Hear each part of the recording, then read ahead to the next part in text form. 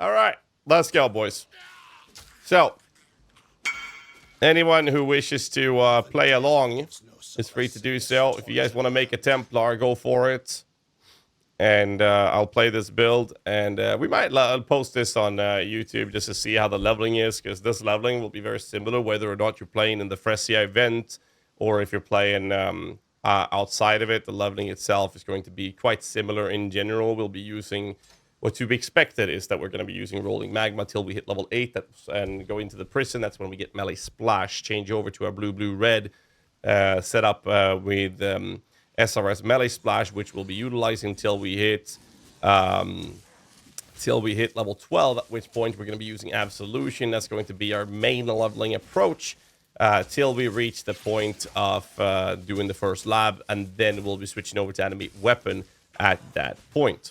So that's the current plan. However, if you're playing this outside of the Phrecia event, you can still do that, but I would recommend staying with Absolution in general when it comes to that. So we don't need these.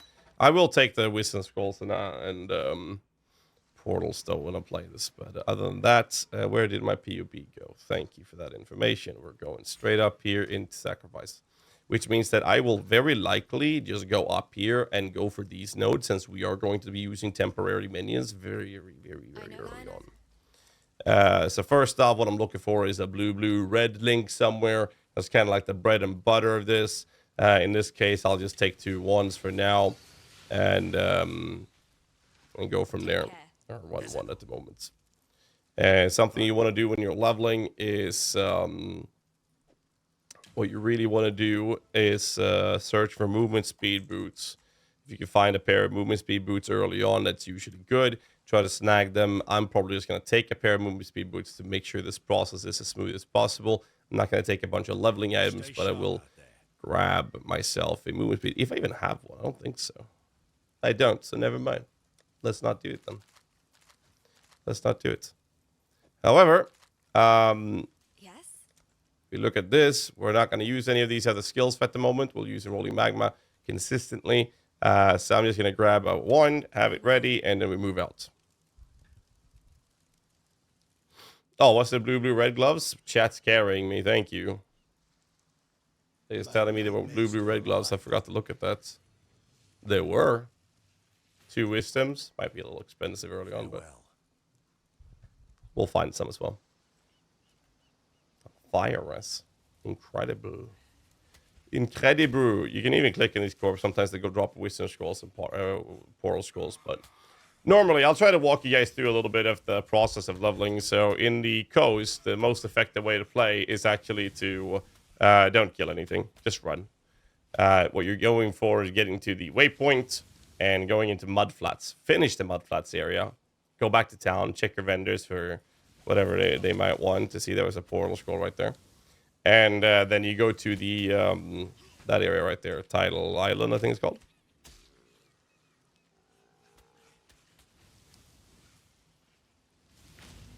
What happened to the Spooter build? I mainly wanted to start that to test out how spiders felt in the early stage of the game, and we did. So now I'm done with that. As a result, I want to do this. Oop, that hurts. Little swoosh around the corner play style. You guys know what that means? Let's place these things, pick up the broken eggs things.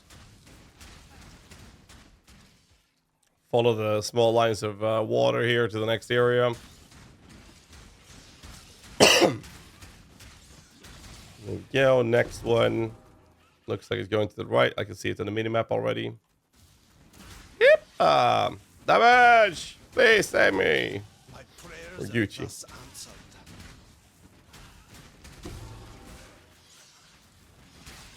And now we basically go to the wall side, which is after the water.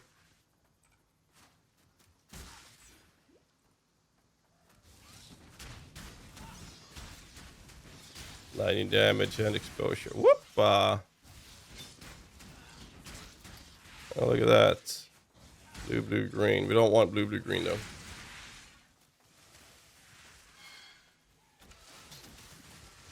Stay away. Go find this little cave entrance. And what we're going to do is we're going to head back to the former waypoint and head into Tidal Island.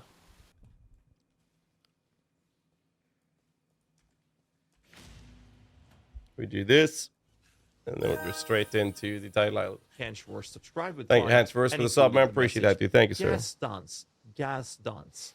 Gas dunce. Dunce. Thank you, sir.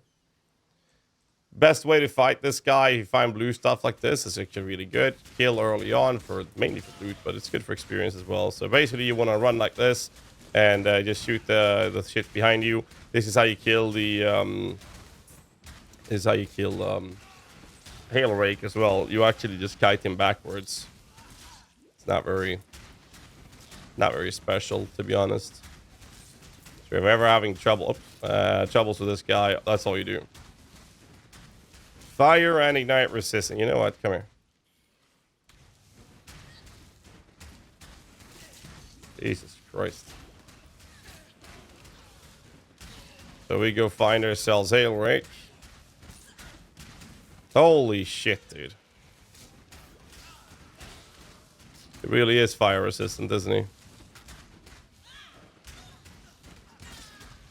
Jesus Christ. As soon as you find him, here we go. We're going to start walking backwards like this. I'm going to see how that never reaches us. So this is how you kill him.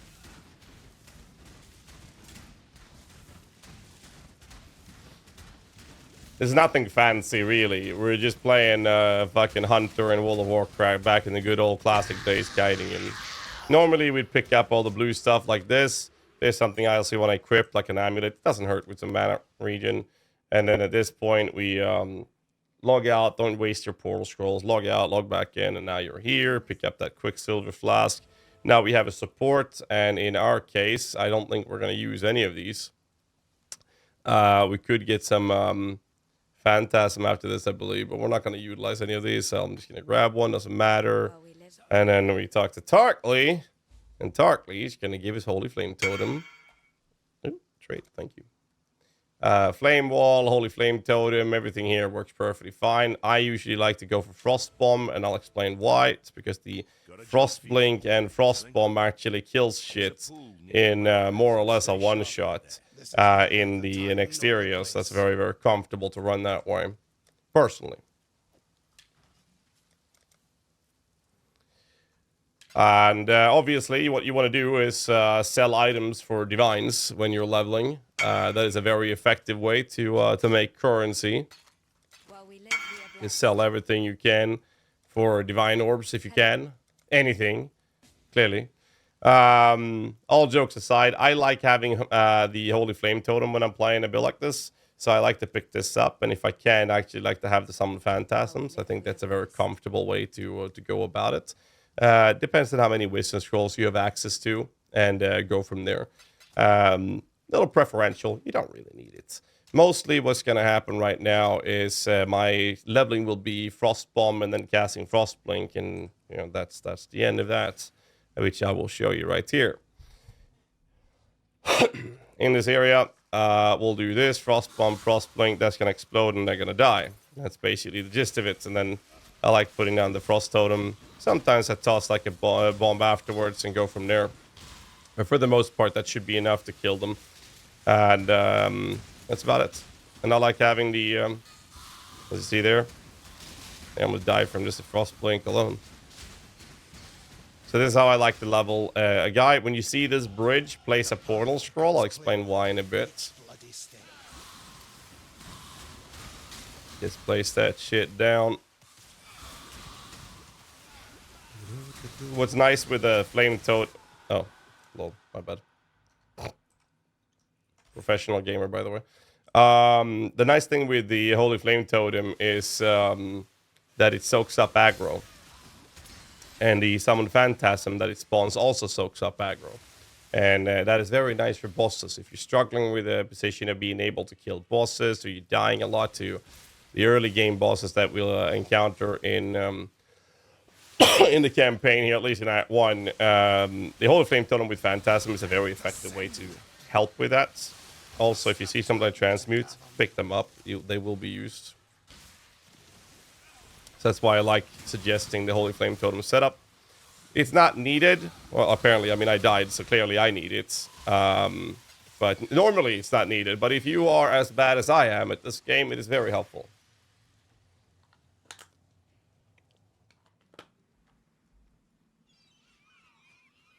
Remember that portal scroll we placed? Flame Wall? Yes, we can use Flame Wall as well. It's preferential. The thing is, the way I plan to play this is that I intend on going SRS at level 8. Which I get at Prison before Brutus. So I don't care about Flame Wall, because I'm going to change very, very soon. Remember that portal scroll we placed? Before the god, Chris Wilson, the Kuduku himself, we're going to encounter the waypoint. And because we placed a portal at that specific position, it allows us to know where the Dweller in the Deep is. And he is located before that bridge that we placed the portal at. And if I encounter, run into the boss area where the Dweller is, what I do is I actually straight up go to place a portal there. I don't go into the boss fight. This is to minimize, and the reason for this is to minimize the amount of backtracking we're doing. So I go back to town, and lo and behold, my portal's up here on the left-hand side. I will take Retribution, actually, before we go Enduring. Now, I'll go back from the bridge, and now I'm going to the sides. At which point, I will eventually find an area where I find the Dweller in the Deep. It looks like it's there, but it could be on the north side. I doubt it's on the north side. And in here, we're going to be able to pick up the Dweller fight. And the problem here is that if I went down here before moving to that waypoint, I would have to run all the way back. And that's kind of annoying. There's a lot of backtracking doing that. So this process allows us to minimize the amount of backtracking. Obviously, this is more of a racer kind of strategy, if you will. And there are a couple of different things like this. I don't do all of them, but I do some of these things. This looks like it did it. No, it's not. Now, in here, we're looking for a bridge to like a little island part of this area. It's going to be pretty easy to spot once you see what I'm talking about. It's here on the left. You see here. No, that's a bridge. Never mind. I take it back. It's not there. Sorry. Just woke up, boys. Oh. Still not feeling too well, but feeling better than yesterday, though. That's a good thing. Here it is. So, port over this area. Now I know the boss is going to be up here. This is the guy we're looking for. Dweller. And this is where the totem comes very well in hand. It's very effective. As you can see, it's generating phantasms. The guy is too busy fighting those rather than me. And I'll just place a new totem down when needed. And I'll have the frost bomb for some extra damage and slow. And that's it. Like, it's very straightforward. And even frostbang straight through him.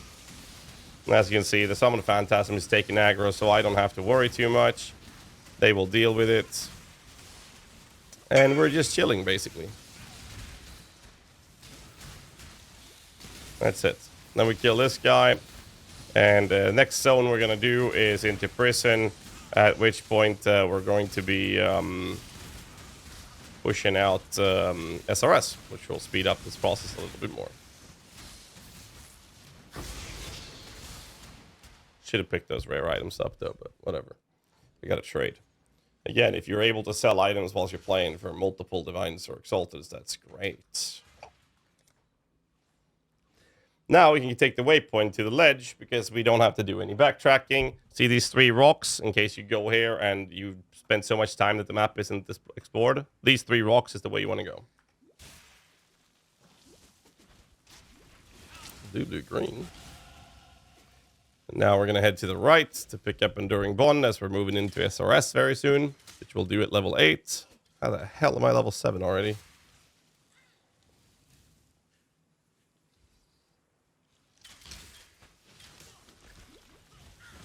As you can see, I only have very little minimal gear on me at the moment.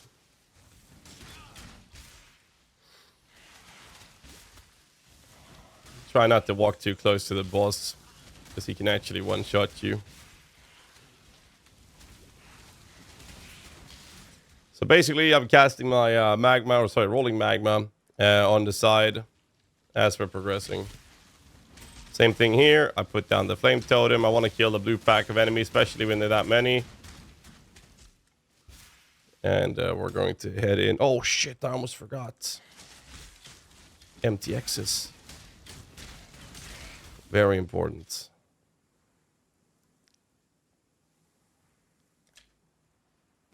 There. Gotta look good.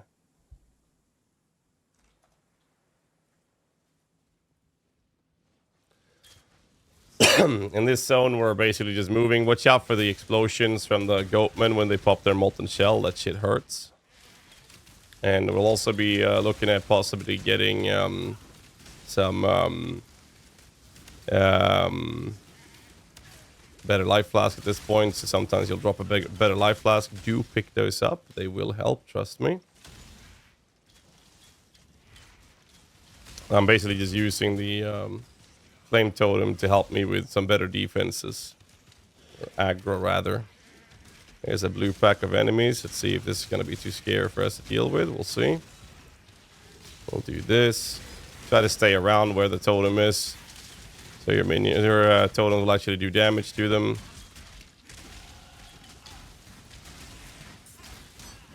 Here we go. I'm going to take that note as we're moving to... Boom. I usually skip this guy. Totem is nice to use. Soaks up some aggro. Makes them busy with the totem as you're running off to the next place. These guys, just be careful with that shield effect there. When that shit explodes, if there's too many, you can actually just literally get one shot. Now we're level 8 and we're in lower prison. This means that we have access to melee splash, which costs, in fact, the transmutation orb. So what I'll be doing here is I'm going to be going back to town. Obviously, don't forget to do the labyrinth trial in here. We're going to skip it since I've already done it. So what we're going to do is, at this point, we're going to talk to Nessa, get the melee splash, and we're going to buy the Radiant Spirits. And at this point, we have access to minion damage if you have the support for it. You have the transportation, which is why it's important to loot rare and blue items. Get a skill point. Again, we're going to check if this guy has a movement speed boots. He doesn't. I don't think I have any movement speed boots, actually, that I can use at this level either. I do not. Now is where we want a blue, red, which we have already prepped. So we're going to use SRS. We're going to stop using Rolling Magma. And minion damage, melee splash, and obviously we're going to make sure that we have good-looking minions. So very important, put those MTXs on. How about we do Oblivion ones? They look cool. And now we're going to move into Enduring Bond. At least that's my plan. We haven't set the leveling in stone yet. So what we're looking for is blue, red. I have it on a glove, so that's fine. We can actually utilize that. If I can find a blue and red link, then I can have that phantasm on the flame totem. So that's something you can look for if you want to. Since we're not really utilizing any gear piece, we have a red, blue chest piece here. It's going to make us get a little lower movement speed. But you know what? Let's just do that for the sake of it. So we equip this, put the phantasm in, have the flame totem in there, and we're good. Body armor does give you a little bit lower movement speed, but I think that a lot of new players in the game will want to use it for the extra added layer of defenses. Labyrinth trial in this area is normally located directly to the north from this place, and what we're doing now is, it wasn't this time, of course. As you can see, we're basically just going to cast our SRS minions, or Radiant Spirits, and basically just run. And the times I actually will give a shit about clearing something will be these blue packs of enemies, which I will use the totem to generate aggro to be soaked up by other units. I tend to ignore the necromancers, the ones that resurrect them, simply because they take a little long time to kill. So as long as I've killed the other guys once, I'm moving on. That's what I like to do. Now, everyone plays the game differently. That's just how I do it. Because we don't need to over-level either. Our goal right now is to find a... we want to have a red, blue, which we have. But for the Absolution, we're going to be using added lightning instead of melee splash. Here's the trials. That's the one you should do when you're here. So I'll show you the approach of Absolution, which we can get before Merveil. Our job right now is actually to be in a position where we want to look for sapphire rings. You can do this in two different ways. Either you find an iron ring, which you can vendor together with a blue gem, I believe it is. Or is it green, maybe? Might be green, actually. And if you find that, that vendors and turns into a sapphire ring, or you just find a sapphire ring or buy a sapphire ring from Nessa, the vendor in town. And the reason for this is they give us the possibility of well, not possibility, they give us cold rust. And that cold rust is going to be very, very, very, ooh, look at that. That's very, very nice for the Merveil fight, which is the last boss on the act. If you have a ton of cold rust, you can basically face tank everything and don't really need to worry. Similar to how we fight the first boss. That's my loot filter. I did regular one. No life flask drops yet. I found one smaller flask, I guess. So as you can see, I'm not caring about killing everything. I'll kill whatever's in the way at the moment. And that's it. And if there's anything harder targets, I will then utilize my Frost Bomb and Totem. Cast some SRS minions. That's a dead end. And I tend to want to be at least level 9, sometimes level 10 before I go to the Brutus fight. The Brutus fight is very simple. Just don't get hit. It's the short answer. Learn the boss's mechanics and how they operate, and the fights will be very, very easy to manage compared to the first time you have encountering them. If you can find a weapon that gives +1 to level of minions, +1 level spells, +1 level of fire is more commonly found, that will be perfect for your minions. So we're level 9, almost 10. This is the Brutus fight.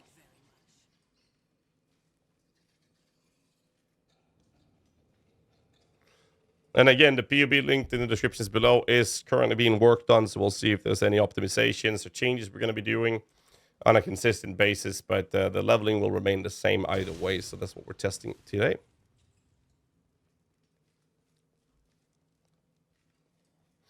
So he has a couple, well, obviously the default attack, but he has a couple of abilities. I'll explain them and how to dodge them. First, he has a chain pull. That one, just sidestep it. That one is a cascade, just step away. And then he has an attack where he charges up, and all you have to do is step back. So that's the thing, where he charges up, you'll see it. That's the charge up attack. Oh, I forgot to make sure I have mana flask. So if you're running out of flask and you haven't found any, which I didn't, which is quite rare, you can always buy those from Nessa. So I can buy an extra mana flask, which I like to do personally. I'm going to buy some life flask as well, just in case here. And you can buy those for literally wisdom scrolls. You can sell transmute, armor scraps, whetstones to get wisdom scrolls as well. And what we're going to do here is we want to make sure we have the totem up. Step away from that one. When he does this, he usually follows it up with the grip attack. So now I want to place the totem on the other side of him. He does the grip. I didn't move in time. If he does the wave, that's when you use your mobility skill. So I tend to avoid using my mobility skill till I need it. So if he uses the cascade attack and I'm in a bad position, that's when I utilize the mobility skill to not screw myself over, essentially. Now, once you kill this, if you want to speed run, you actually don't run. You log out and log back in. And now you can pick up the quest rewards and you automatically have the waypoint to the next zone. We can see if we have a red and blue linked here now. Oh, look at this. That could work, actually. But it's level 12. I'll snag it for now. Now we're going to check for sapphire rings. As you can see, there's 2 of them right here. So I'm just going to grab them both. Very nice. Very, very nice. And here we are going to pick up clarity. You can use that at level 10. Stay sharp out there. And what else was I going to look at? I like to have a heavy belt for strength requirements. In this case, if you have enough wisdom scrolls, you can pick something up like a belt with life on it. Chain belt for ES or strength belt, which also gives him life. So as you can see, we have access to Prisoner's Gate, so we're going to go there straight away. And now we're looking for a corner. We're basically looking for a corner here. Next thing we can do is, if you really want to speed the process up with leveling, you can get shield charge at this point. We are not going to, because we're not going to use shield charge later in this build, so I'm going to play this build completely without shield charge.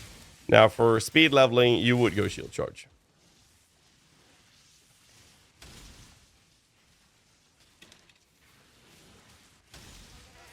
And as you can see here, blue pack of enemies we do want to kill, so I try to like keep them within the totem. and frostblink through them. More enemies you frostblink through, the shorter the cooldown becomes, actually. Keep that in mind. And then I'm just dropping SRS minions behind me, essentially. That's a blue pack of 3 enemies. I'm going to skip them simply because I'm almost level 11 already, so I'm not going to bother. As you can see here, we're just dropping minions in the back of us. Make sure you have that mana flask ticking when needed. Click the chest if you run across them. You could use Alcorps on gear and whatnot. I'm obviously not going to bother that because I don't feel as needed. The off chance that you actually do get something useful is quite low, especially when you're playing a minion build, sadly.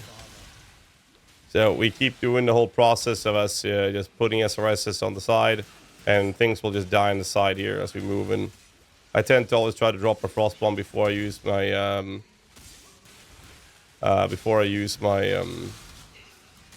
frost blink. As you can see here, the reason I stopped for these was because there was a bunch of enemies next to them, so that allowed me to get a kill on a blue magic set of enemies as well as a bunch of others. So in that case, it was worth it. That's an iron ring that you can vendor to. Let me show you that actually. I'm gonna show you how that's done. It'll be better.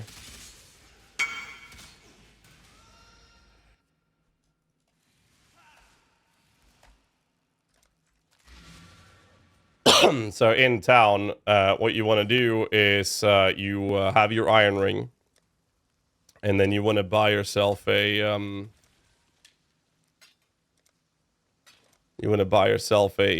believe it is a green gem for cold. So you buy this for 1 wisdom scroll. You sell the, not the divines. You sell that. No, it was blue. My bad. So you buy a blue gem. And then you sell the blue gem with the iron ring, which gives you a sapphire ring, which is actually a better roll than that one, so I'll take it. And then you equip that. Very simple. And now we can actually equip our clarity. So we'll be using the clarity. So that's how you can create sapphire rings to prepare. If you have 1, it's fine. 2 is great. Don't forget to start your clarity aura. This will help you with the mana a lot. Same process.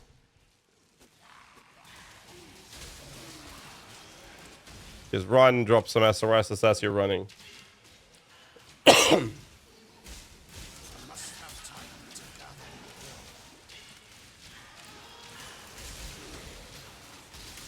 Well, I don't need these. There's no buyback in PoE 1 now, so be mindful with what you're vendoring.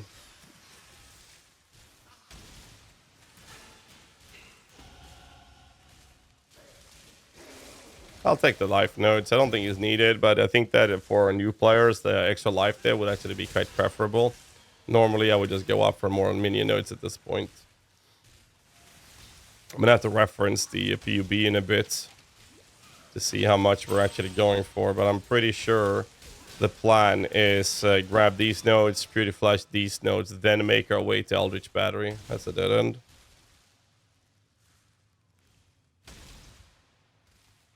You know, I'm probably going to post this on YouTube as like a play with me kind of thing. Could be quite helpful for new players.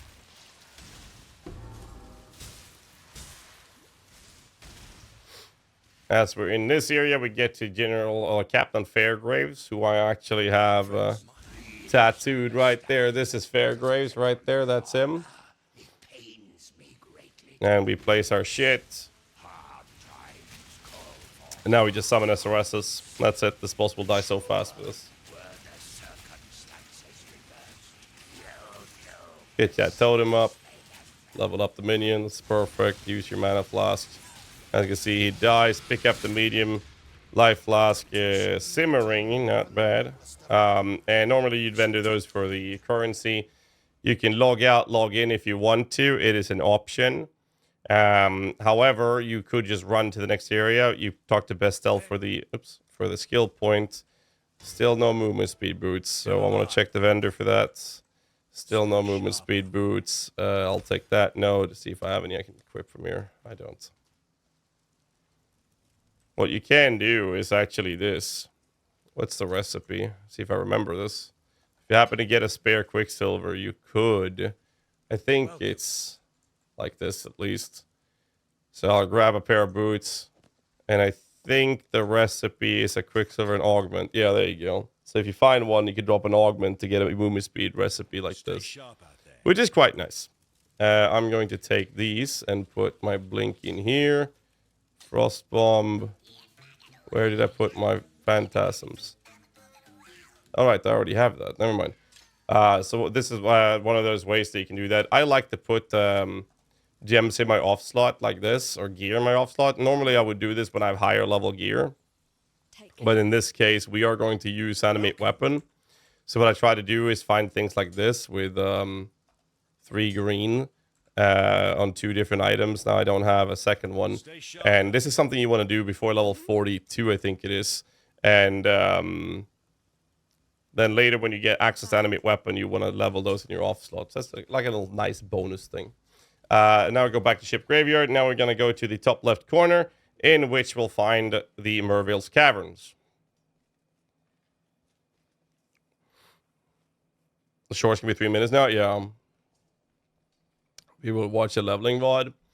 I don't know if I have a couple of these videos. They don't really generate that good views. It's not about that. I think that the people that do watch these videos actually have a lot of use of them, which is why I like doing them. It doesn't cost me much to talk about what I'm doing. Like it doesn't cost me any time. I'm showing you guys here on stream, and I can upload this as like a 5-hour video on YouTube. And so if people play this build, they can just reference this video and play along, so they can see what they can do. Or if I run in and do some mistakes. I mean, that always happens. I'm human, right? I make errors. So they can find out what not to do. Like I died earlier, right? I think I died. Yeah, I did die earlier. Professional gamer, by the way. So I'll try to like explain what it is I'm doing and why. So in these cases, I use a totem to de-aggro things from me. Have other enemies hitting those spawns or the totem instead of me. Frost bomb is to reduce regen. Mostly it's just to slow enemies down and do some good damage. Here's a greater flask. We'll replace that low one. Can I reach that? I cannot.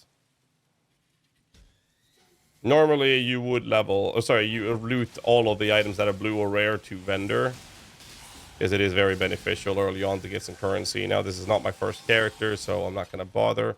I'll identify and equip. That was life and some rest. Not bad. We do this. Click the treasure chest, it spawns some more enemies. I don't normally kill this guy. I only spawn it to get those extra adds for extra experience, normally. That's a dead end. You're human? Yeah, surprisingly I am. Made of flesh, blood, and bones, and somehow I actually do have feelings. It's crazy. I'm just a streamer, man, but I'm human as well.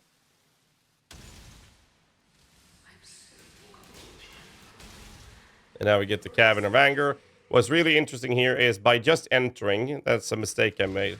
By just entering this cave, you actually do already have access to Absolution. So let's change to Absolution. We get Absolution as a Templar, and since we're going to use red, blue, blue, we can't really utilize Splash or the Summon Raining Spirits. So it's going to look like this, Absolution. I have MTX for that, actually. I don't. It doesn't exist. So if I have a blue one, I'll use Added Lightning. If I have a red one, you could use Added Fire. We're going to use Added Lightning here temporarily. And we're just going to dump these. And we could check for movement speed boost and whatnot, but this is how you want to do it. And now we have Absolution. And the way Absolution works is that on Killing Blow or a chance against a rare or unique enemy, I'll summon my Absolution minions. They're really, really, really strong, and they do a ton of damage. So later on when we get Convocation, which I believe is Act 3, we're going to be teleporting our minions to us, and these guys just slap. Again, I have 2 Sapphire Rings, which is going to help a lot with the Merville fight to make it very, very, very smooth. Now we're just looking for the corners. Top right was not it. This is a nice dead end that I just blinked myself into. So it's most likely going to be in the top corner for the next zone. Here's a nice blue pack. I want to kill that. Here's an Iron Ring. Lightning Rest. I can save that for the next act, because next act you're going to want to have Lightning Rest. So if you find something like this, that is not a bad thing, because that one gives me life, a little bit lightning rest. I'll actually be happy to use that, even though the damage doesn't do shit. Same thing here. Place a totem behind her, put the frost bomb. You see how he's gonna attack? She's attacking the totem instead of us. That allows me to literally just be stationary. After that, I tend to try to keep in distance. When she shoots the fishes, I can just stay away from those attacks and keep using my absolution. Spawn my minions. Don't forget to use your totem every now and then. Frostbomb I don't completely ignore at this point. Now the boss is dead. I'll put a new totem up. I kill these enemies to spawn my minions if I don't have them. This guy you want to be in melee range with, otherwise she shoots projectiles. As you can see here, that AoE attack she's doing doesn't even touch me. And that's because of the cold resistance we just got. That wave attack, I don't care if I'm tanking it. Again, direct result of the cold resistance that we got from the rings. This allows me to literally sit here and just hold down right click. And my minions are going to die every now and then. Stop blinking around. Wait, where are you? So don't stop moving if you're distant away from her. Get in melee range and then she's dead. That's it. It's very, very, very simple. Can you drop it? Thank you, Jesus. And then we are going to move away. Kill these things. Keep moving. This is where Frost Bomb becomes less and less valuable for our leveling. So at this point, I tend to just use it if I find a region rare or a hard rare. Then I might use it if I have all 3 minions out and my totem's already summoned. That's the only time I actually use Frost Bomb at this point. And as a result, that also means we don't need that socket anymore. So now we're looking to remove that. I have a couple things that's happening here with support. We want to Fist of Lightning. I'm going to replace that ring since I don't need Cold Rest as much in this zone.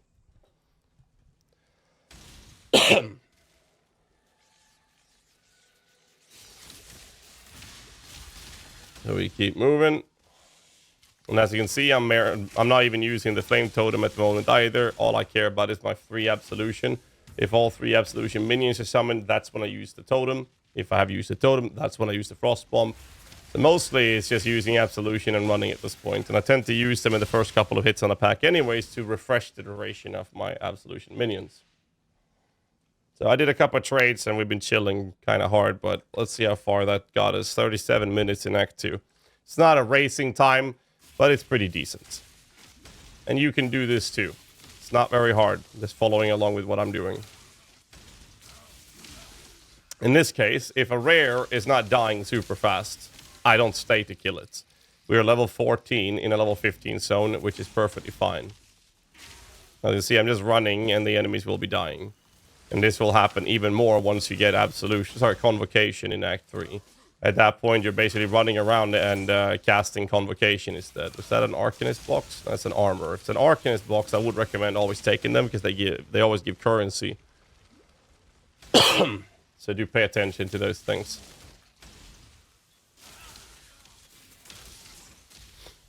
In this zone, there are 3 packs of guaranteed magic enemies.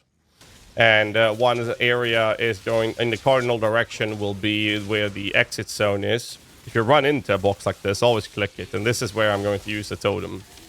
I have my minions. Now I cast Frost Bomb. Try to stay on the outskirts of the walls here. And I'll show you how this looks. That's going to be a dead end. You'll learn how these areas look pretty fast, actually. This is going to be a rare enemy. Oh, sorry, magic pack. There's only 3, but they died fast. I'm going to skip that guy because he tends to move around too much. In this case, we're sticking to the wall side. That's just going to be a dead end. We're moving to the next area. And you see the waypoint here? Now, here's the thing. The zone to the exit is down here. The second guaranteed pack of magic enemies is down up here. This room is a circle. This passage leads to the stairs. Left of this is going to be a magic pack. Up here is a magic pack. I'm level 15. I'm not going to go up here and kill that because I have enough levels. If I'm behind the levels, I would go there to kill it and then circle back to the stairs. But now the stairs are going to be on the same side the waypoint's at. So I'm going to go. In this next zone, make sure you pick up the Labyrinth Trial.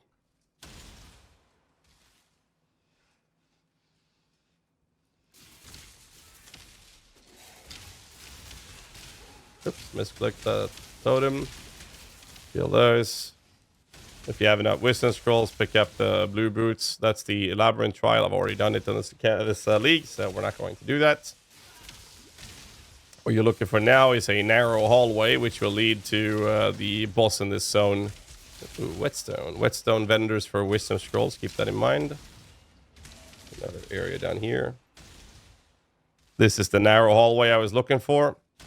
So as you can see, here's a long, narrow hallway that then has a 90-degree turn. So you go in here, and you'll see these gates here, the fence. This means that you're in the right zone.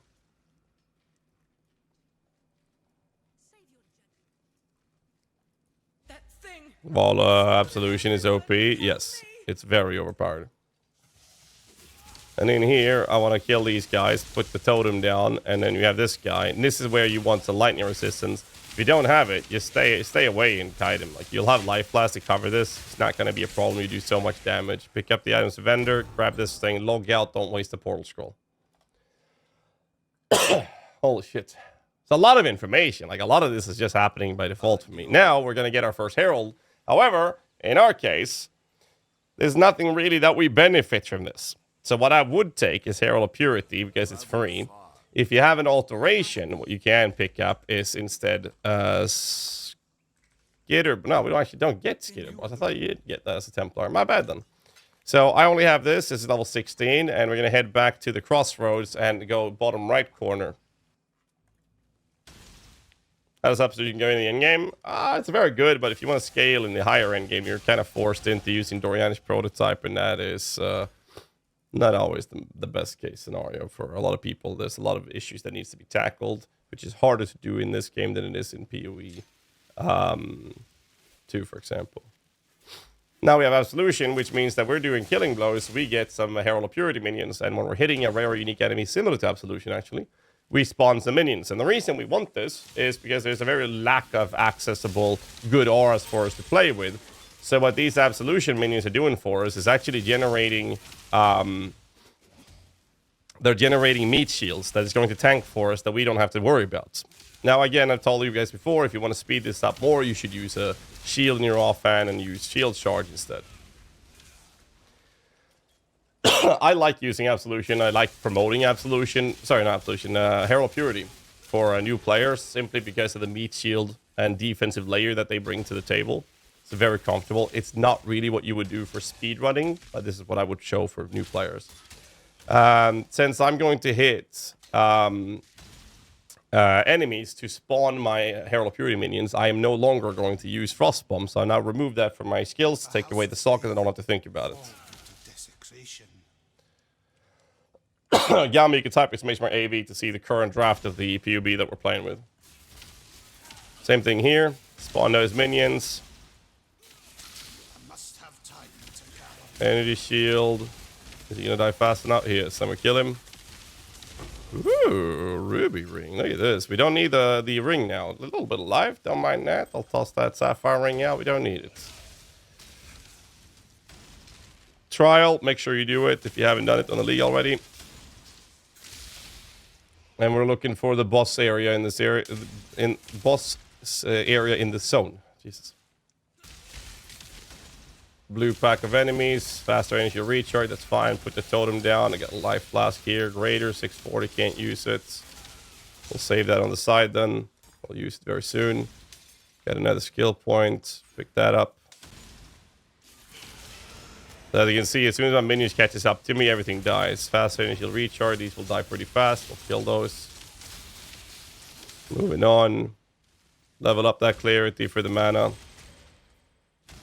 We're going to be changing the added lightning supports on this on our 3-link Absolution into physical to lightning, because they currently have they have 100% physical damage, and 50% of that is converted to lightning, and the support physical to lightning will convert the remaining damage to lightning, and that means that all of their damage to lightning, which gives them shock, which increases the damage enemies take. It's definitely preferable to play with. However, after the first lab, as I explained earlier today, before this video actually, we are going to be leveling with Absolution till... Sorry about that. We're going to level with Absolution till we reach the point of animate weapon. Now, you can level with Absolution, but in this event that this video is recorded in, we get double copies or additional copy from animate weapons. So we will level with animate weapon after we're done with the first lab, which is happening in Act 3. That's it. As you can see, we're not really hitting much. Our minions are dealing with everything. Here's the boss room. Good. We'll grab these nodes. You don't have to kill this guy. I like doing it. We don't have to. The only one is a golden hand job. Everybody loves to type that in the global channel. Now we don't use a portal scroll. We log out, go back in, hand the shit in. We get a skill point, go back to Crossroads, go to the top right corner, follow the road. There you will. Sorry about the coughing. I'm still not feeling too well. We do this. Go back to Crossroads, top right corner. We are in this specific build going to kill everything except Alira. So we're going to help Alira, which changes the way we operate a little bit. In the next zone, after this next one, we're going to be changing a little bit. We go to the Broken Bridge. Find Caitlyn. I think his name right. Caitlyn. Kill this son of a bitch. We don't want him. Follow the road. You'll end up finding the waypoint, and you'll find the Kraken. Thank you.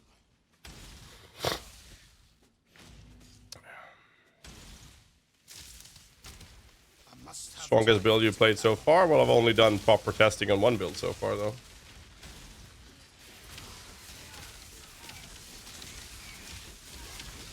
Ooh, greater life loss. Never mind.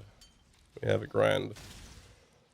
Fucking coughing, actually. Holy shit. Trouble. I like I'm gonna take some cough medicine. Give me a second. don't like Oaken and Lyra and their thieving mongrels. They keep taking what's mine. I'm thinking you could do something about that. What's in it for you? The amulets around Oaken and Lyra's necks. The ones like mine here. There's power in them beyond reckoning. Take 2 heads and 2 amulets. Bring them to me. And take half the power. That add up right for you?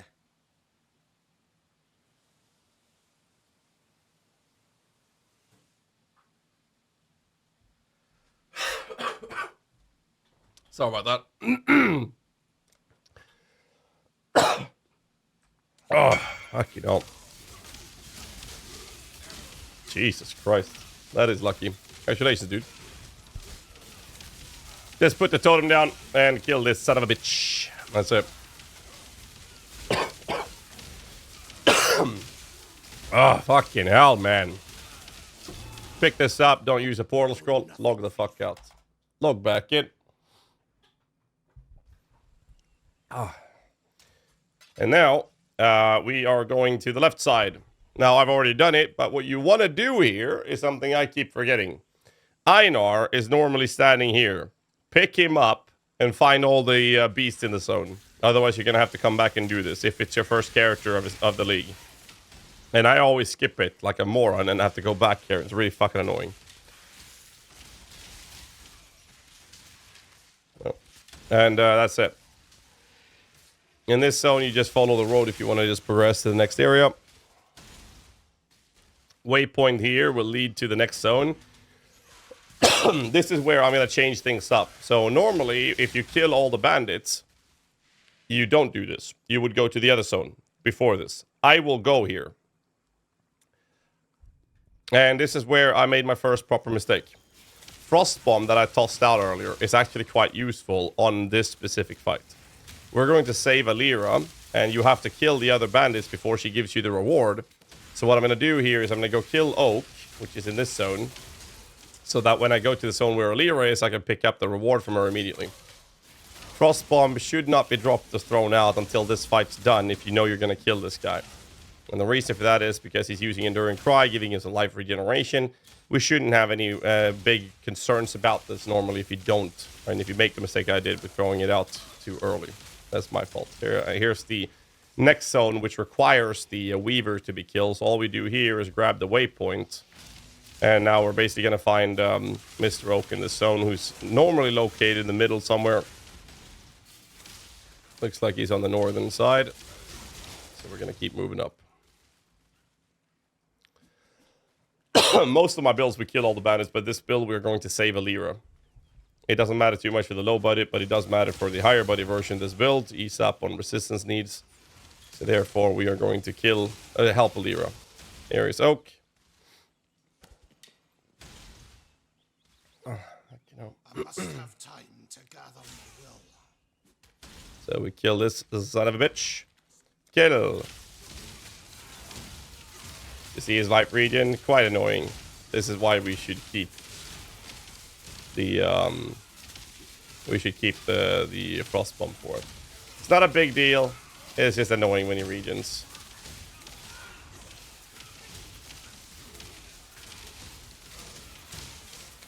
Yeah, see how many minions we have. It's kind of crazy. It's a regen, annoying as fuck. Not that it matters too much. Ooh, calling one. Oh, look at this. Lightning damage to spells. Completely irrelevant, but whatever. Log out. As long as you got the waypoint. Spies don't really work anymore. I just posted a video about that. Take the waypoint back to Riverways. Follow the road to the left. And we're doing this. Normally, like I mentioned before, the route would be that you go do what I'm about to do first. And then go back up there if you're killing all of them, because it's more of a natural progression. Both works. It's not any backtracking on any of these ways of doing it.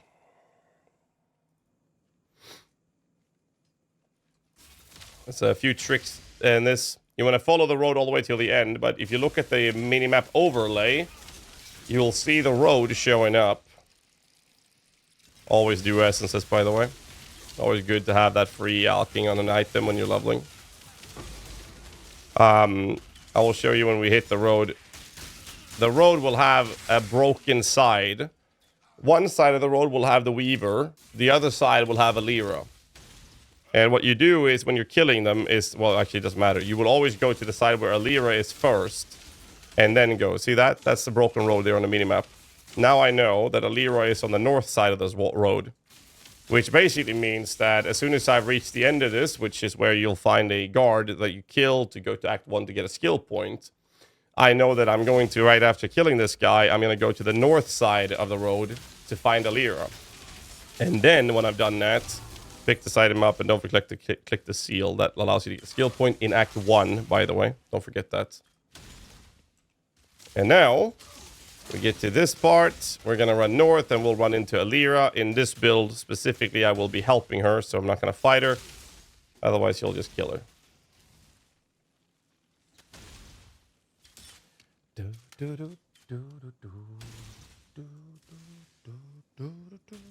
Pure physical.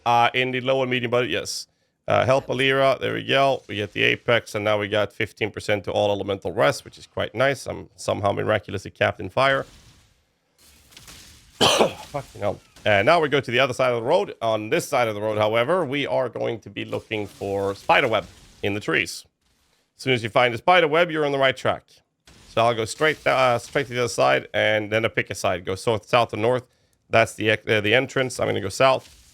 As you can see here, there's no spiderweb, but if I go north, there's spiderweb here. That means that the entrance to the Weavers is actually on the north side, which is not the side I would have picked.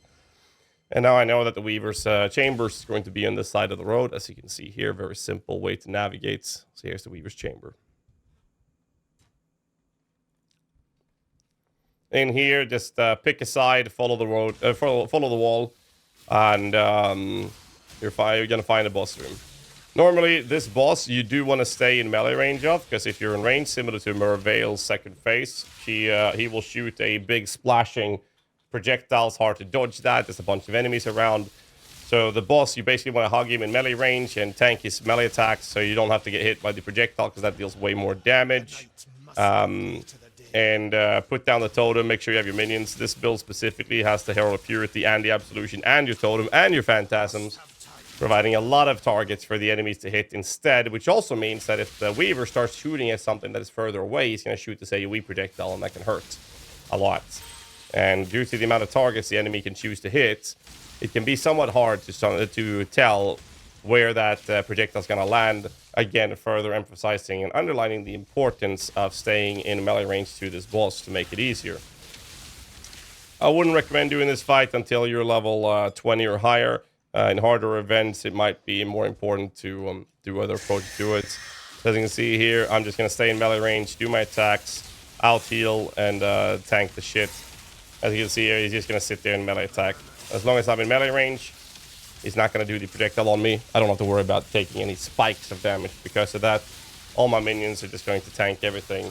Refresh the totem. When this guy's killed, don't forget to loot the spike and then log out. Don't use the portal.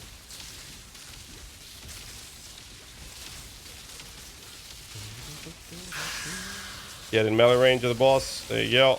That was a projectile. You can see that little web here on the left of me. That was a projectile hit.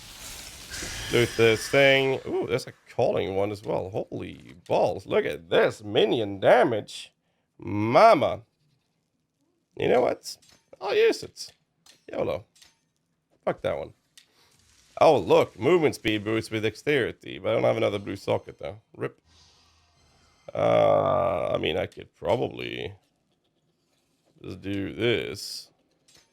Fuck that one. I don't need it. And then do this. Amazing. Amazing. Log out. Don't waste the portal. And now, talk to Silk. Gives us support gems. We don't use any of these. Talk to her, and you'll have access to physical lightning for an alteration. Replace added lightning.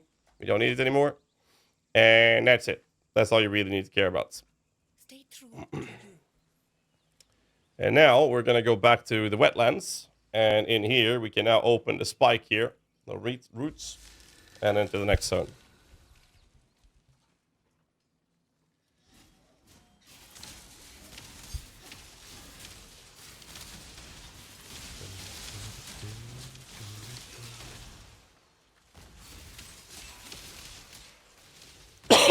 All right. In this zone, it's basically just pick a wall, hug it. I'm choosing the southern wall, so wherever the southern wall is leading me, I'll go there. Or now it's the right side.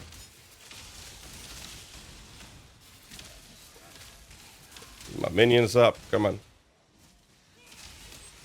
Again, just keep hugging the same wall. Otherwise, you might have to end up backtracking. So just pick a wall side and go. These are hasted, but they should die pretty fast. So we will kill that loot back there. And level 20 in a 20 zone. I don't remember if it's this zone or the next one. That's going to give me access to a double corruption chamber, which we will actually use on our absolution. Because if you use it on the absolution, you have a chance of getting a Vol absolution, which is ridiculously good to level. Sadly, you can only use that that mechanic once on any character in this zone. To find more of those, you'll have to engage with the league mechanic. Is that the area? Yeah, here it is. This is the one I'm talking about, the corruption altar. So I will take off my absolution, use it. It failed. I did not. It actually leveled up. That can also happen. Wow. If that happens, you'll have to buy a new one if you can't use Or it. just subscribed and included the message.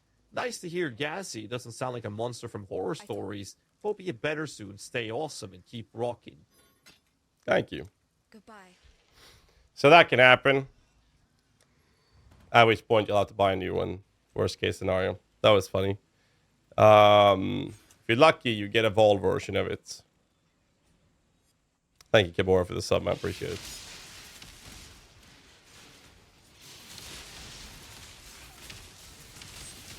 Don't forget to start your auras. I'm still hugging the left-hand wall.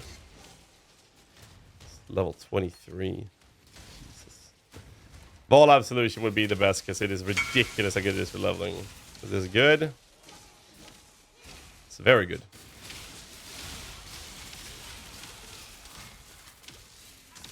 Let me say and respond to my fiance.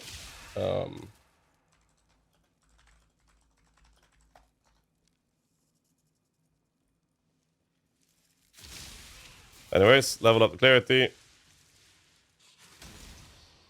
There it is. A little exclamation mark.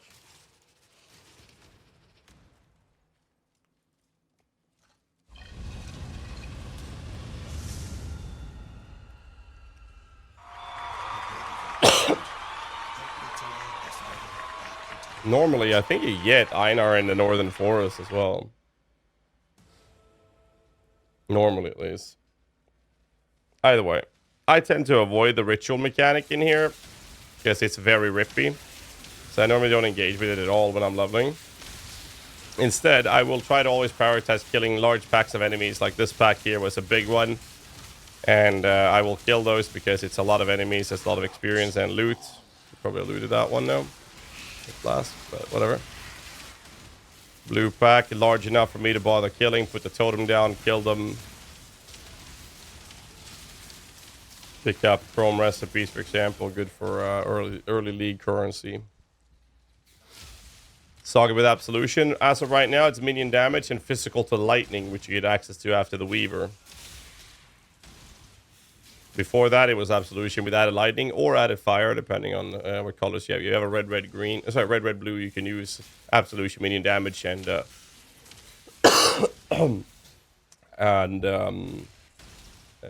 added fire instead. You do not get access to added cold as a Templar. A lot of this is going to be changed quite fast, though. Once we do the first lab, we'll use Absolution till that point.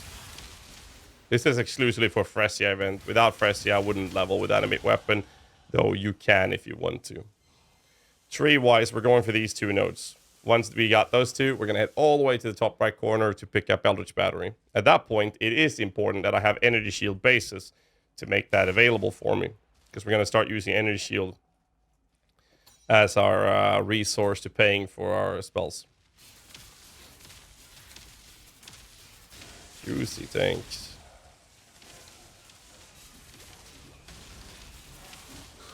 Okay, so that's a pretty tanky rare there, so I decided not to kill it. There's a big bears or whatever the fuck it is. They tend to be pretty resilient when they're rare. And our job is to make sure the speed at which leveling is as fast as possible. So if I see weaker enemies that are magic or rare, I do want to kill them because they die pretty fast. Devourers tend to go down underground. That will slow down the speed time at which I can do my time to kill, or TTK. And as a result of that, I tend to avoid killing them because it's just going to be a waste of time for me to do that if you're looking to speed level. Like this is a very squishy enemy and he's rare. So this one we will kill. Let's see if we got anything fun. No movement speed. So you vendor it, but it's not my first character in this league, so whatever.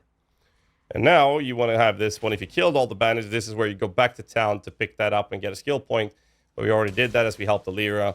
In this zone, I do the same thing. I basically pick a wall side and I hug it. And pray I don't end up in a dead end. I don't know if there is a way to tell in this zone, actually. So I'm hugging the left side wall right now. Which is clearly leading me into dead ends right now.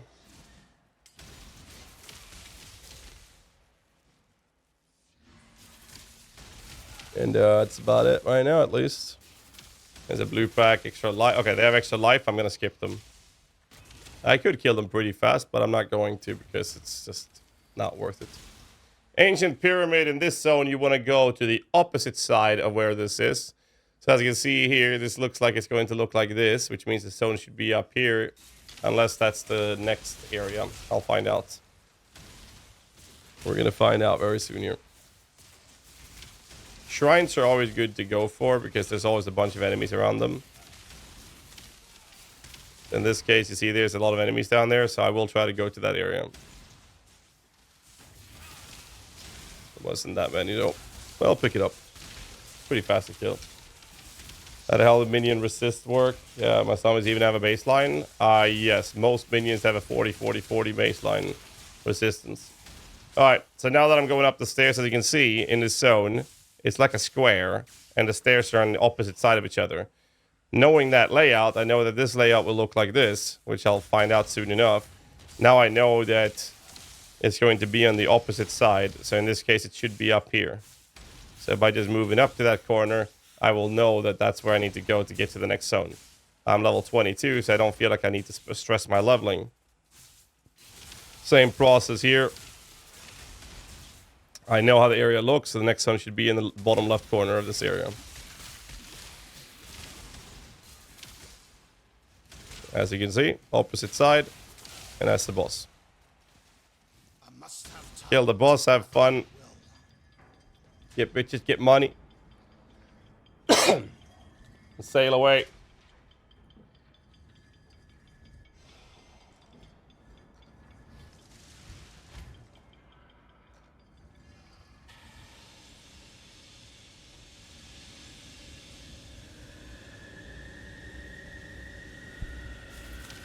Totem up.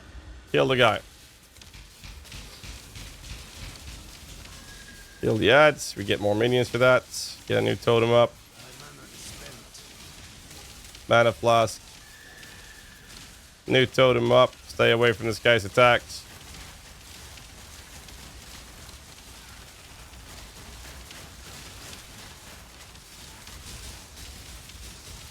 That's how I kill this guy.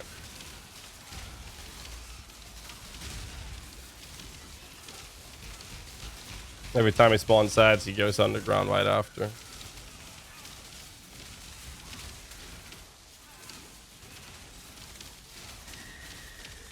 New totem, kill the guy. When you kill this, you can log out. You get the waypoint for free. Loot whatever you feel like you need. In this case, I can't really use those, so whatever. Can I use this one? Maybe. Yeah, it's decent. You know what? Let's equip that. YOLO. And we can move these. Because we get the sockets. Fuck's sake. There. And that allows me to pick that body armor up. Log out. Don't use a portal scroll. Don't do that. And now we can always check the vendors for benefits and whatnot. But in general, we are going to Act 3 to the next zone. And that's basically the gist of it. So just to recap, we have Clarity, we have Herald of Purity, we run a Holy Flame Totem with Summon Phantasm. We're going to drop the Holy Phantasm, Holy Totem Phantasm later on. We have Physical to Lightning with Minion damage support together with Absolution. And then we have a Frostblink setup. And that's literally it. That's all we have. That's it. Like it's very straightforward. Kill the essences just for the extra currency. The extra adds around it should always be pretty easy to kill. Level up. We are now moving towards the minion big nodes. And that's always going to be very helpful. We get our minions up. And then we take it from there. We have a 4-link here. This is the time where we're actually going to be looking at 4 links. And the 4-link that we'll be using, we want to have Absolution, we want to have Minion damage, those are blue. Sorry, Absolution is red, Minion damage is blue. Physical to Lightning is blue. So that's 2 blue and a red. And the last support can be of a variety of different forms. I like using Overcharge once you're done with the Act 3. However, I'm not going to focus on a 3-link Absolution with this build because we are going to use Animate Weapons. So the 4-link that we're actually looking for, if you're lucky, you can get a 4-link. And if you use different support gems, you can have Added Fire that allows you to have a different red one. So that means you can have red, red, blue, blue. You can find a blue one, so blue, blue, blue, red. In which you can have added lightning, you can have faster casting, you can have controlled destructions, which I don't think I would use because I want to have this the shock value. You can also use elemental focus, which I don't want to use because of shock value. It's kind of preferential, as the differences are so small at that point. So you'll utilize those things, and once you're done with the lab, you're going to switch to animate weapon, and now you're going to want to have a green and a red. It's animate weapon and melee splash, and a blue for minion damage. That's green, red, blue. And the last one, since we're going pure physical damage at this point, the last one should be another red sockets to get melee physical. Now, there's a couple of other things you could socket in, like a blue for minion speed and whatnot, but we're not going to bother going through half-ass support. So what we're going to go for is a double red, splash and melee attack, and then blue for minion damage and green for animate weapon. So red, red, green, blue. That's the colors of a 4-link that we're looking for. Again, blue, blue. No, sorry, red, red, green, blue. That's the focus. And as we're playing on a minion build, we don't really care which item slot has this 4-link. And now we're going to pick up a convocation as well.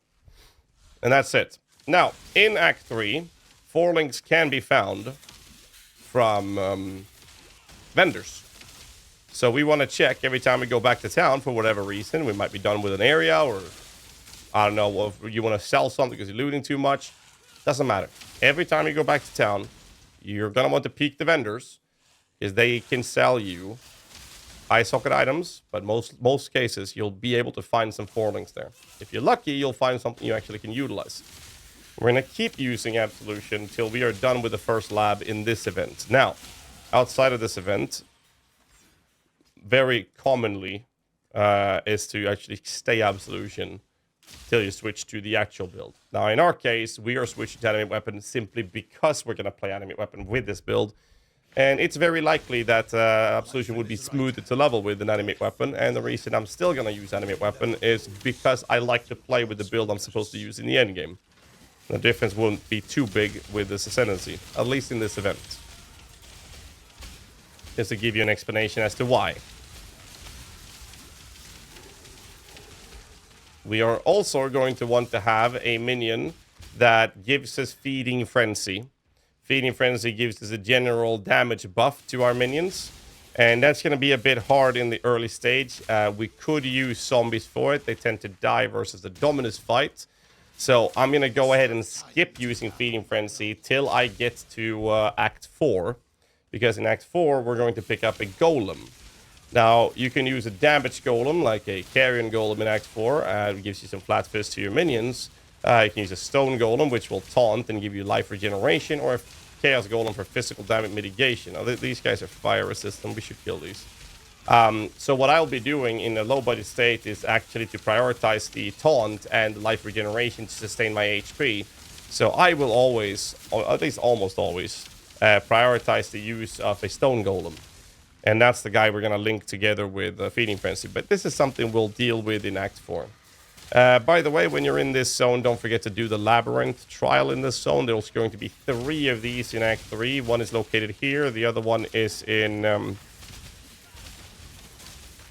the garden. And third one is in Marketplace. Sorry, I had to think there. The Marketplace. It looks like I'm missing an aura. Yes, it's my bad. I moved those gems. Thanks, chat, for carrying. I forgot to enable an aura. Thank you, chat. A dead man and a living machine. There's Put your the totem choice, down. heretic.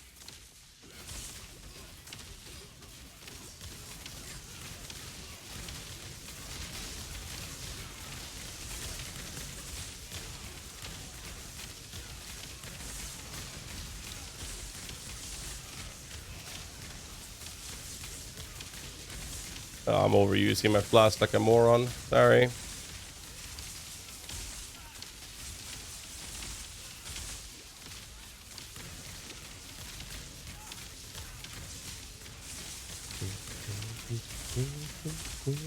Yeah, Catacombs in the Marketplace, correct. Pick this up. If you've done the trial, don't use a portal scroll, log out.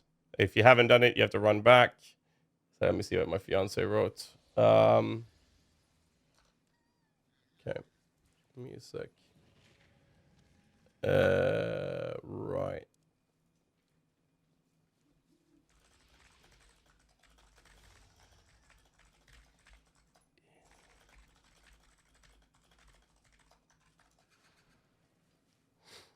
Okay. Sorry, messing with my fiance there.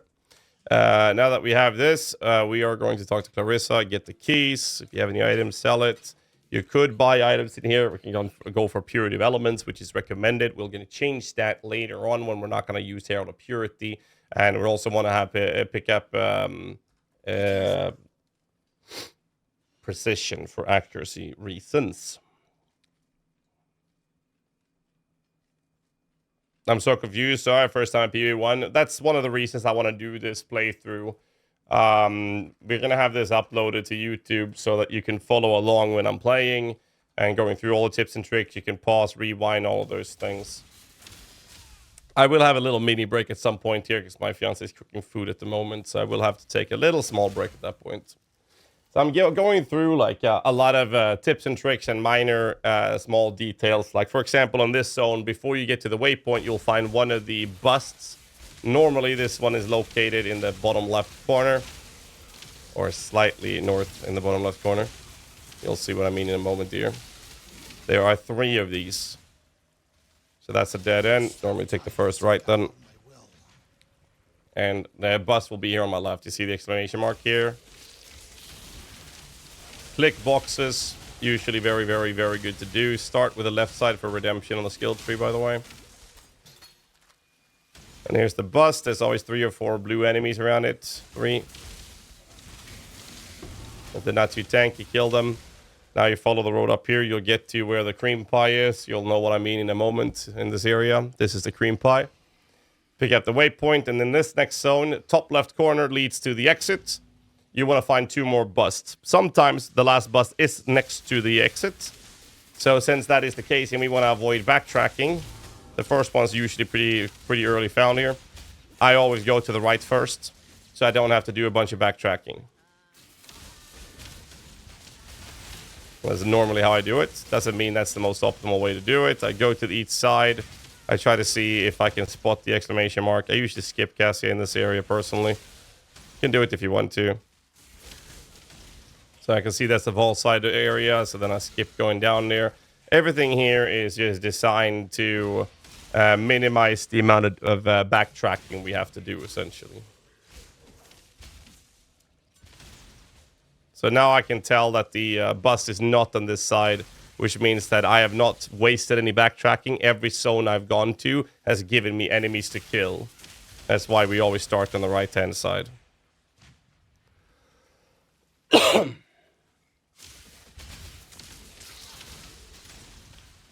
Now we're gonna try the bus, usually on the left-hand side down here. And the exit's on the north. Again, 3 enemies, sometimes 4. In this case, it's 4. Nice. Kill them, pick up the bust, move on. Oh, there's another pack here. Woo! Oh, shit! That's a rare one. Extra Phrecia. Nasty.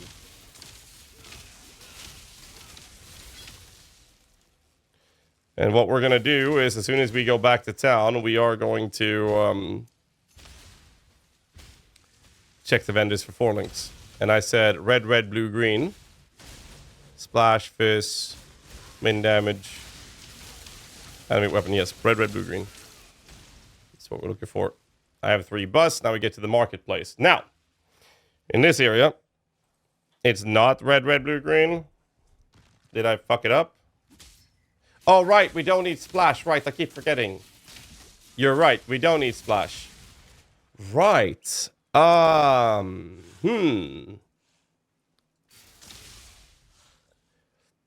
blue, green is a given. So I'm guessing we have faster attacks or minion speed. Probably minion speed. Once you get the waypoint here, and usually on the right-hand side is where you find the catacombs. Go in there if you haven't done the lab trial, because that last lab trial gives you access to the lab. You think minion speed, Ash? Fast attacks is more attack speed, though. Not sure if minion speed would be needed. But that would mean blue, blue, red, green. I keep forgetting that in this event, for those of you watching this maybe later, this specific event gives us some new ascendancy nodes. And I forget that the Marionette gives us free melee splash. I completely forgot about that. That's why I threw out the melee splash before I not saved it. I'm stupid. Of course it is. Anyways, we're following the wall side to get to the battlefront.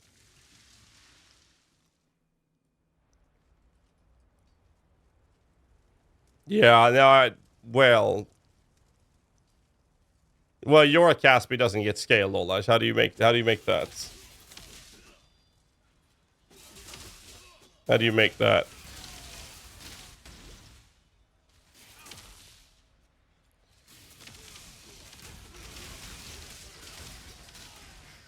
In this zone, we want to pick up the waypoint, and if you can always go back to to the town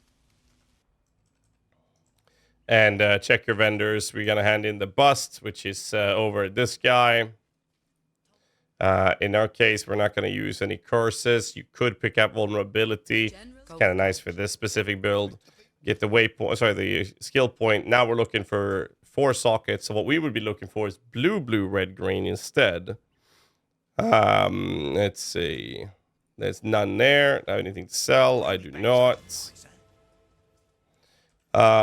So what we do now, we can actually equip this. It doesn't matter anymore, so we don't. We grab this. We go back to the battlefront. And now the first step is take this item here. And now we follow the left-hand wall And we're gonna follow this wall all the way to the Must docks. have time to gather my will. In the docks, there is one thing we're going to be looking for, which is the second item for this quest. We'll do it this way.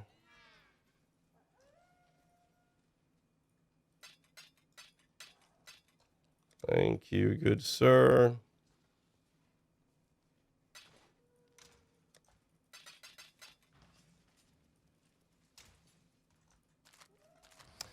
So do it this way. Go back to the battlefront. Yes, get ancient skull helmet, all spread golden dice. How do you combat that? Have you spec grave intentions like the guide told you to do, Rack People? You do not use ancient skull without grave intentions. I don't have to do that one actually. Blue pack. Kill the regular ones if you don't have any minions out, by the way. Get your totem up. We're gonna drop the totem pretty soon.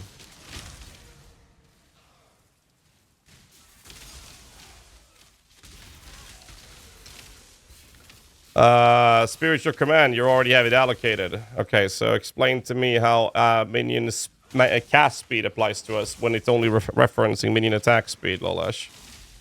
I still agree that minion speed is better. I was just questioning that we get cast speed, because that's not true. It only applies to attack speed. Pick up the item in this zone. Log out. Don't use a portal scroll. Go back.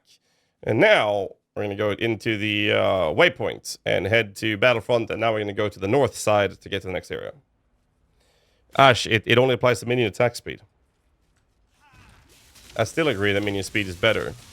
There's a difference on attack speed kind of small, but you're paying very small amount of attack speed for a lot of movement speed. But I was saying that the cast speed does not apply to us.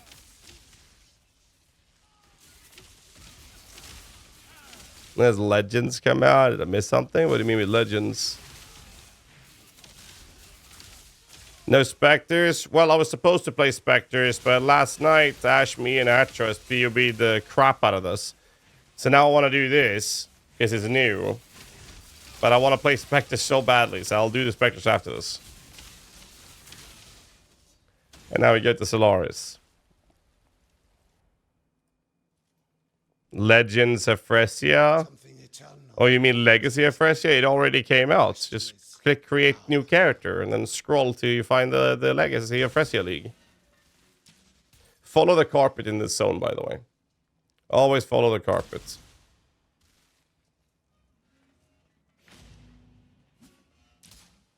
Didn't it used to? No, it didn't, Ash. Sorry. It never scaled cast speed. I still agree that minion speed is better, though, Ash. You're not wrong. You are not wrong. Wall side area is probably dead end. Yes, it is.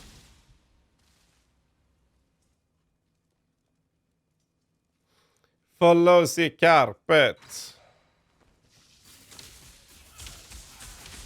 And moving on. I completely forgot about the free melee splash. That was all you would go on Darkness and Throne? Preferential.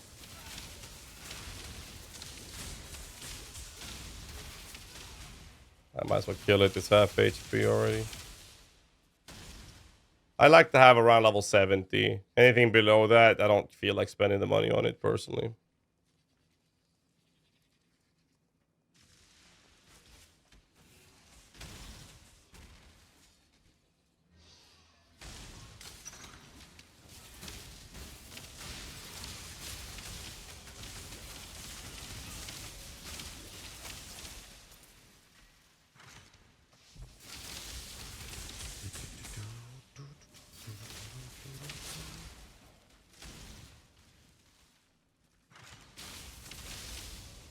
There we go. Follow the carpet.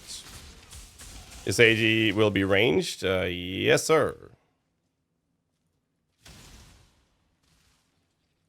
I must have time to gather my will. Next zone. Yeah, like the biggest perk of ranged enemy weapon is obviously Lionized Vision plays a huge role in it. But what happens is that you need to have less... What you're not forced to have as much defensive layers on your animate weapons for them to stay alive, assuming you have a front line of minions soaking up aggro from enemies.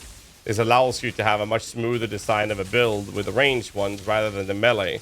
So despite giving us free melee splash, we're not getting enough minion defenses to arguably use melee instead, even though we do get that quality of life support.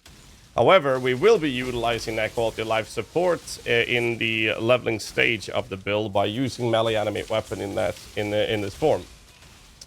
But for endgame, we're going ranged. The idea with this specific build is that we level up to Merc Lab possibility. That's like the end of the campaign. You're done with the campaign, doing white tier maps or something. And what you're doing now is that you are going to farm Merciless Lab, which is the third lab, till you have access to the actual ranged enemy weapons. That's how the build will be operating for this specific character. Now, the leveling I'm doing has less to do with that transition personally. I just wanted to show people how effective you can level if you just do the things that I'm doing in a pretty decent pacing. A lot of the decisions I've made already, like I'm not using shield charge, for example, is just to make this as easy to understand as possible for new players. Most of my guides has always been targeting the idea of making it as cheap and as effective as possible to operate for a new player so they can understand what's going on and learn the game from that way. All right, boys, let's find out why this is called a cream pie.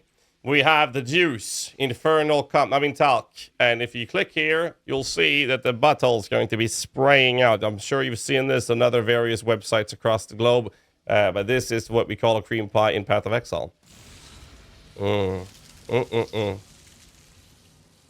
Anyways. That's why it's called the cream pie. Moving up to the northwest here. Now, depending on your character gear, if you're leveling gear or not, or if you're comfortable, there's a guy called General Gravy Sauce. I tend to skip this guy because you don't need to kill him, because we are going to do a quest over here called the Library for Ciosa. And Ciosa will let us buy a bunch of gems, which is how we're going to operate with this. That means we don't have to kill this guy for a bunch of gems. We'll need Blade Fall and a few other things. I think I've blown up all my gold on the fucking settlers, so I might have to use regrets to respec now. We'll see. Frostbearer League started. Device will have to respect SRS 60. Seems to deal no damage with SRS. Did you do the second lab to get the Elemental Valiant and do the respec? Because if you have the Elemental Valiance node from the second lab, which my guide is telling you to do, and you have the respec done, you should have more than enough damage on the Elemental SRS to clear through white tier maps, yellow tier maps easily before you get to the 4 Frostbearers.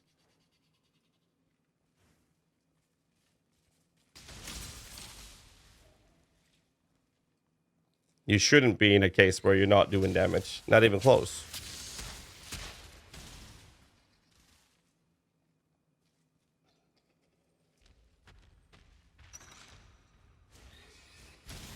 Barely kills white mobs with a 4-link. What's the hell, Beauty links? No links. It's only a temporary set to have extra meat shields for us. Yeah, Ash, could you help him so I can focus on this? Or if Atros is in here. Yeah, that doesn't sound right at all. Thanks, man. Appreciate it, dude. Thank you. In this zone, mostly it's the same thing again. Follow the carpet. There's always small indicators in basically every zone in this game that will tell you where to go. We're level 27 in this 29 zone. That's kind of like where I want to be, like 1 or 2 levels below the area. We go down here. I don't know the indicator for this zone. My understanding is that the tile my character's left foot is standing on, the way this tile looks, will indicate which side I should go to find the stairs. I'd never remember those things. I'm not even sure how accurate it is, but that's what I've been hearing from some of the racers. Anyways, So what you do here is pick a side, stick to that side till you find a long set of stairs, and that's the place you get to the next zone. Once you find the last set of stairs, you'll find 2 crates on one side of the room that you enter, and on the other side there is 1 crate. You want to go to the side with 1 crate. I will show you how that looks. There is a similar zone like this in a higher act that has flower pots instead, and it's the same deal there. The flower pot with 1 flower pot is the side you want to go to, but in this one it's carts, humongous carts. You cannot miss them. And I'll show you when I get there.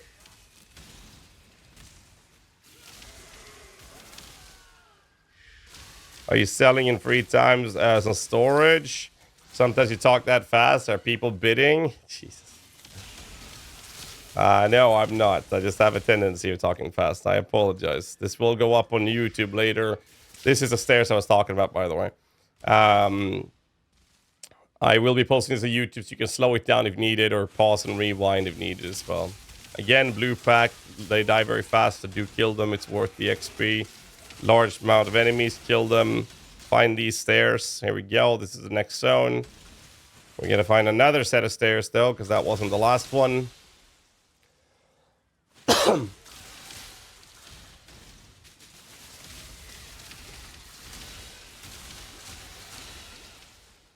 Here's the last set of stairs. There's 1 cart here. There's 2 carts here on the left. Go to the side where the 1 cart is. That's the 1 cart side. The other side, basically, what happens there is that you are led into a dead end, which will make you forced to do some backtracking. And if you want to speed level as fast as you can, you don't want to backtrack at all.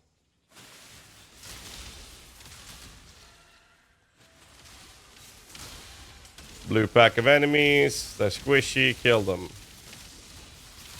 Just to give you a reasoning for why I'm stopping for some packs of enemies and not for all of them.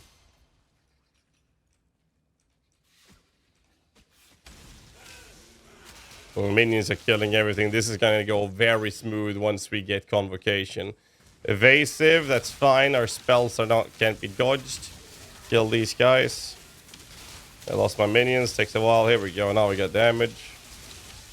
Kill the enemies. Find the stairs. Rare guy. Extra crits. I don't need this guy. He had endurance charges. Skill tree wise, we're now done with this. We are going to progress our way into Eldritch Batter at this point. Depending on the build you'll play, obviously you'll play a level differently. When you're here, don't forget the crafting recipe up here, which I already have. And now just kill this. If she teleports into a red circle, she'll turn into a melee guy that hurts like a motherfucker. This guy right here. Luckily, we have Hell or Purity, we have a totem, we have someone Phantasm take up aggro. However, if she teleports into a blue circle, she will use multiple projectiles and she hurts a lot. So when that happens, what we tend to do is basically hide behind a corner if you're not geared enough or comfortable. So just pay attention to that. Once you made sure that you picked up the crafting recipe, then you can log out, log in to save yourself a portal scroll. Moving on. There we go. We have this, save that life flask. This is a quest that I tend to forget to hand in. You gotta talk to Grigor for the skill points. For a skill point, rather. And now I'm gonna reference the build I have. We are going into Hardened Soul. And then up, we're gonna skip that for now. But we're gonna go through Hardened Soul, Lord of the Dead into Eldritch Battery. Now, where it's very important that we want to start looking at energy shield items. Now, we're going to move into the library quest. And this is also where we'll find the last labyrinth trial, which will give you access to the normal difficulty lab, which is the first big step for us to do the transitioning respec into animate weapon. What's the issue by spiders? Nothing. Spiders were fantastic to play with in the low and medium budget. Once you finish the medium budget version of that build, you move away from spiders at that point, because the non-spider approach was simply better at that stage of the game. And I wanted to start with the spiders because I wanted to see how it felt to play with, and it was amazing. It's just that the higher budget version don't use spiders anymore, and then I lost interest in it. And I know that that build works. It's already commonly portrayed as one of the best builds you can play. And that's fine. My Spectre build is also one of those top builds. So what I wanted to do instead is do something new. So that's what we're playing this build. And once I'm done with all the testing I want to do in this build, I'm going to play the goddamn Spectres, because I want to make a high-budget Spectre build this league. I've been super excited about that. I've just been sadly derailed and been caught up in other projects as I want to play Spectres, because I was supposed to do Spectres today. This one I blame on Ash, though. Because we've been trying to make Enemy Weapon work for a lot of Puppeteer for a long time. And we couldn't find a comfortable way of doing it. And then Ash was like, how about we do this? And he's like, dual wielding wands trigger. I'm like, bro, what are you talking about? Then we humored it, and he made some PUBs with it. I was like, okay, you know what? Let's actually dig into this. So a big shout out to Ash for this one. And now we're here. Now we're gonna make this reality. And we still need to work on a high-budget version of it. And obviously the campaign and leveling, that is why I'm leveling this. And I decided to take the opportunity to level this build on stream and walk you guys through everything I'm doing here, so that people can follow along when they play the build, or when they just need to have some help in learning how to level through the campaign.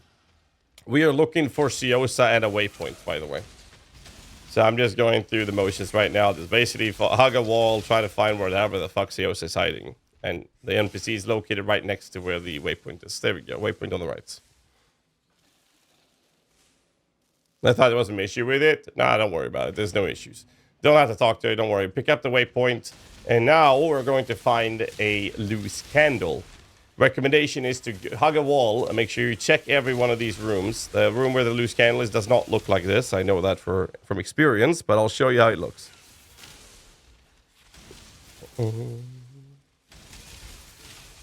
Look for a loose candle. This will not have, what did I say? Blue. I need a green and red, not that one then.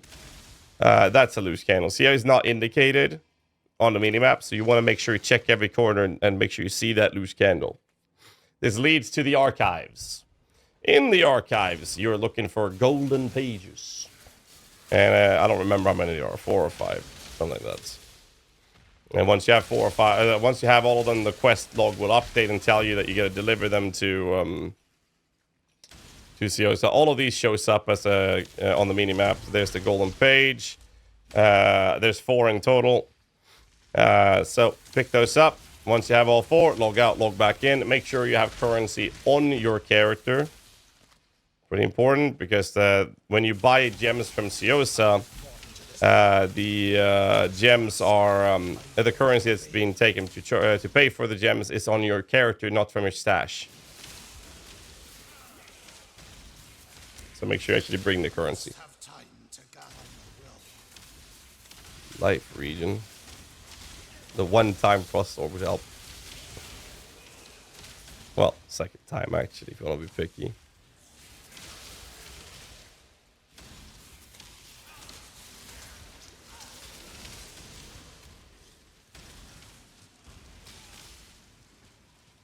So those are 2 pages. Will we find a third one up here? I don't know.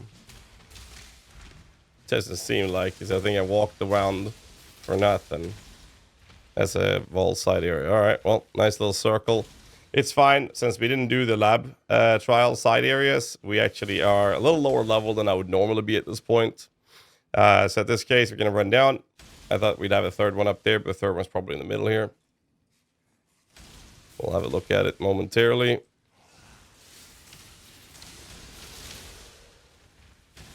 Here's page number 2. Find 2 more remaining ones. Yeah, the last page will be here on the left. There you go. 1 more page. Pick it up. Extra crits. There we go. Log out because I have all the pages. Now bring the currency down. And I know for a fact we need blue, red, green. And we need certain gems, which we're going to bring up right now. I'm looking for falling blue, red, green. None. Stay out of the shadows. Ooh, I see that I can now equip this little flask. So we'll do this. And in this case, we want to bring some currency. Go to library. We want to pick up certain gems like Feeding Frenzy and the support gems that we want. So in our case, we can't get Feeding Frenzy. We're not going to use any of these. The supports we want is Minion speed. We have minion damage already. We want melee physical. You can buy these from the acts as well, but I'm too lazy. Animate weapon. I'll buy a couple of these like I talked about before. So the reason for this is to level these gems up.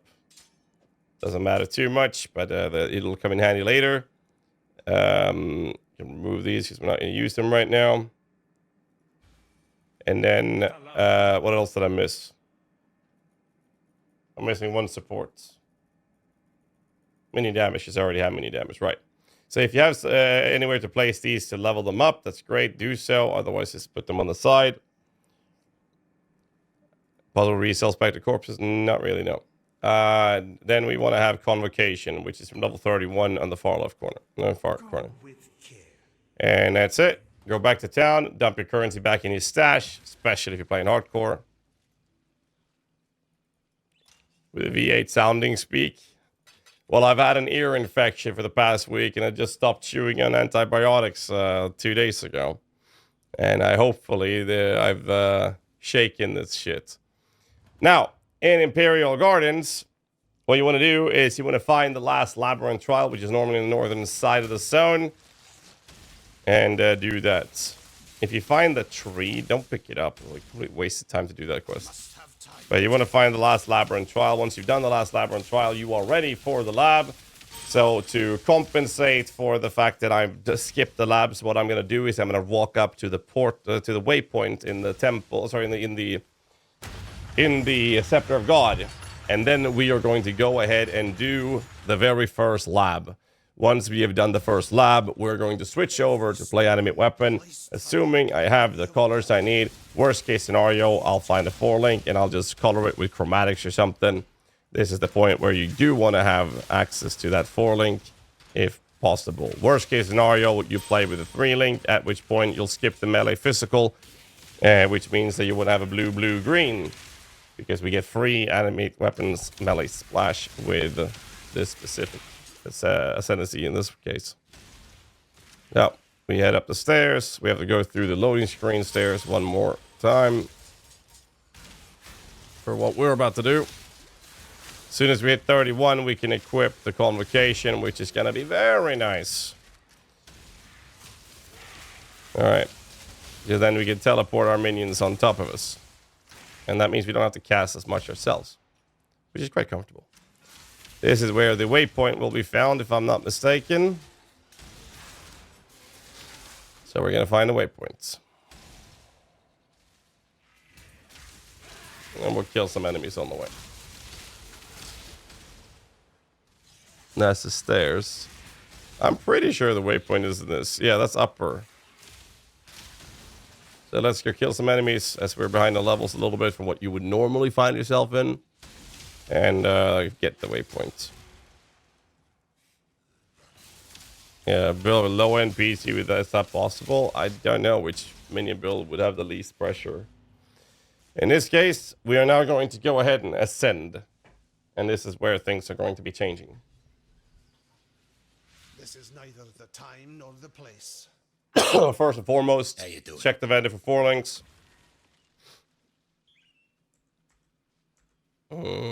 That's a no-go. Should probably have kept that piece we found earlier. Where's the Order of Ascendancy? Marionettes, Rotting Mites, Feeding Frenzy, Marionation. Like, the PoB is just a draft right now. We're working on it. We haven't even had a campaign or leveling until I've done the testing myself here. So I'm doing this test right now.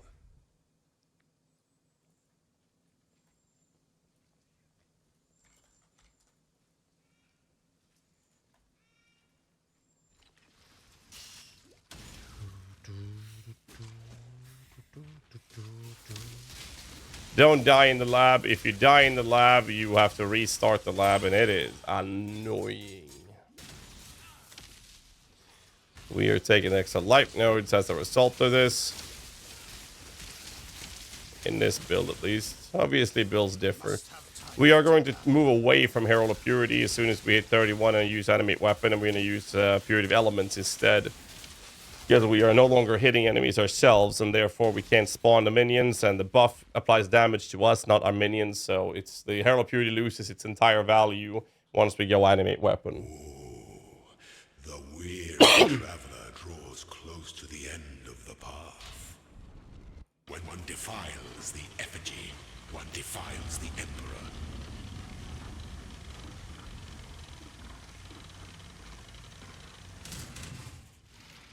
There we go.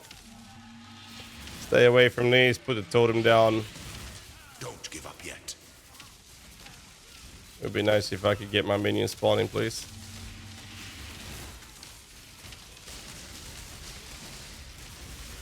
And don't die.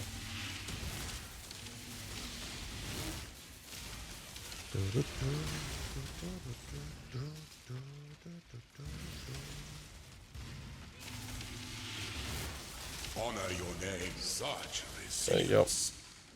Easy peasy. The people kneel before their true sovereign.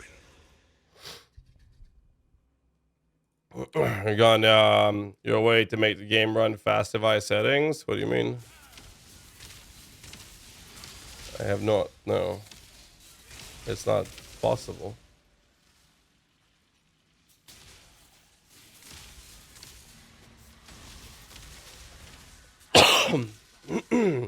Sometimes you'll find these hidden passages. You'll see them on the minimap. Gives you access to this little shrine in here. That can be pretty beneficial. In our case, we got the massive shrine, which increases my life and area and stuff like that and damage. It's kind of chill.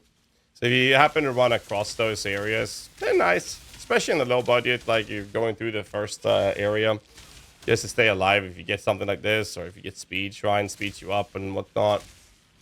Not something you need to go out of your way to pick up, but it is quite nice. What we're looking for is the Aspirant's Trial. This is trial number 2. If you do fuck up and die, which is very possible, you got to keep in mind, we have pretty bad gear. It's very possible to die in this area. We will try not to, obviously. Now we have Convocation, by the way. It allows me to summon my minions to me.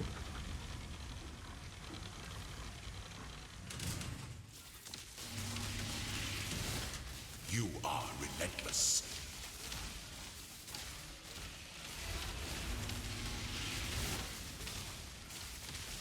And if you want to make the fight easier, you kill these things. Make the fight a little easier to manage. Make sure you have that totem down to make sure that he has other things than you to hit. No two battles are alike. You were born. There you go. for this. Last fight is to kill him.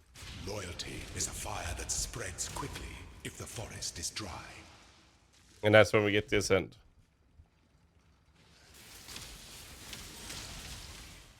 And that's it. And whilst we're doing this, we have our gems being leveled a little bit. We're Gucci. Everything's fine.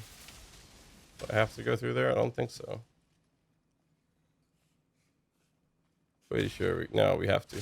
Oh.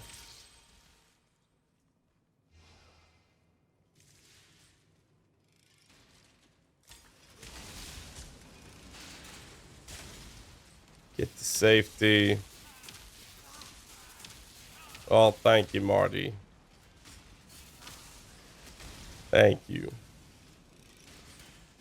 Gotta cut me some slack here, sir. Push this lever. We're moving to the next zone. Oh, it's gonna hurt. We're good. Didn't even have to press the lever. There we go. Go to the next zone. I think it's actually up here.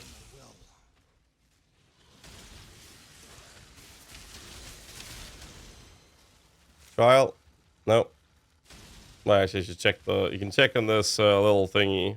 Current location. Yeah, we go in here. And this one will lead to it.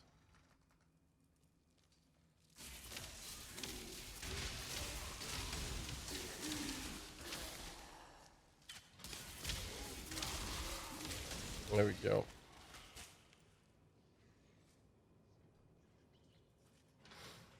And then we move up. And this is where we're going to start using animate weapon very soon. Very, very soon. We're going to buy a Blade Fall gem, which we don't need to level. I'm going to support that with Spell Cascade, but we don't need that gem to level at all. It's just there to create lingering blades on the ground for this build specifically. You must navigate your empire through troubled waters.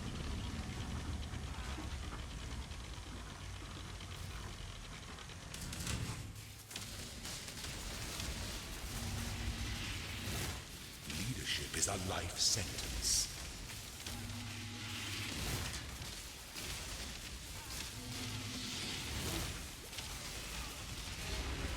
Ooh, I stepped right into that one. My bad.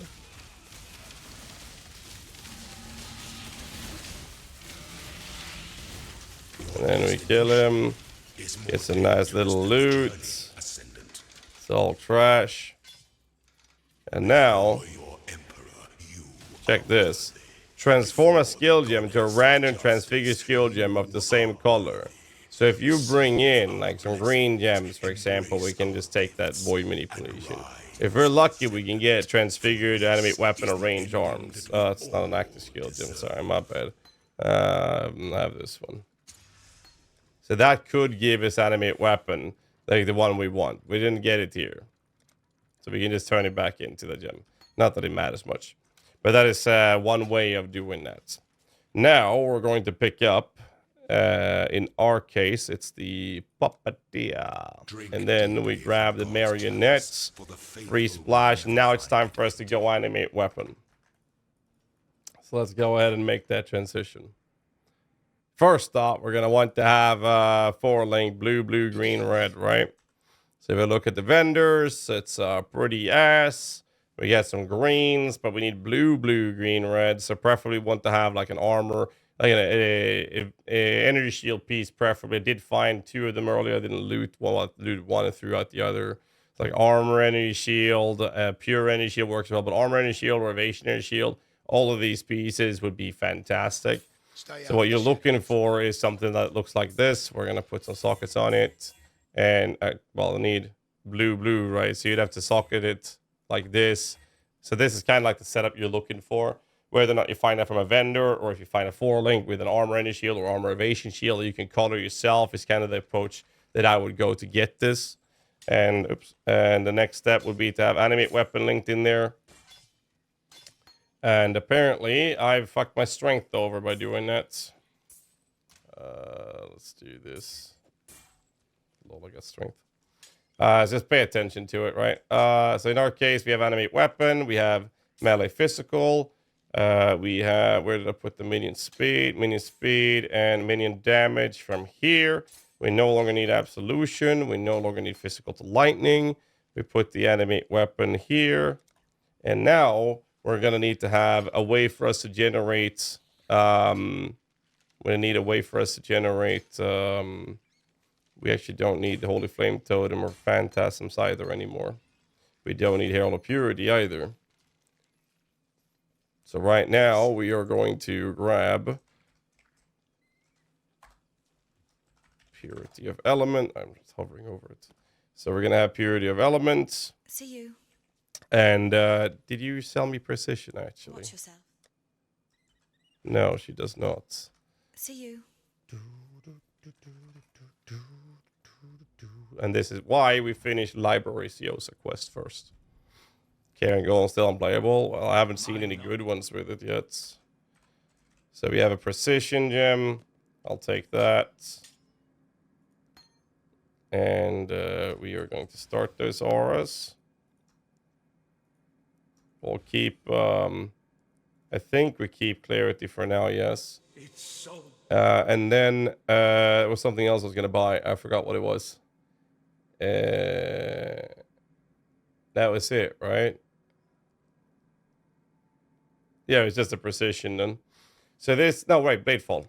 So, Blade Fall. We want to have this, and that means we need another green socket. We have an evasion-based pair of boots. I'm going to smack a jeweler on it. Or you can even put sockets on our calling wand here. It doesn't really matter where you put this, as long as you do get a green socket. You can color it as well if we have to. It doesn't really matter. So then we put Blade Fall and do this. What now happens is that we are definitely going to put MTXs because you got to make sure the shit looks good, right? Is that the one that we are actually using? We're going to find out. And we do this. We don't need that one, but Bladefall, I have a nice one. Now, the playstyle is very simple. Right. I never bought Feeding Frenzy. That's the one I was thinking about. So we want to buy Feeding Frenzy, but we don't have a minion that we can reliably put it on yet. We will put that on our golem in the next act. Now it's time for us to finish this act. Now, do mind that minions have a tendency of being pretty squishy versus the next fight that I'm about to do, which is Dominus. So we're going to go back to Scepter God, and I'll show you how this looks right now. You put Bladefall, and I should have bought Spell Cascade. Shit, I knew it was something I forgot. I knew it. There, I did forget it. Okay. So, no. Bladefall, I need some currency. What level is Spell Cascade for? I'm not sure if it's higher level, though. We'll find out. Again, we're doing some testing to decide what we're going to level with this build. No, it's super early. So this makes it so that you get a lot more blades. You see these blades on the ground? These are lingering blades. We use them to summon our enemy weapons with. That's how the build is played. That's our damage. That's how this build will function. Faster casting? Yeah, I guess we could, but we're going to keep ourselves on socket starvation here. And now, we go Scepter of God. And now, we're still not using... we're still not using... what's its face? Shield charge. But this is how the play will look. So now we're looking for Upper Scepter of God, which will remove our videos. They don't follow through loading screens. Do keep that in mind. You use energy blade with enemy weapons transfigured. The self-reflection one, sure. And I'm not going to use shield charge. I will keep playing it like this because this is how the build will not be using it later. We can level Spell Cascade, that's fine, but you don't want to level the Bladefall to cost more mana. It is irrelevant for us to level Bladefall. And right now I can have a maximum of 7 weapons, so it takes like no time at all to summon my weapons. And all I do is just convocate the weapons on top of the enemies for them to kill them, essentially. And they last for a 65.5 seconds right now. Just to give you an idea how fast it is to get these guys up on this specific build at least. And now I can add the vulnerability.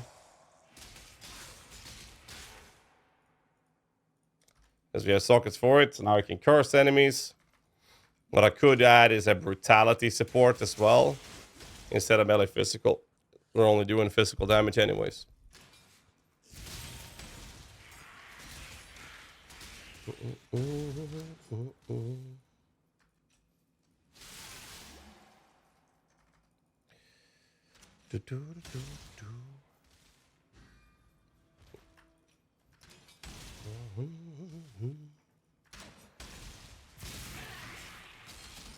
Pretty comfy.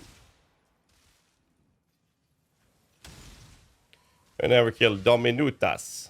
Exile has tested you, my brother. Now let's see what God has to say. Get the minions up, put the curse up. You see here, this is what I was talking about with minions dying pretty fast. Minions dies very fast in on this fight specifically.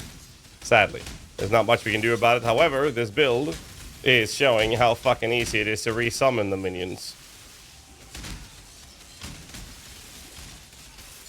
And that's it. Very straightforward. Now, obviously, these guys will fuck me up completely. And we're moving into Eldritch Battery, so we're going to need to make sure we get pure energy shield pieces if we can at this point to be able to make that a possibility. We'll see how that goes. Might be too soon. Maybe we'll have to run a clear discipline aura to make that possible. We'll see. We see that damage. Like this without brutality. This is just a simple no list support. No type of leveling gear whatsoever. This is just a baseline approach of what animate weapon can pull off.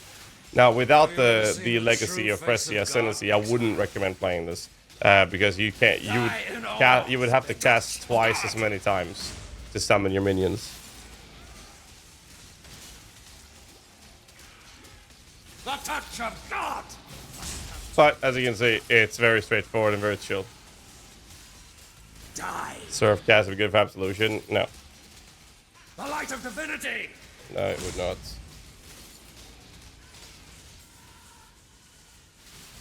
This world is an illusion, exile.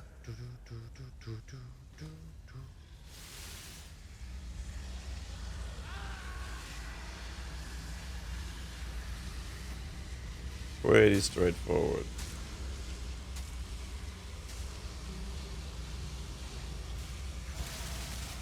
Summon the weapons and let them wreak havoc here. That's it. Put the curse up. Let your minions deal with it. And as you level up and have higher levels of your minions, you'll get more minions and they scale very linearly. And it's going to be very, very, very, very attractive.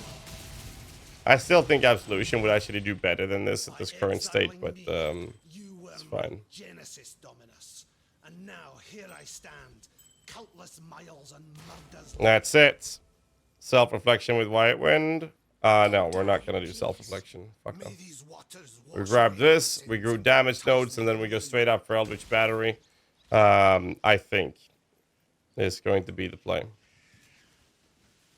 Now, the playstyle is basically get the blades out, and once you have the blades out, use these animate weapon, and then you let your minions just do this.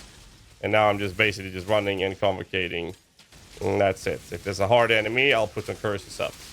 And the duration of the minions lasts so long, it's very, very, very, very simple, and they're very lazy. This will be the name of the game as we move forward with this build. So now I'm gonna level by literally just running through the content by doing this. And this is the baseline of it. I think a brutality would actually be better than melee physical though. Pretty sure it would be. Well, that's about it. Very straightforward. Good morning, Auntie.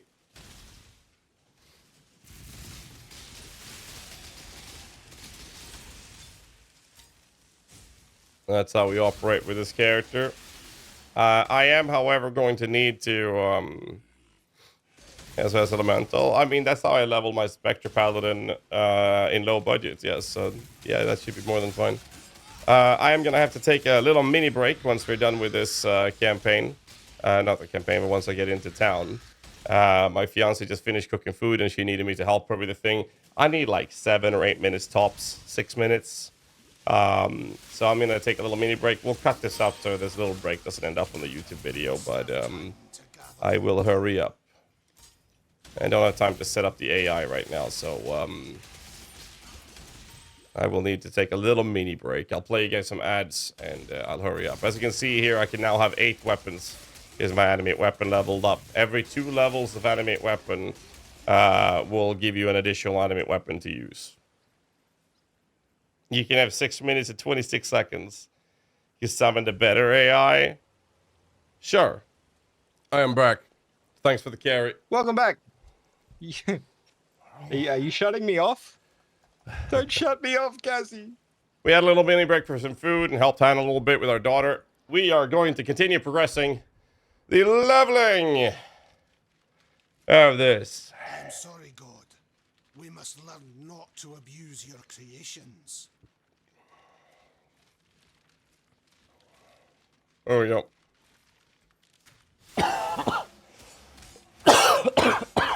Fucking cough, man. It never ends. Fucking piece of shit cough, man. Anyways. So this would obviously... Oh, shit. I forgot. I'm pretty sure brutality is better for us than melee physical, which was a mistake I made. So I'm going to go ahead and adjust that.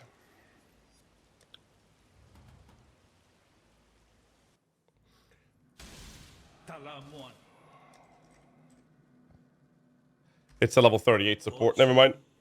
Then I didn't make a mistake. You can't... Okay, Ash already wrote it. Oh, fuck, you know. Alright, so I was right, but can't use it yet. Oh. TLDR newly. It's quite interesting. Minions are pretty limited in new and creative, innovative stuff, which is why I'm very excited about what we're doing right now, because this is among the most innovation we can do. The other part would be permanent ball absolution. Then I'm personally not sold on that idea, personally, at least. So this is basically because we get what you can do with this, by the way, which I also forgot, is that now that we are basing a lot of our clearing and efficiency of playing, a lot of our clearing is based around us convocating our minions on top of the enemies. As a direct result of that, we can use the minion mastery node on the skill tree to give us cooldown reduction of that specifically. You just timed out in Tibia? No, I logged over. It's fine. It's all good.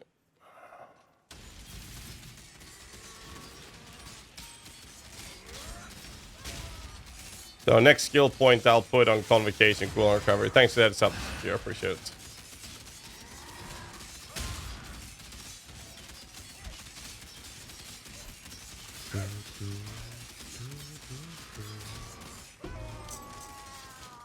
You are free now. 15% movement speed.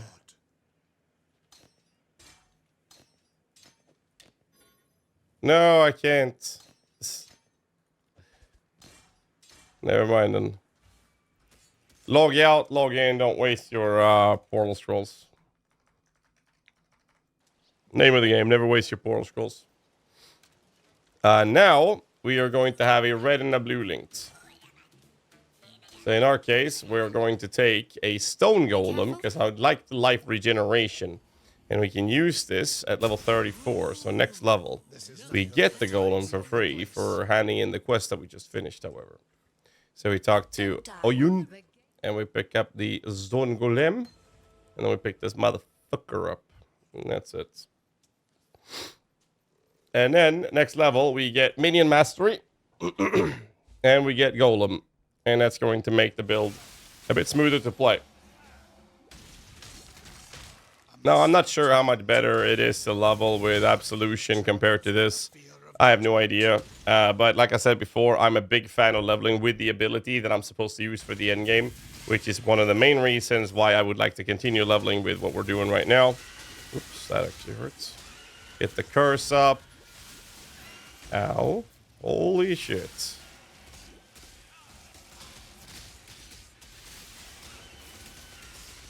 That actually hurts. At least we got the damage. They're all getting high crit chance. Well, yes, that's part of what we're doing. The main thing we're doing with the build is actually convocation. There we go. The main thing we're doing is actually running with double wands, which I can't believe I'm saying I'm gonna do, because that's normally that would be crazy talk. And that's a big shout out to Lolash for that. He had the idea of it, and then we sat up last night till the early mornings trying to figure this shit out. And I think we're pretty, at least I am. Are you happy, Ash? Are you happy with the result of this? Because I am fucking happy. I am very happy with what we achieved, personally. When he can't go block-based? No, we're definitely block, Luke. That's the thing. We're dual wield block based, and we're capping our block with dual wield. Most of the block nodes on the corner down there are block nodes that applies to us when we're dual wielding or wearing a shield. So we're still doing block. That's not changing.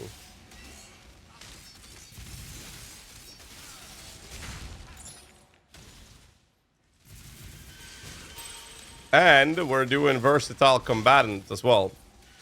That helps us with the spell block.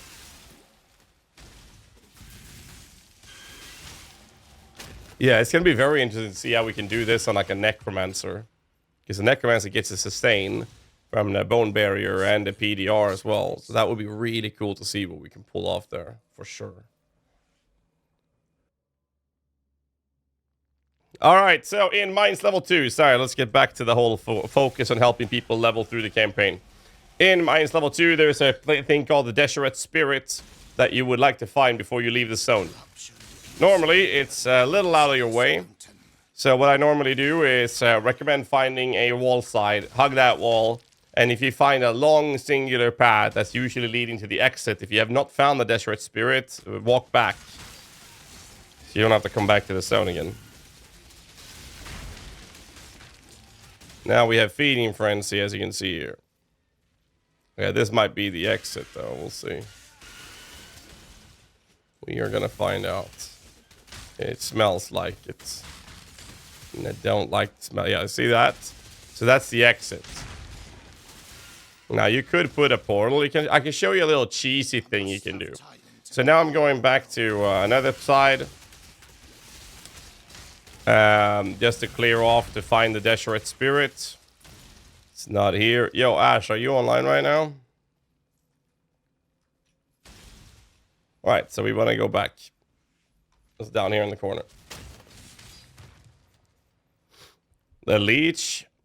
We're not going to grab the leech because we don't have... I'm just going to have you in the party.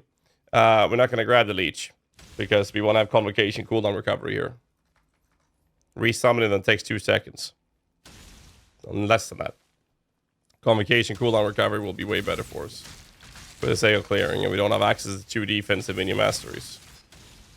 There's the spirits.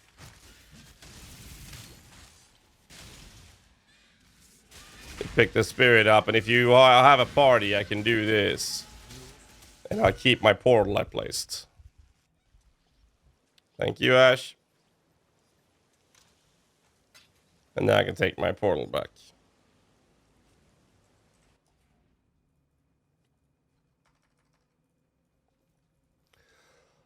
I could have handled the quest in, I guess.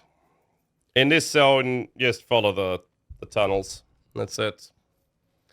Follow the tunnel. Alright, gotta get my minions up. Go down the Grave Pact. With this build, we are next to it, but we're not taking it. I think genuinely it would be a pretty good section to take, but the draft of the PoE is still kind of fresh. We haven't really decided exactly what to do with it yet. I'm personally a fan of Grave Pact myself, but I'm not sure how we were going to tackle it. Because like if we do that, something else has to go. I am more inclined to take in these nodes rather than going for crit in the low budgets.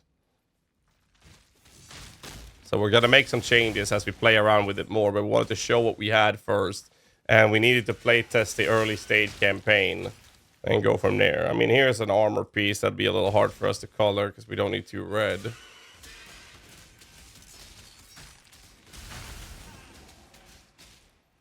There's our block while shield, but we're dual wielding. No, you're looking at the low budget build. Low budget will use a shield. Dual wield is in medium budgets. So please type exclamation mark enemy weapon, and you can see the POBs there. So check that first, and then if you have follow-up questions, let me know. Otherwise, it'll be very confusing for me to answer questions.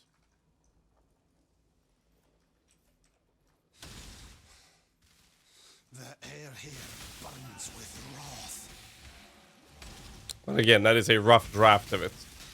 I'm sure there are ways for us to improve it, especially the low budget. And I think Grave Pact is quite important. It also alleviates a lot of accuracy problems for us as well. And that is the one thing that we've been discussing a bit, that I would like to tackle a bit more. Try Grip Rally? No, we're going Pure Fizz. And as you can see here, Ash, like there's no point in us having the leech at this point. Like the Convocation is just way too good. Clears way faster. At least for leveling. Range animate weapon better than normal version?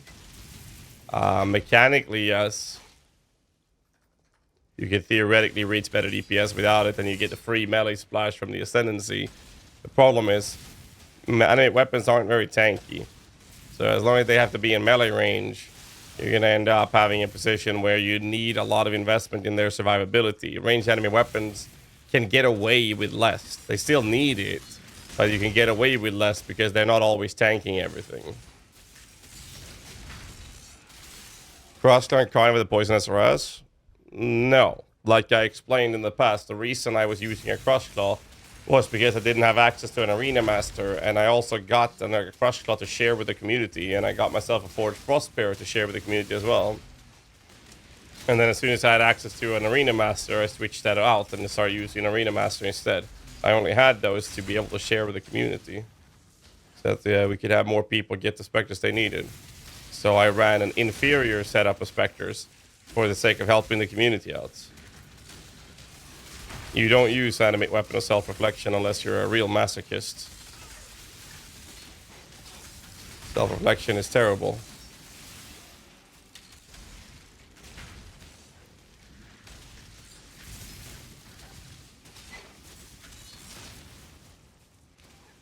No, it's mainly quality of life, Dragon. Sadly. I wish it was better, but this is one of the problems we've had with animate weapon in general, with the Puppeteer, or Puppeteer in general, is that the nodes haven't really been that attractive. So it's been very hard to find a way to make this look, like make a good looking build out of it.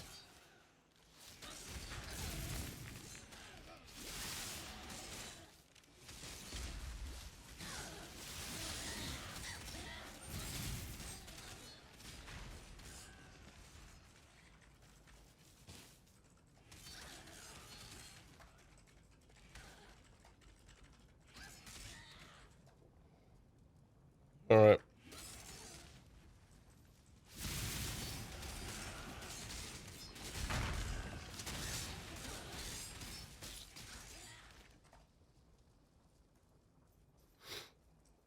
EB Masochist. Oh, we're definitely gonna go with Eldritch Battery, but not Energy Blade.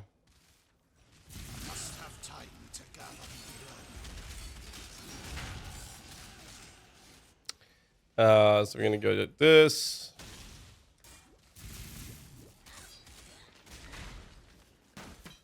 I have not tried Dark Pact now. I used to love Dark Pact, but the old quality gem that was removed kind of fucked it up for them. Because in the past you could make and the Dark Pact heal your other minions when used on a minion, so that you could actually keep skeletons alive 24/7 single target. Now you're forced to recast it, and I really don't like that playstyle that they're forcing in on the Dark Pact playstyle. Personally, I think it's quite frustrating that they're doing that.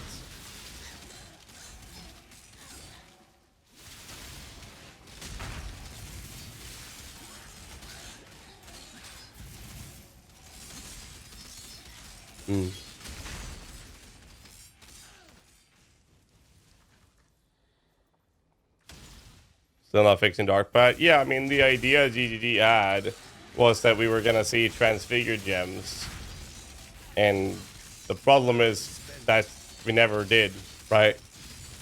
By the way, the next gems we're supposed to pick up, now that we feel that we have enough support gems for this build, is actually Desecrate and Flesh Offering, and I have a green and a blue open. So I'm going to kill this guy, and we're going to be adding Desecrate and Flesh Offering.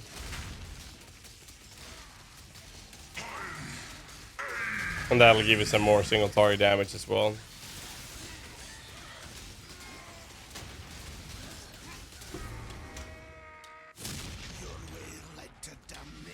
Log out, by the way, don't use support like I did there. That's the one thing I forgot to do earlier, actually. So in our case, let's pick up the Desperate Spirit. Don't level Blade Fall, so you can right-click.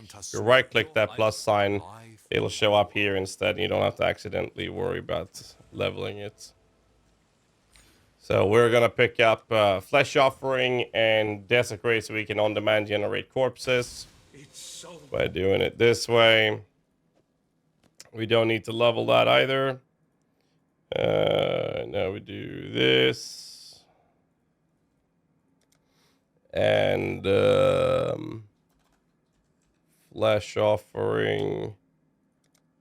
And of course, make sure you have empty access on your stuff, because you gotta look good.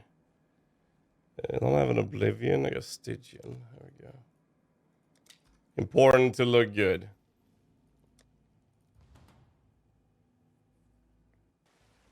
Kill all bandit? No, this build we save a lira. This is reflected in the POB.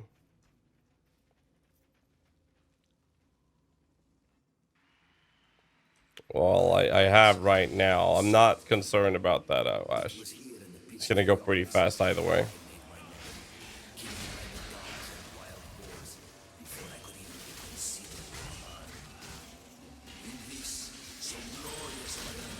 Right now, I'd rather have open sockets for like animate weapons and whatnot, because if you want to level, the problem is that if you start leveling every single gem you have extra, then you're not gonna have room for everything. It's gonna cause a lot of socket starvation for the players. So any open socket should just be animate weapon. Don't level the desecrate, so you right click it, it ends up here.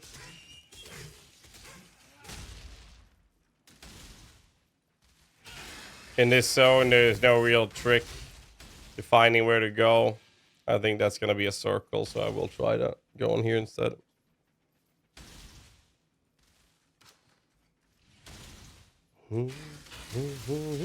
See, now we have 9 animate weapons. So this is just progressively going to go higher. So what we're going to do with the tree is we're going to take the physical damage mitigation here and give our minions leech, and then I'm going to grab Eldritch Battery if I have energy shield gear pieces, so that I can actually manage wearing and spending my energy shield as a resource for the cost of my skills. And only then will I do that.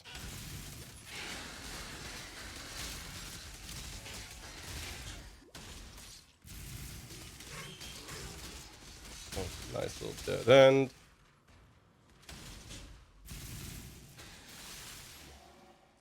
That is a nice dead end. Never seen that layout before.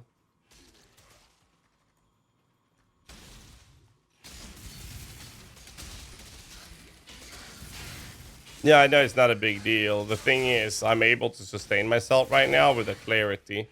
Like, I run clarity, purity, and a precision, and I just keep leveling them. 0 investment into aura nodes. Our skill tree that we have is actually taking aura nodes, which is kind of funny. It's like right now we don't have those nodes, and we're still having no problems with the sustain of everything. And this is like 19 mana cost. It's not much. Kind of fun to see. But yes, we're not triggering a bunch of skills. Welcome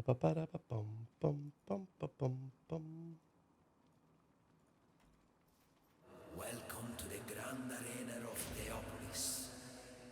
It is here that I first laid eyes upon my true purpose. Scaly mages in? Nope. Sadly not. No scaly mages. Get that offering for the speed. And then we're going to make them very, very, very aggressive once we do the Merc level. At that point, we're also going to want to change to ranged animate weapons. We'll take that when we get there.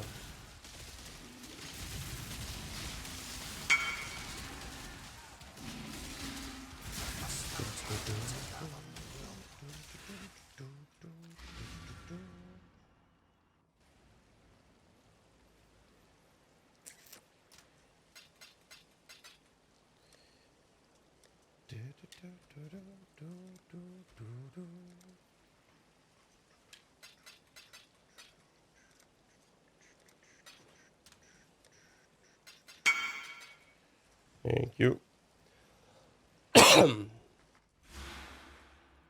Okay. Well, the good numbers of PoE1 is, you think there's a hope PoE1 stay alive? Stay alive. They launched a small, tiny event with very little content and very little marketing leading up to it, and it hit 100,000 players.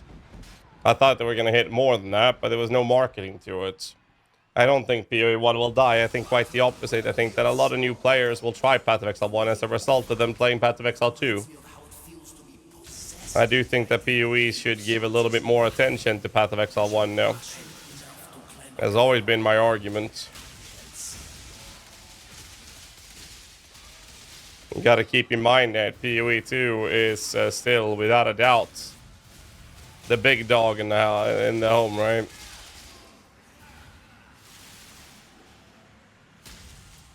And that ain't gonna change. That is not changing.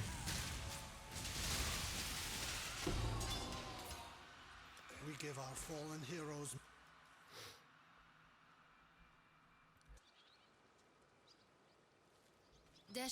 Oh, May fear guide you. heck, you know. Thought I'd feel better. I fucking spent a week with this goddamn ear infection. With antibiotics and everything. I thought I'd feel better. Still feel a bit shit. This is not creation. This is perversion. Cough is better, at least. Not much, but better.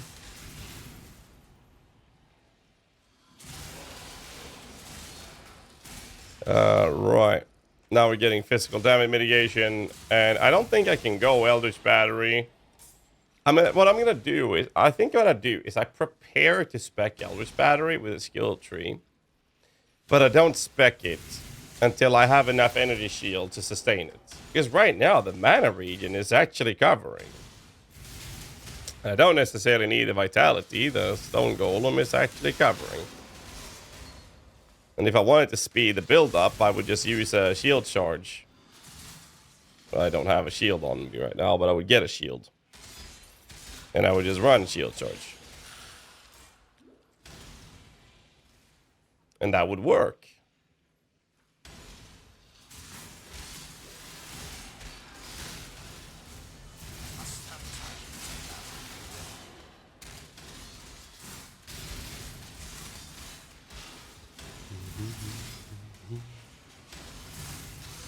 Yeah, having Convocation Mastery is so fucking good.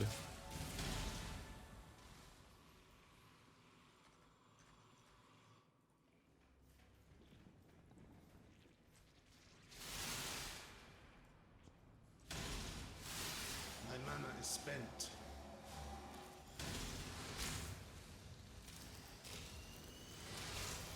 There we go. And like resummoning the enemy weapons because of the fact that we get an additional copy is just so fucking smooth, man. Kinda nutty how good it feels.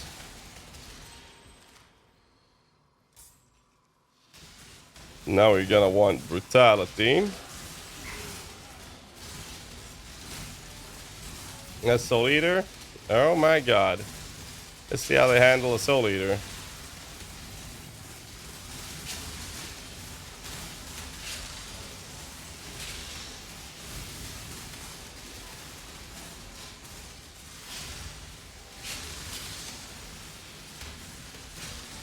I mean, they'll kill it eventually.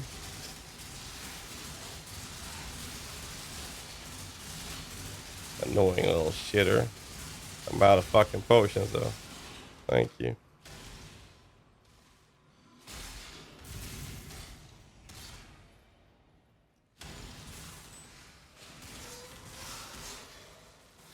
Is this build a response to Poisonous Resurrectali not performing as hope? No, no, no. Quite the opposite.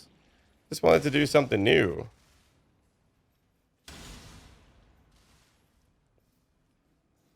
Just need to do something new.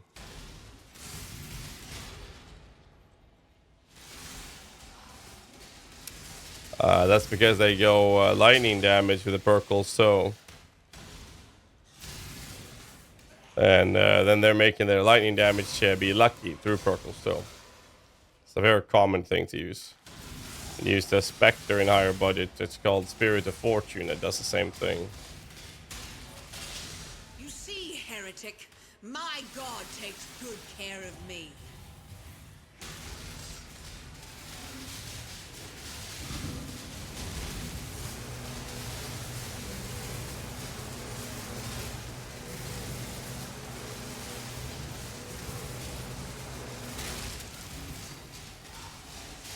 Yeah, easy it is to get the minions up. It's insane.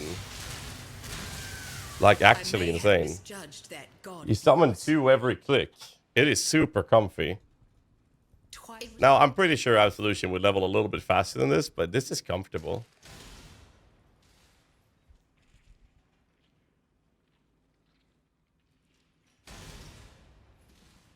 So there's that. Piety, my god. I am sure you will reveal your purpose in turn. A couple of clicks and I have max minions. And I mean, in night out.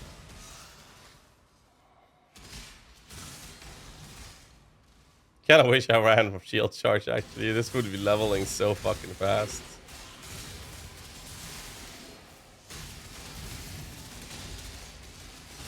Like it would actually.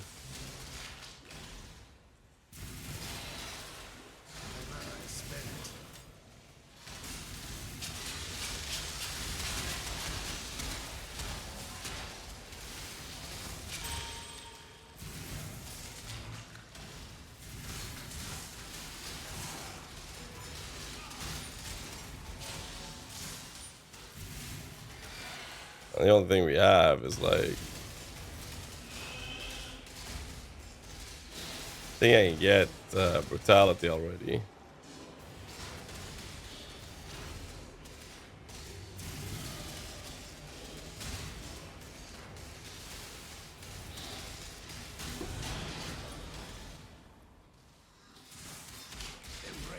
Interesting. Flesh was your undoing.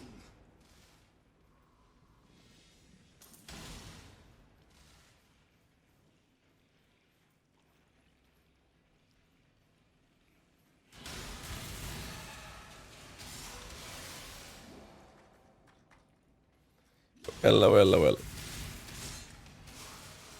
You make such lovely material.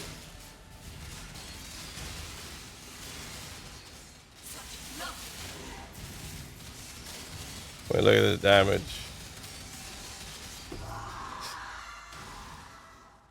Oh, it's so chill. Not even using any leveling gear or anything. Okay, it costs 21 mana. I gotta be careful with leveling precision and clarity now. I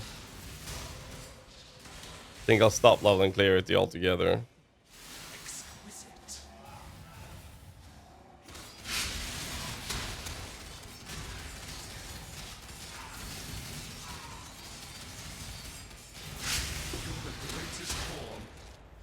And that's it. Your God-given talents were wasted. Not bad.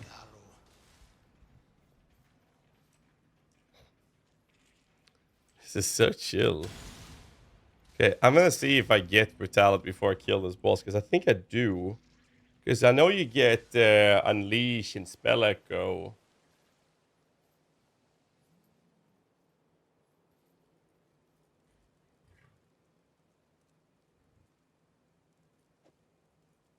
Still. Can you buy brutality here? I'm pretty sure you can. I might be wrong, but I'm pretty sure you can. Do you need help with something? You cannot. So where do we only get brutality in Act 6 then as a Templar?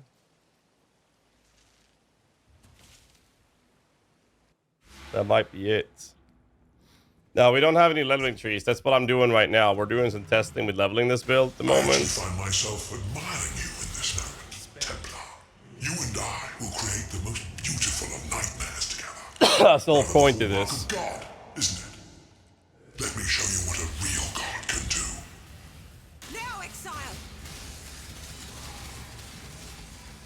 Kill me!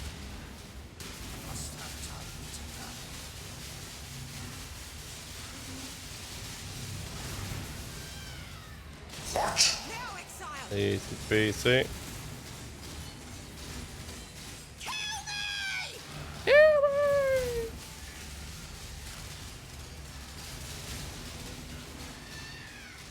And that's it.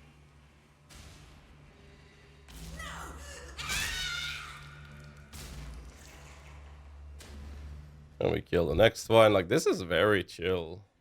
And I like that we don't have to do the gem swap for melee splash with this specific instance. Hello! Thank you. Now, let us see if you truly understand what it means to be Nightmare. Jesus Christ. Nightmare is the true eternal.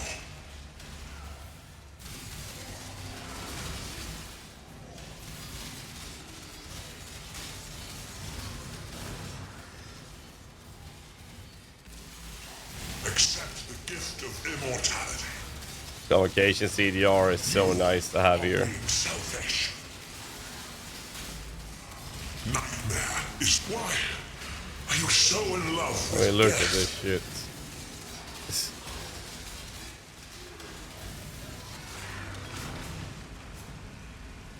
Okay.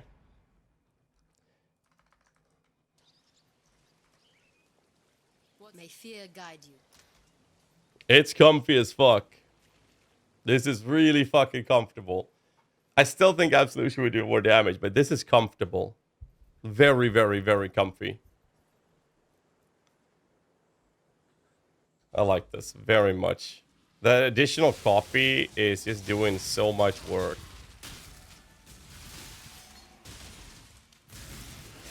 Get more minions out. Oh, look at that. Bone circuit. Red, red, blue, blue.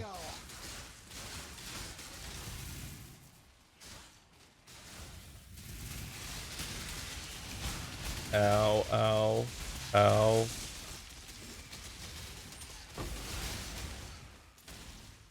No problemo. Assume we're gonna give them leech, and that'll keep them alive a little better as well.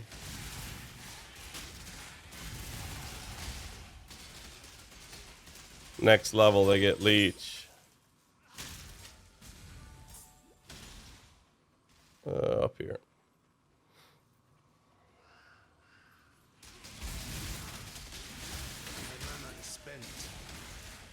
Mana is spent. Alright, so I'm not gonna level anymore. I'm not gonna level precision or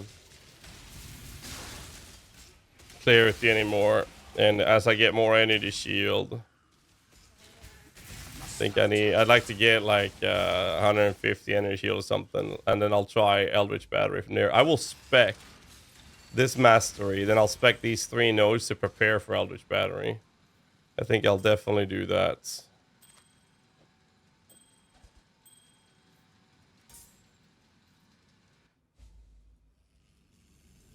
Step by step. I'm almost capped in my resistances as well. Jesus Christ. No, I leveled up the fucking gem. I just said I wasn't gonna do that. My bad. My bad. Was it clarity I just leveled? No, which gem was it?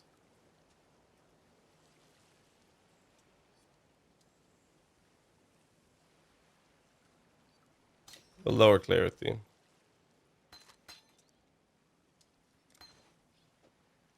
I'm watching you.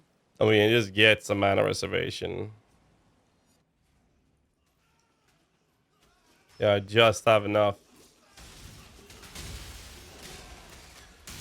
Luckily, we don't have to cast very often. But I'm going to get some reservation nodes as well. Which I honestly, since this is way more than enough to clear, maybe we just prioritize the reservation nodes instead. We can even take the Mystic Bulwark node, which is these, mana, regen, block.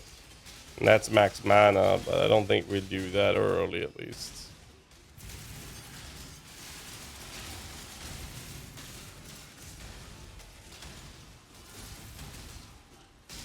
Jesus Christ.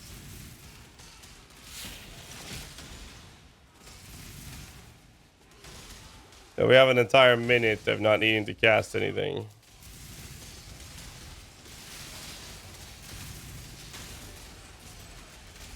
Your hateful scorn has Watch this have +1 level of minions. Oh. Could have been though. Socket look like stars. It's in settings. It's their colorblind mode. And thank. No. Remember, we do this for freedom.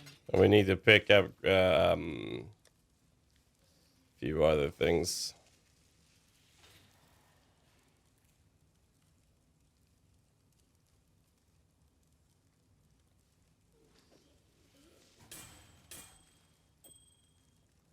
YOLO.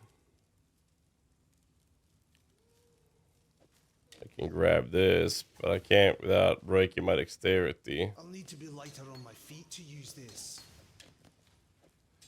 And this is where the dexterity comes into play that we're gonna need. Absolute trash gear, to be fair.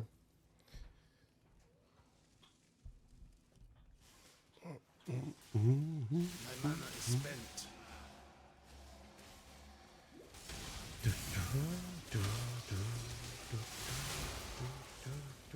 Alright, so we should check that corner. There we go.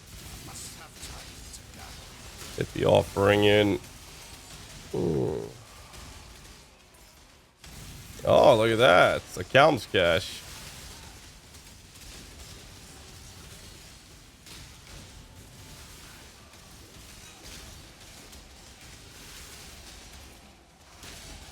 Boom.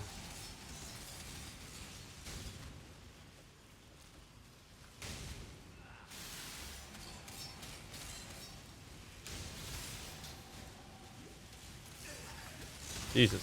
Fuck, those totems hurts.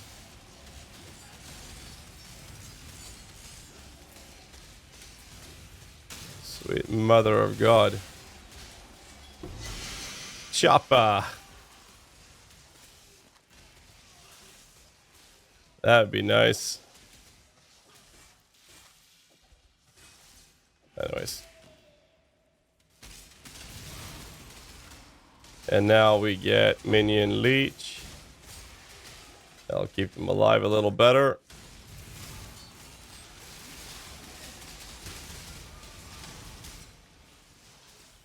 Spectre Runners, Poison Spider, SRS.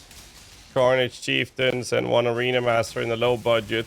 In the medium budget, you'll have to check the PoB, which is listing the Spectres there. Piety's science may aid in uncovering the truth of this world. God does have a sense of humor. That's how the Spectres are set, at least. As you can see, it's mostly kind of chill.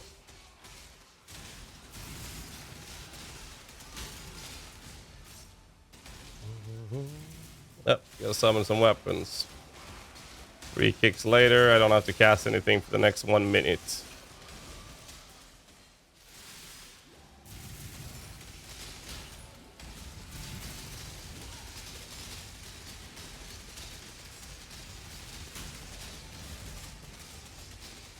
I need strength now. I think it's dexterity intelligence. No, it's strength and dexterity. So I might actually take practical applications now. It'll ease up on our gear pressure quite a lot. Ooh, hallowed. Transgressor. Not what we want, but whatever.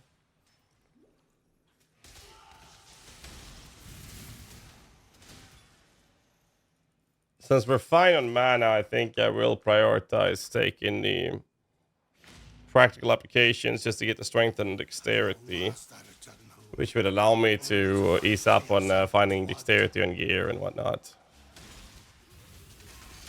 And we're level 41, so it's soon time for us to do the second ascendancy, which gives us a ton more strength, so we don't have to worry about strength too much.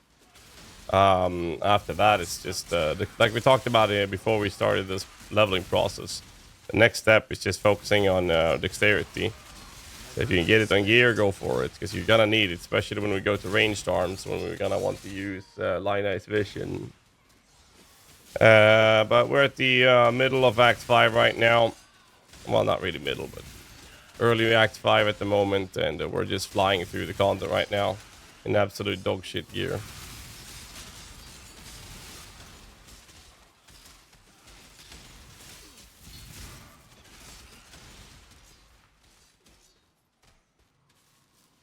That's it. SRS Bill, what did you run for your third Spectre as Arena Master or something else? In low budget, Arena Master and 2 Carnage Chieftains. This is displayed in the POB and the written guide actually.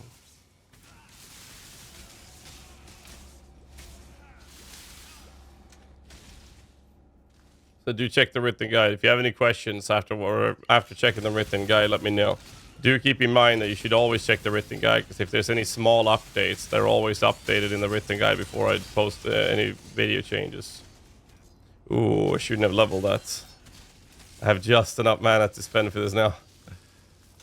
My bad. Like, we always have the opportunity and the option to spec into aura nodes.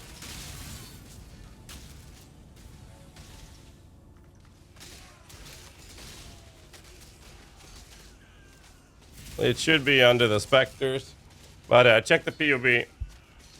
They're listing the Spectres there in the skill section.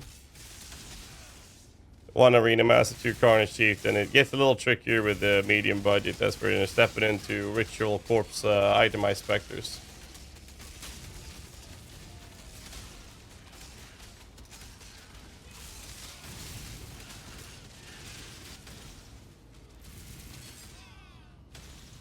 There we go. Chamber of Innocence. Accelerate weapon and ranged arms. Use a specific weapon, or we just proc it off the Baitfall. We proc it off the Baitfall. Appreciate it. Thank you. A pleasure. If you have questions, just fire away. Just make sure you always check the POB and the written guide. And if you ever have any follow-up questions, do let me know. I think I'm going to grab the aura nodes, because the mana is enough to cover us right now. As long as we use as long as we are using as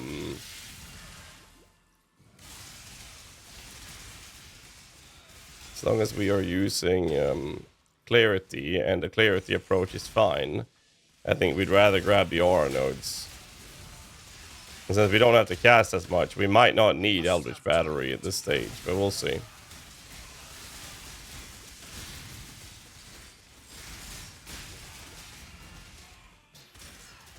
Good evening, guys, and everyone else. Good evening to you, good sir.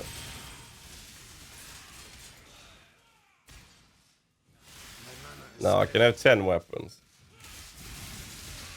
If you do any recommendation, try to find a build that you like playing. Make sure that the guide is good for new players, and go from there. No, sorry, I used them myself.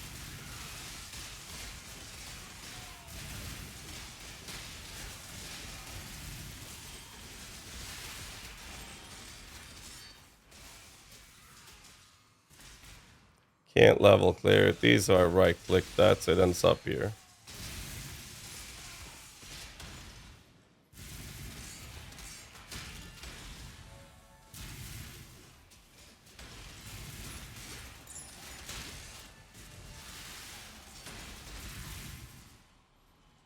Paladin Duelist build. Type exclamation mark build in the Twitch chat.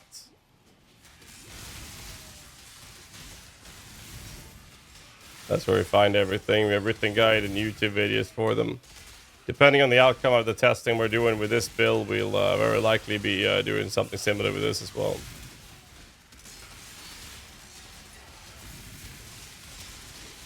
From the looks of it.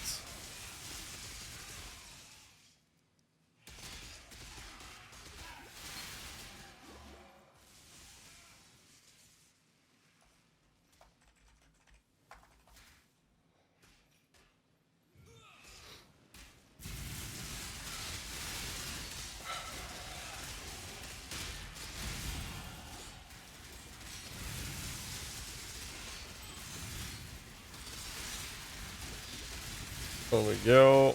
The offering is going. I mean, you see the damage, right? We grab this. Now we have tons of mana, and I can level that clarity up.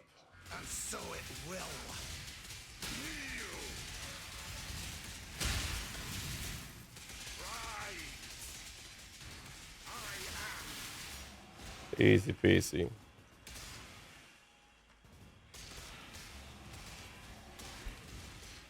Eight saying cluster. Eight passive.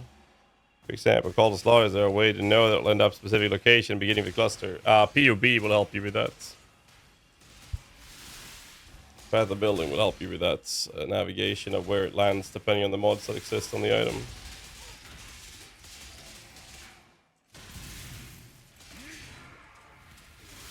It's the best tip I can give you there. When God has lost his way, the devout must set him back on the path.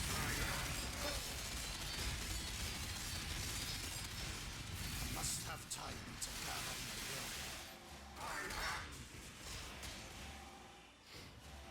will. This is so chill. On every 2 level of our gems, we get another weapon. My mana is spent. I like this very much. Definitely think that we do this, grab the aura notes, and then we actually go down for Grave Pact and then Sanctuary. At the very least for campaign, we'll do that.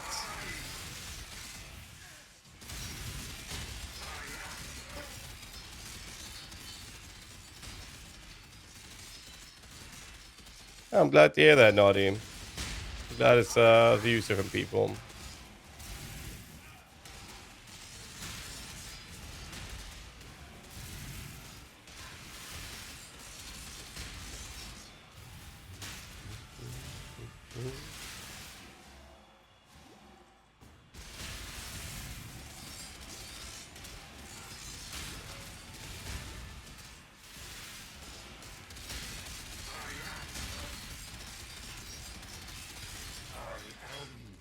Easy peasy.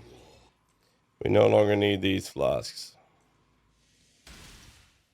What in damnation of... Don't need mana flask anymore. What in damnation have I done? It's gonna be animate weapon all the way. We're gonna use animate weapon on ranged arms later though. That's like the only change we're doing.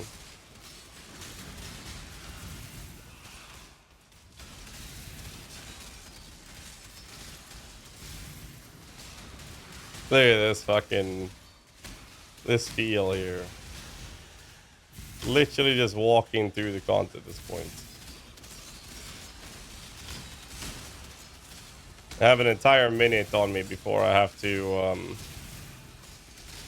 change my... before I have to resummon the weapons. So I'm basically just walking and convocating, casting my flesh offering every now and then. That's it.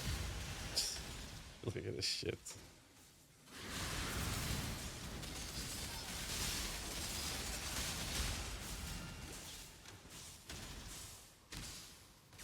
Yeah. Yeah, I made a range animate weapon in the past. This is just a puppeteer version, but we're making some very interesting changes to this based on Lolash core idea, which is dual wielding of all things. I'm gonna be honest, me playing a ranged as a minion build where I dual wield ones was not on my bingo card for this year. But here we are. So we sat up all night last night figuring out how to do this. Still don't need that mana flask. Time for us to ascend soon. It's not going to do much though. The ascension is only going to give us some strength. I shall cleanse this place of hallowed legs. We're doing so much damage right now. Like there's very little tips I can give people following along with what I'm doing right now. Simply because all I'm doing is summon the weapons. I run, I convocate, I click on an eye offering every now and then. And because of the way this is played, what's happening is that you're getting an excessive amount of kills that you normally wouldn't kill if you're playing in other types of builds. Because of the way the build's operating. So you basically get extra kills, which means that you're leveling way faster than you normally would when you're playing a build when you try to speedrun. Which essentially just means that you're going to be over leveling. Which is a good thing, because it means you literally can just keep running. And you speed running doesn't mean that you're going to be behind the levels. Check this box here.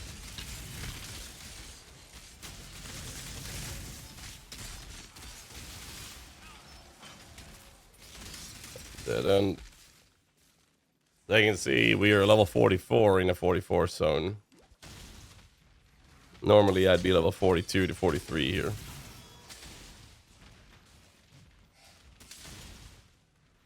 Yeah, the PoB currently doesn't have any leveling, and it's just it's still a rough draft. Good level here. It'll log out here actually. I'll grab the waypoint back. That is an option.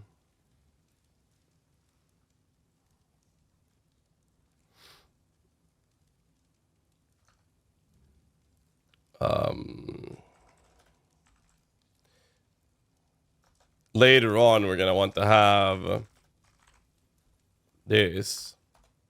That's going to be one of our next purchases.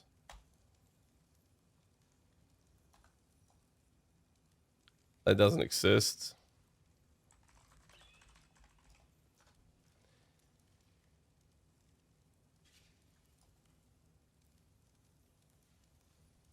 Okay.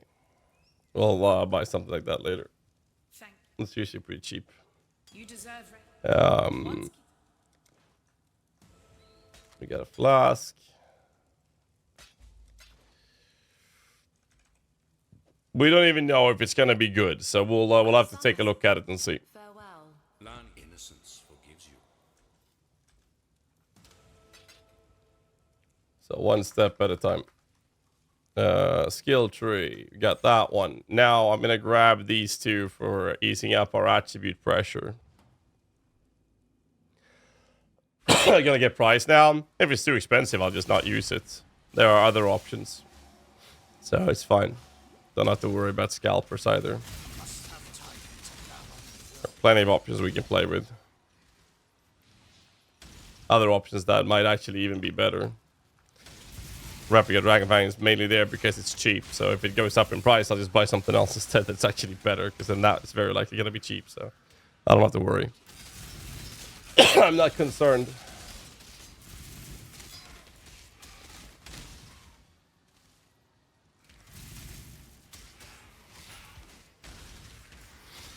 Change the command, Arcadian. No.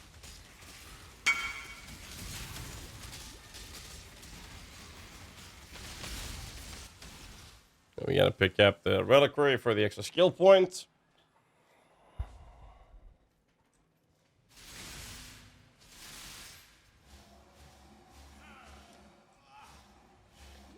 Ten weapons right now.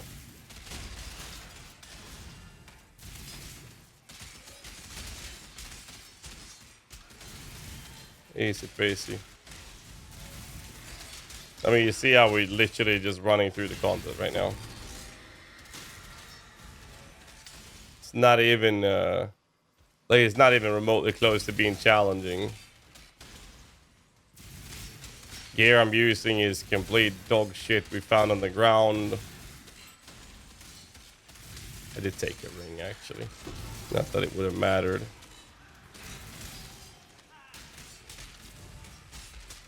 Well, we're not entirely capped in our rest, but don't have to. Ooh, Chaos Orb in the campaign. Hello.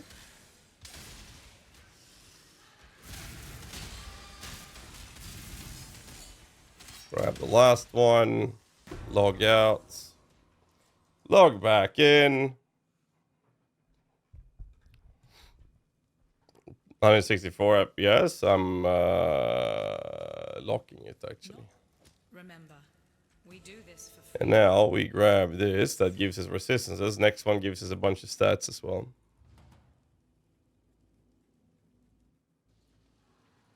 Go back to the reliquary. And go out here. Something wrong with the other character? No. Nothing wrong with that at all. Am I not allowed to play another character, another build? That sounds fun to play. without there potentially being issues. There's no issues on the other build. Animate weapon self-reflection. Quantity of minions. The way the builds would be set up is not giving us enough power for it to be worth it compared to regular animate weapon. So, some of the main reasons. There is always hope. There is always redemption. Nah, most people don't give a shit about animate weapon. That's why the things are gonna be cheap. But we don't know how good this will be, so we have no idea. Time will tell. We gotta figure it out. That's why we're testing these things. And then once we tested it, we can then verify whether or not it actually is gonna be great or not. And it's gonna be good, but if it's gonna be great, I don't know. Time will tell on that department. We will see. What I need here, dexterity, I'm guessing. Strength and dex, okay. Next level will give us some of that. Again, not concerned about that. Leveling like this has always been comfortable though. Come forth, ravenous one. Face the wrath of God.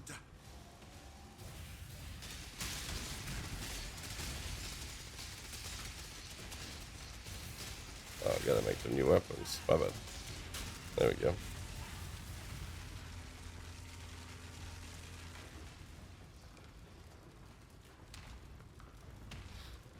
Reset your desecrate pool? You can't reset it.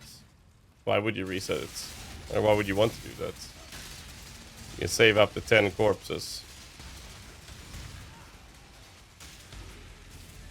So what's gonna happen is that up to 10 different specters. Once you hit the mark of 10, and the oldest one that you had will be replaced.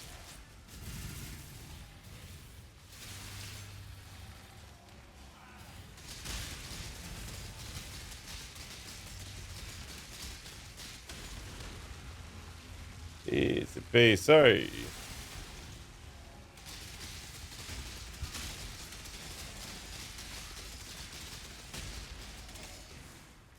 Desecrate pool is saved on your character, not the skill gem or anything like that. It's on your character.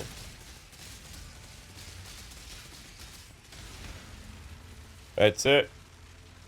That's Kitava, so that's finishing Act 5 in 3 hours. Did I go AFK to eat when I was logged in on this character, or did I log to another character?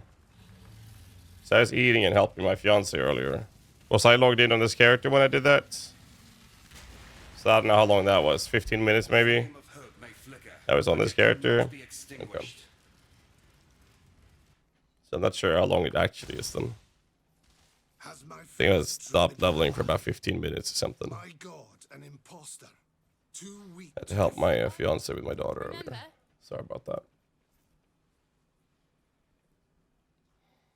Yeah, I mean, it's not speed running, but it's a pretty decent pace.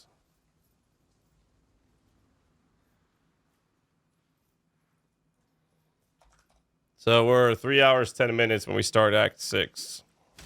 Look at our resistances. They're respectable. It is my honor to cleanse it of evil. We grab this. We can do this now.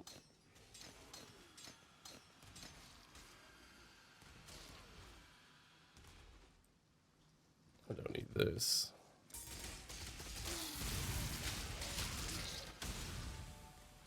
Fully clearing the zone.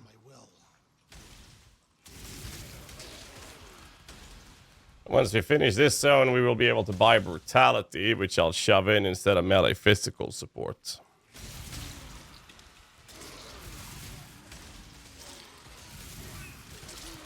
Shame I used that Quicksilver I dropped on the boots recipe earlier. Oh my god, I'm changing my white glove belt. It happened. We got an upgrade, baby. We found an upgrade.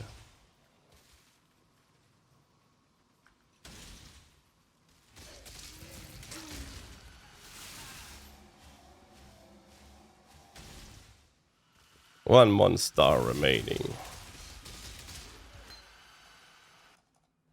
And now we can get Brutality from Lily Roth. Tied in time, wait for no man. Yeah, I could shield charge as well, but I'm deliberately not doing that since we are not going to use that later.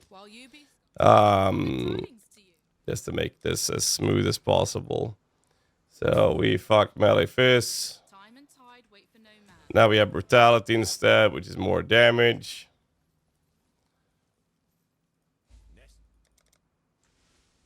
Blue. So here's an armor and a shield piece, right? That is 4 linked. So this will be easy for us to color. So we need blue, red, green. So this one's easier to color that way, which allows us to use something like a Alcorp or something like this to get some better stats than what we're currently operating with. So that's kind of how you can find an upgrade on your links. And for minion builds, utilizing that on your doing that on your body armor is probably one of the best places to go, because if you find a plus level of minion helmet, then you want to use that, obviously. Whereas chest piece is like whatever stats you get is fine kind of approach. So you see the mana, how much mana we have left over right now. We can keep leveling the precision, and we can keep leveling our clarity. So we still don't need to run Eldritch Battery at all right now. That'll kick in later.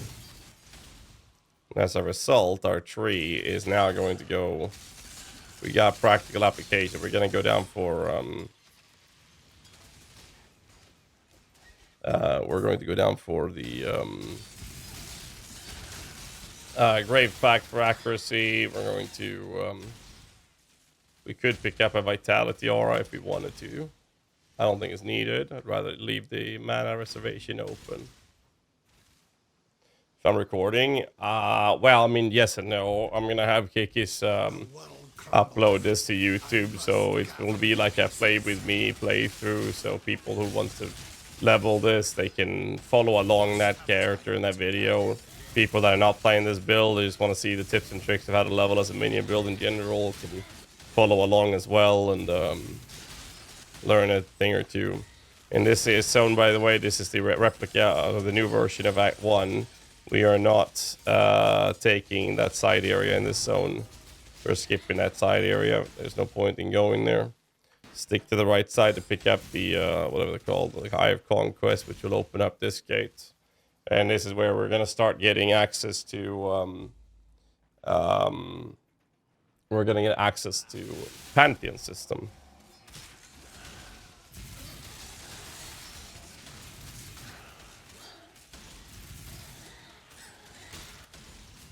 That's the current plan.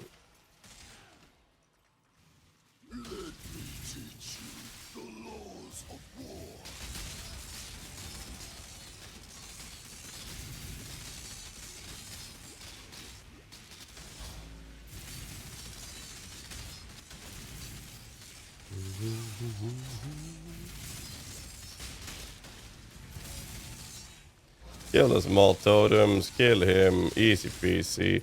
You can wait for Sin to stop talking if you want to grab the Pantheon. We don't really need it.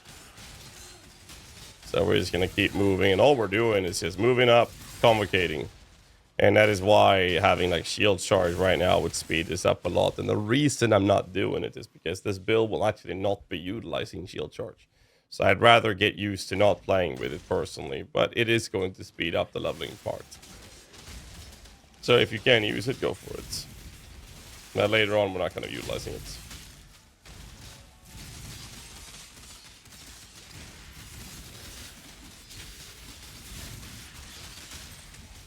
And as we level up higher with the animate weapon gem, we're going to go from 10 minions to 11. Has Phrecia treating you so far? Pretty well. I'm having a lot of fun.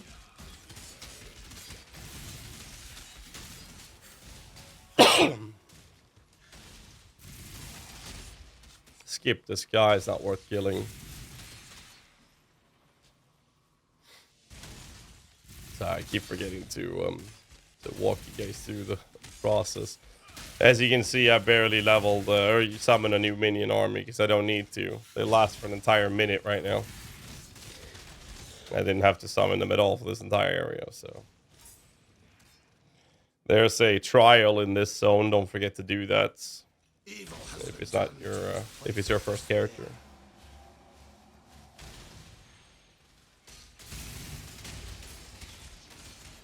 Another chest piece I could have looted there as well.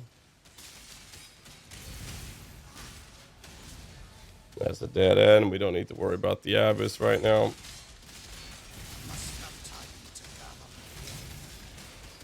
This is also the time where you're utilizing your bench craft if you need to fix your resistances, or for example, this body armor has an open prefix and there's no life mod on it.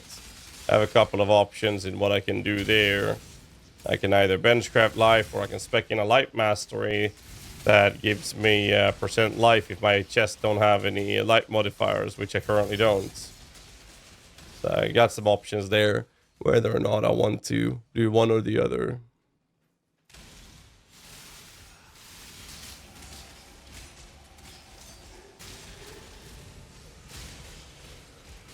Also, animate weapons are flying minions, which means they don't take damage from damage over time effects on the ground. And they fly through door openings if it's a gated door. Which is kind of nice.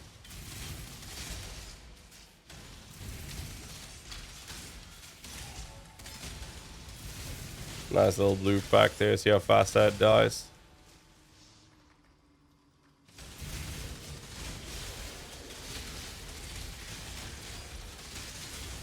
Yo. Easy peasy, as you can see. Still haven't summoned a new weapon yet because it lasts so long. I think I'm gonna have to here at the end though. Nova.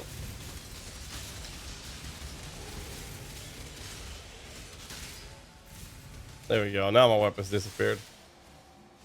And now we got them back. It's so fast to resummon them with this ascendancy. Kind of beautiful.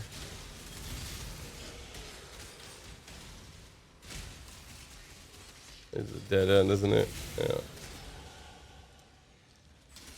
That node gave us more strength, by the way, so now we have even more strength to play with.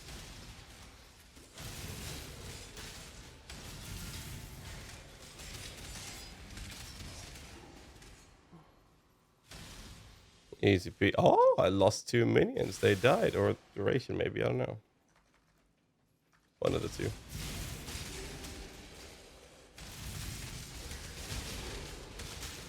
Just using offering every now and then, and moving up for the boss. I like to refresh the summon here just to make sure that I don't have them die on me.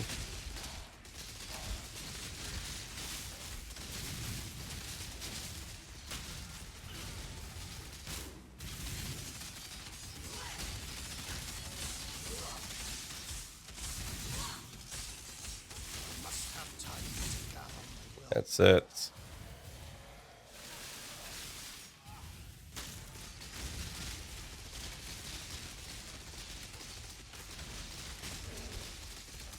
Easy peasy. Our final crusade sees its first triumph. And we're on to the next zone, baby. Very simple. This is Spirit Box Constance. That's the song name.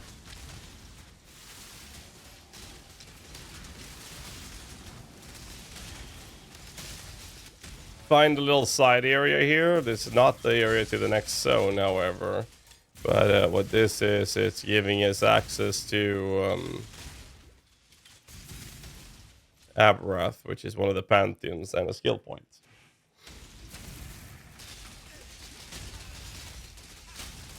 Quick and easy kill. Get him to half HP. Move to the next zone. I've never seen Spirit Box live. I want to though. I don't want them to disappear mid-fight, so I'm gonna resummon my weapons here real quick. Give them my offering.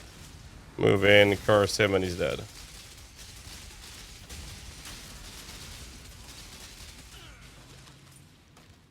Done. Now we move back out of the zone.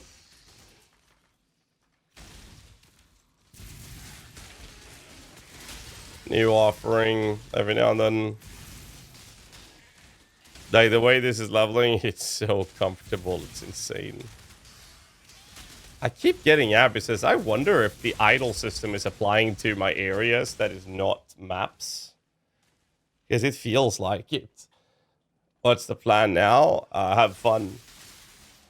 Animate weapon. I said fun. We're not going to play zombies. I said fun.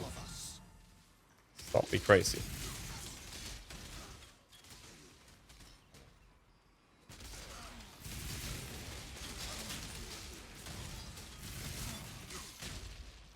Can't level precision anymore because I'm lacking dexterity, and that's okay. We are going to have issues with dexterity as we move forward anyways. So that's why it's very important that we do pick that up whenever we can. Mostly it's going to be from gear from here on out. Which very likely will mean that we'll binge craft it or something. We'll take it as we need it. Precision isn't super important. It's mostly for the accuracy. But we will be speccing into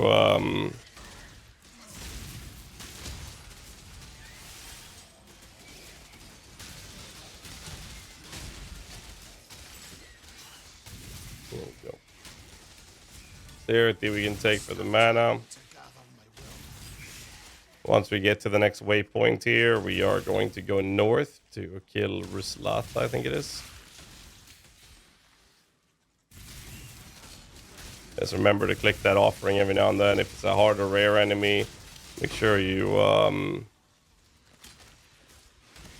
click that curse then.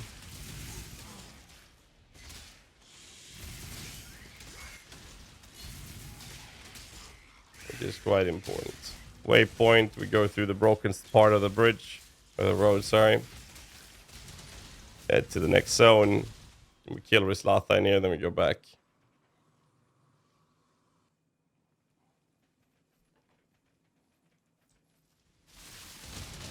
Get some minions. As we went through a loading screen.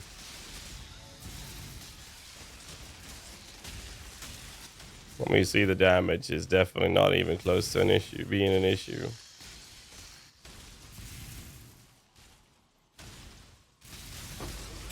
It's very straightforward. Spoons fall off in maps. No, the spiders are fine. It's just that once you do Uber Lab, the pendants didn't feel good to use at all. So that put us in this awkward position where it was better to just not do it at all.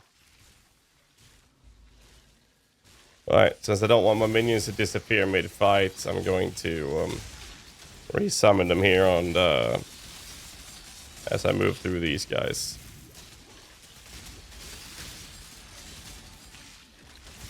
Curse him, make sure you have the offering running. And then he's dead. Simple and effective.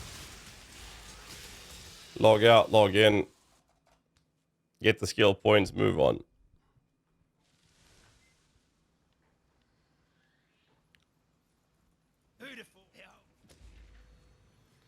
Darkly. Let's see if we get a plus level minions. We did not. And now we're getting accuracy. And we get some dexterity, so we level up precision there once as well. Now we gotta resummon our weapons because we're in the loading screen. Offering more weapons. In this zone, once you get to the end here where these guys are, you go straight south for the exits. Don't forget to use your convocation and offering every now and then. At least try to struggle. I'm sorry, it's just the build's good. What can I say? Like, I wouldn't even struggle if I tried to. It's just like... I could put leveling gear on this and it would go very fast to level. I am already putting myself into a position where I should be struggling because I'm using whatever the shit I'm finding on the ground at the moment. And we're not even speed running the way you should be speed running with like shield charge shenanigans and focus on ultra race strategies and shit. We're not even doing that. This is like a generic way that a new player can grasp and understand and adapt around. That's the whole purpose of what I'm doing right now. So we're tail end of Act 6 right now, and it's been 16 minutes, by the way. And again, you can speed this up. We've done every side thing you can in this area. And we're at the second last zone of Act 6 in 16 minutes. And we could cut that off with a couple of minutes if we had shield charge strategies, for example.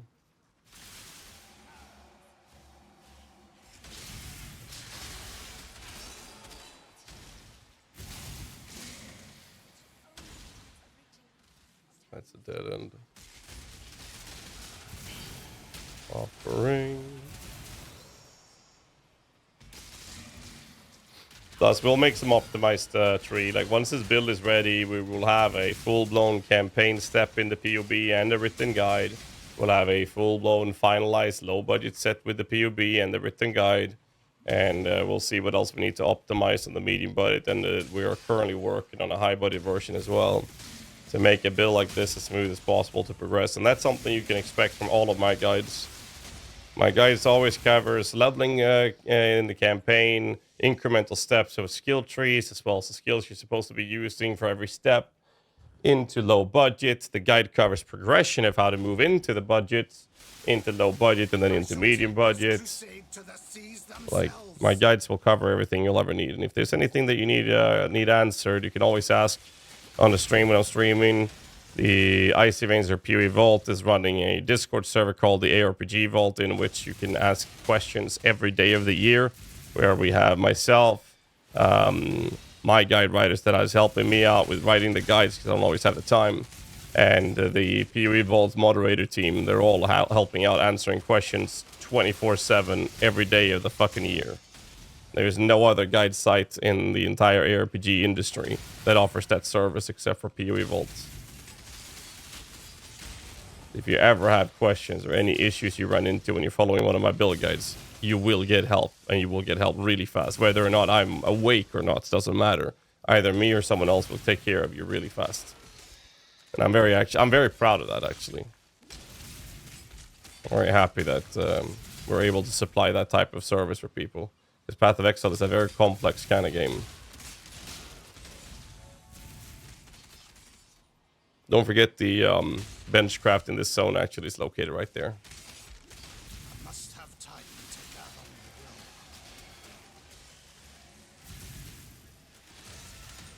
Get some offerings going.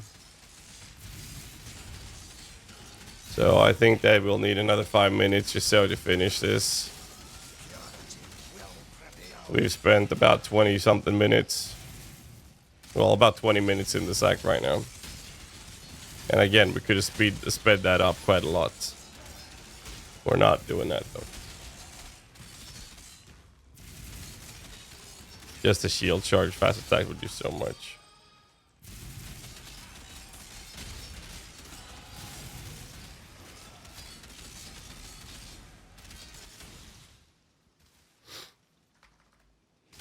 Next. We try our best. I know you can't please everyone, but we try our best. And I do everything I can to make sure that my guides are as new player friendly as I can make them. And I'm happy with the result of them, but you know, sometimes I make mistakes. It happens. We're all human. And if you find out anything that is confusing, even a spelling error, please let me know so we can fix it. Right now we're doing the leveling of this so that we can see what we need to adjust in terms of the leveling guide for this. So far so good, I'd say, though.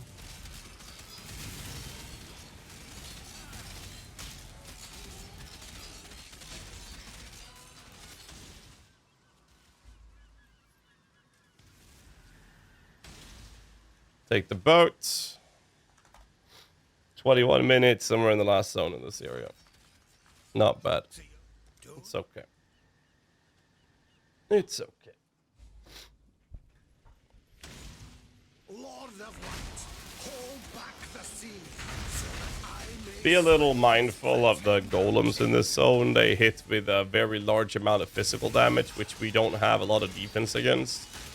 So if you encounter like a rare golem in here, they can actually slap a lot. So just be mindful and, you know, have some respect for their damage output, and you'll be fine in this zone. Basically, these guys hurt like nothing. You can walk into these balls. You're not even gonna care about it. But these golems, they hurt. Even the regular versions actually have a tendency of doing a bit of damage. But if you find a rare one, have some respect for it. It's not uncommon to get completely one-shot by these guys. Especially if you decide to play in hardcore. A large pack of them can be scary, but mostly it's fine. Just be mindful of that being a thing. That's a blue pack. I want that. Thank you.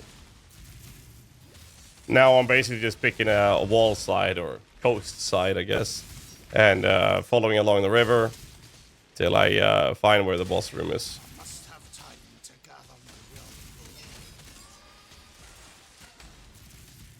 So I'm just using the left side wall. So I'm just following this. There it is. So strong. So dedicated. A man like you would never disappoint a lady in need. You're a gift, don't you see? Oh, look at my mana. Actually chunking my mana, but since we don't have to cast it that much, it's actually kind of fine.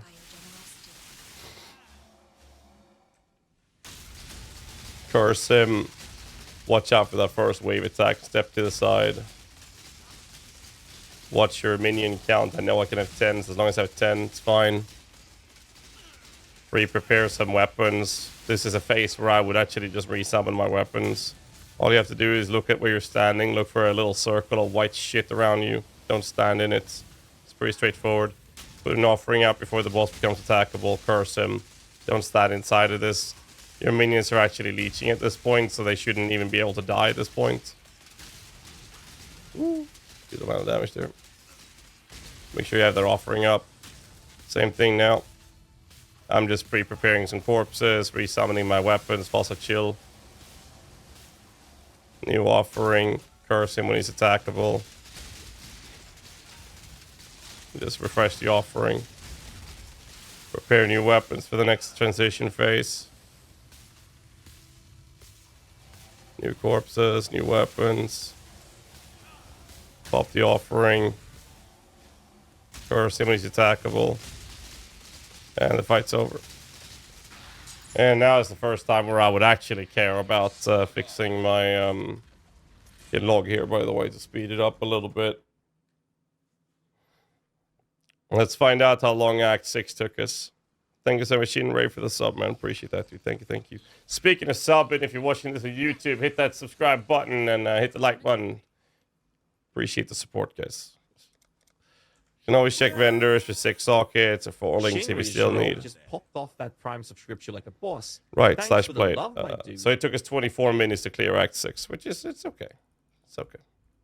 Now we're in Act 7. We are going to do the lab at some point as well. Now, we don't really benefit that much from the second lab, so I might just skip it and do second and third lab back to back instead. This third lab will actually do something for us. We'll get the crit strike chance of our main and weapon applied to our minions, and most importantly, in the early stage at least, our minions becomes aggressive. Follow the road here. I explained before, because of the way this build is operating, you just follow the road. You don't have to go out of your way to level. Like, this is a level 50 zone, and we're almost level 50. So you're not really falling behind on levels either, allowing you to have a very smooth progression. Rare box, I'll happily press that. Stay away from that. 1 minute duration on your... That's a nice pair of gloves. Can I utilize that? Yes, I can. I can move these gems elsewhere. And I can equip that instead, so I get some more life. That's not bad. Still, all my weapons are still alive. Don't have to resummon them. Here I have to resummon, get the waypoint, then head south. It's completely random, Sod. Harder rares, you want to put that curse on.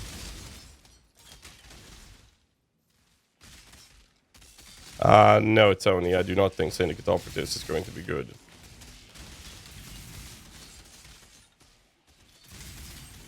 Crab usually kills me more than any other boss in campaign. Can't see a damn thing. It's with some more experience in the fight, it's you'll be able to spot the things much easier.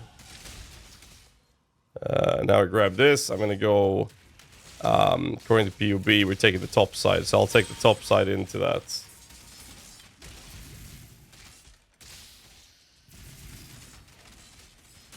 Make sure those offerings are placed every now and then. Keep the pace up so you don't have to resummon your weapons. If I clear this zone in 65.6 seconds after summoning my first weapon, and I don't have to resummon them, and that's kind of comfy. Just follow the road. Change the Arcali. I made a video posted about that already.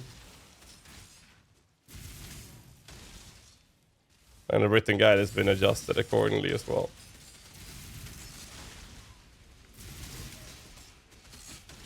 Still, next zone, still have all my weapons. It's super comfy.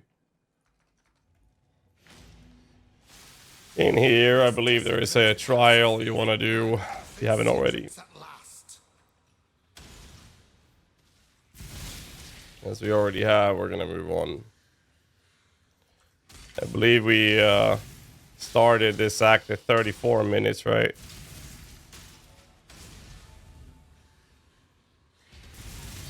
Oh, that hurts. It's my resistances right now. Almost capped already. Helping Alira and Pure Development is basically carrying that.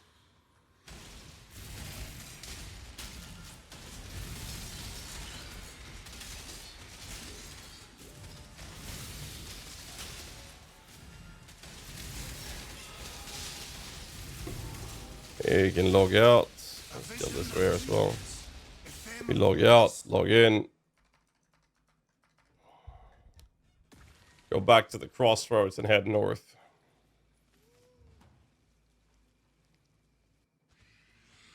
Range version, yes, you can. I think I would level with the I think I would personally level with the melee for the free splash, because you're essentially playing on a 5-link when you play like this because of that. One of the many reasons why this is so good. So I think I would do it this way for leveling, and then I would change the range when I get in Lionized Vision, which is a 1 chaos item, which is basically the low body version of this build. Same way in here as it was when we did this in Act 2. Every side zone of that area leads to a guaranteed Magic Pack enemy. The continuation of this area requires you to finish the middle zone now. So here's a Magic Pack of enemies. Oh, I can have 11 weapons now, as you can see. Because I have this Malagaros map that we have to do first. We finish this. The next area will be down here, and the Magic Pack is over here, but we are way good on levels. As we're good on levels, we don't have to worry. Follow our wall side here, and just find a bridge that leads to the next island. Rinse, repeat till you find a boss room. Are you tired? Your voice started to drift to deep metal voice. No, I've been having an ear infection the last week.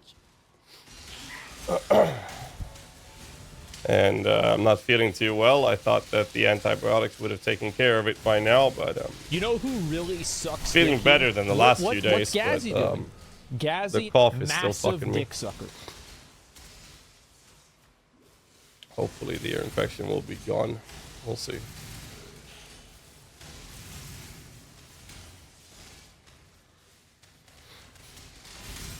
Puppeteer changing command can be good. No. Not poison, no. If I did that, I would do... I would rather do it as Arcali. So, resummon your weapons here every now and then is usually pretty helpful. Just to make sure that you don't have your weapons disappearing on you.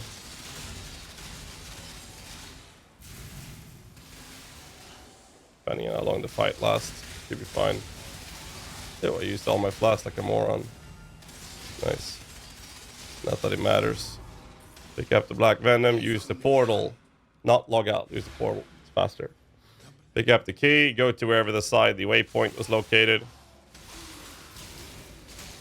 And that's it. Down here is a another trial if you haven't done it already. You swap the range enemy weapon. Yes, I will do that for low body build later when I pick up a lionized vision. That's the plan.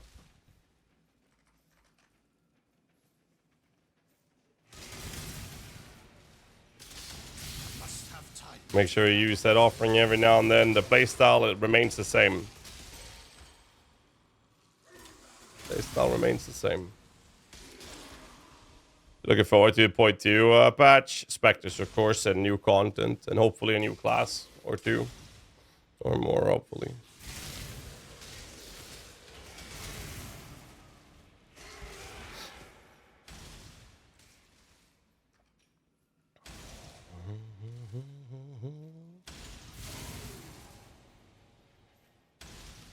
Here's the trial.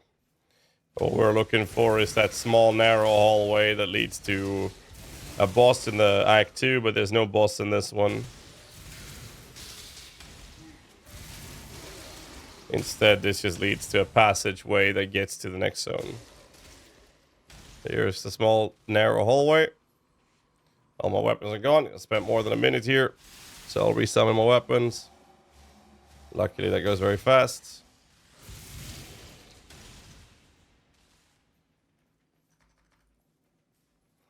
Easy peasy.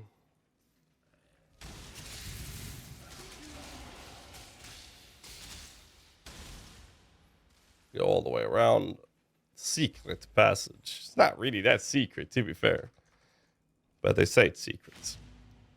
Spec this to get the sanctuary. This is now going to indicate that we will, in fact, want to get a shield. So we're going to check the vendors for a minion shield. Or if you can't find a minion shield, we'll use any shield. Make sure you get your weapons back up. Offering. And it'll take care of itself.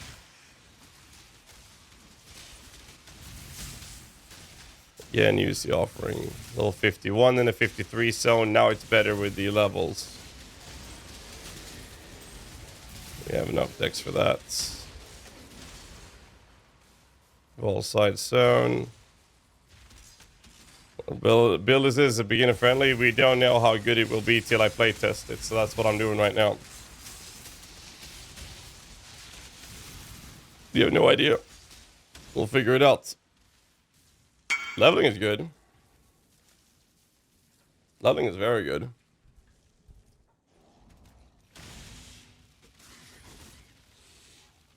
The fires of greed burn eternal in the hearts of the unworthy.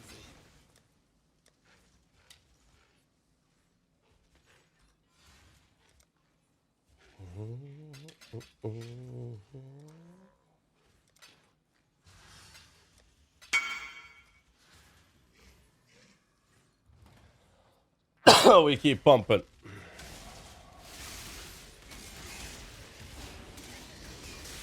Link with Phantasms, nothing right now. Do I even have Phantasm still supported somewhere? I shouldn't have. Oh, Jesus Christ, that hurts. No, I don't have any Phantasm linked anywhere.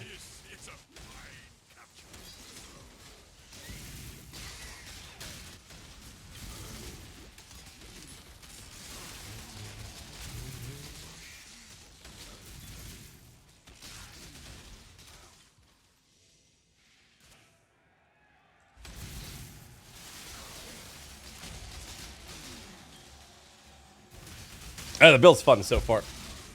Like, the leveling will work with basically any minion build, the way I'm playing. It's just that I'm going through the leveling process of how I level with this specific build. We'll post this at YouTube as well.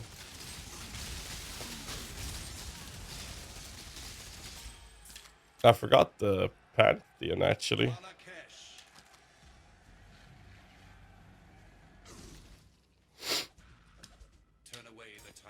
And if you did, just talk to this little motherfucker. This pretender shall now serve the cause. Hold up. 11 stack, that's 11 of my enemy weapons. Prefer minions to PoE 1 or PoE 2? PoE 1. They are way better refined. Should be interesting to see where minions will land in PoE 2 once they finally fix all the kinks and shit. Like blood, you know, Hodor, holding the door bullshit and stuff like that.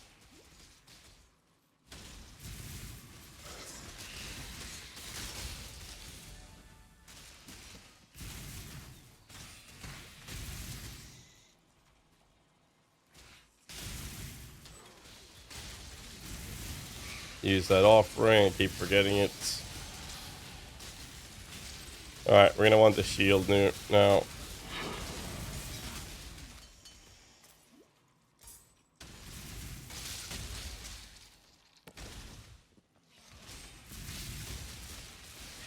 We're looking for the entrance to the dread thicket at this point. There it is. No, that's the exit. Oh no. That means that the area is on the south side, which is super rare that that happens. So if you encounter this issue, what I would normally recommend is actually go into the causeway and then get to the waypoint and port back and then find the area to avoid losing out on backtracking.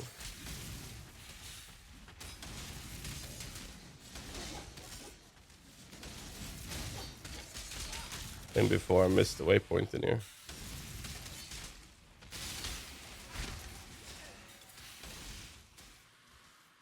There it is.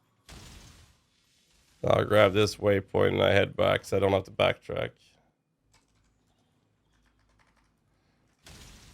Oh, there it is. I missed it.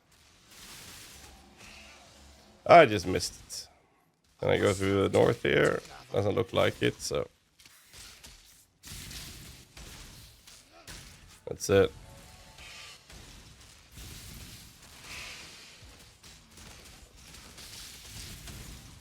Dread thicket, pick up the fireflies. Make sure you summon your weapons before you start. Gets pretty fast. Done. Don't forget your offering. Energy shield pieces. Trash.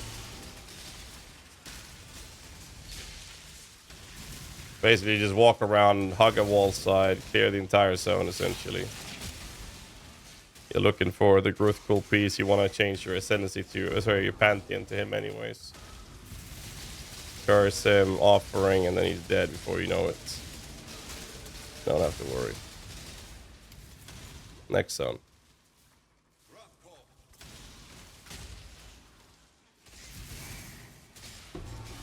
Offerings. The 1512. That's the amount of subscribers this channel currently has.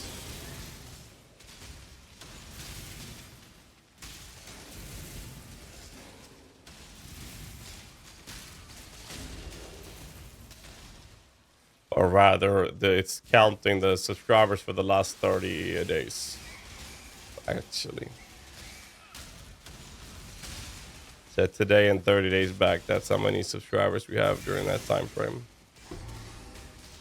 Deliver fireflies to Gina. Since we did get the waypoint, I can then log out. Otherwise, you'll have to run out and then move up.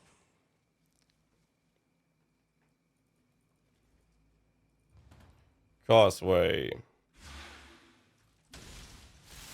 34 is where we started, so we spent 25 minutes in this act so far. No, less than that. Sorry. We spent 15 minutes. Is that accurate? Yeah, we spent 15 minutes in this act so far. My bad. And we're almost done with it.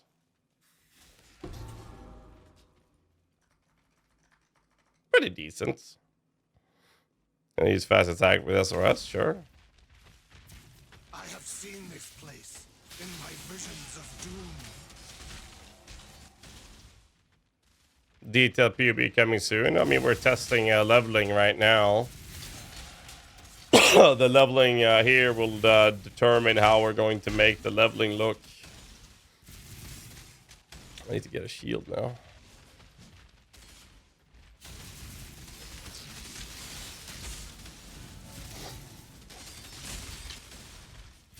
I must have time to gather my will.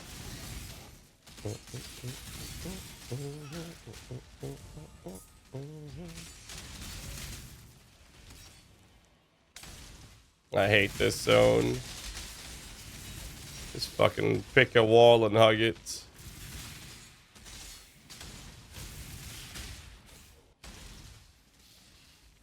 I'm guessing it's down here.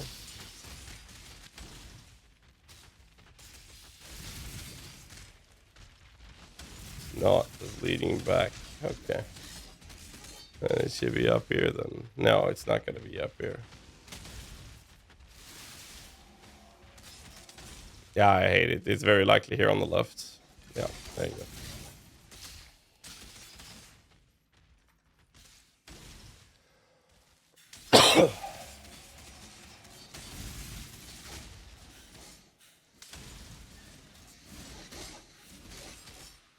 Yeah, there's only a handful of YouTube chat saying that there's only like 4 layouts in this area, and memorizing them can help a lot with this.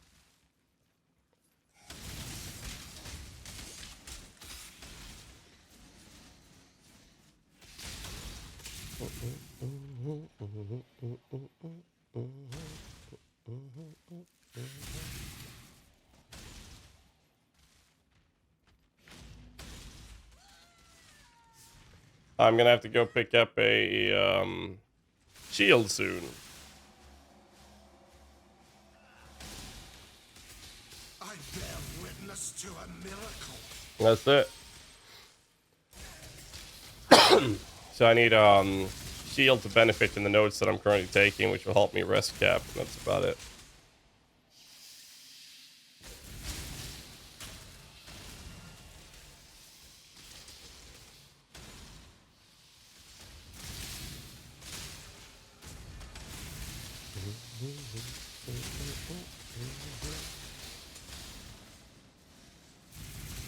Not sure if there is any way to navigate this specific zone better,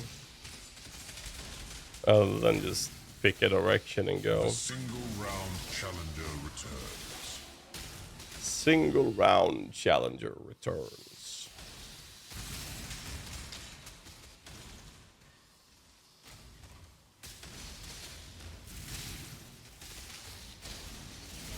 The taunt.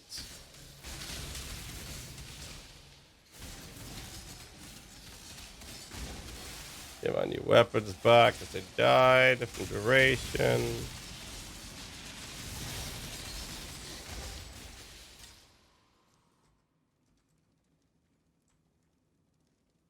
Deeper into the layer of lust. I shall stand strong against temptation. Oh, lol.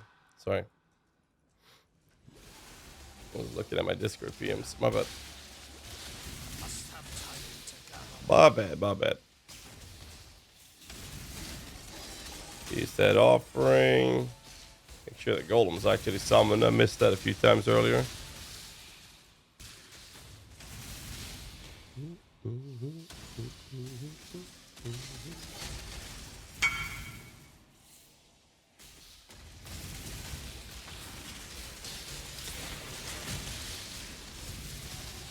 Yeah, it looks pretty good, yeah.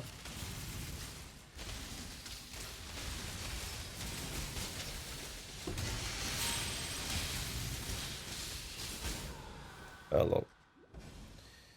Actually, pay attention now. This is where I kind of want to have the shield equipped. That would give me some block chance, and I would lessen those deaths as well. Seems like I actually have to focus there. Apologize, boys.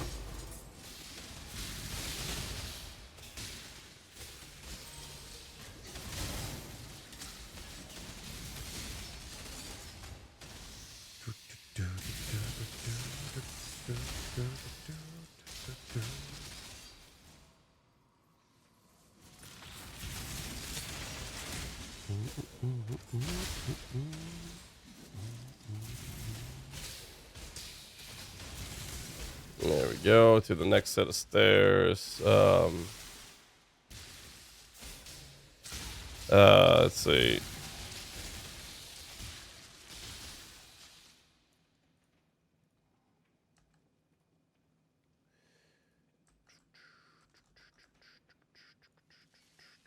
Let me see what this was.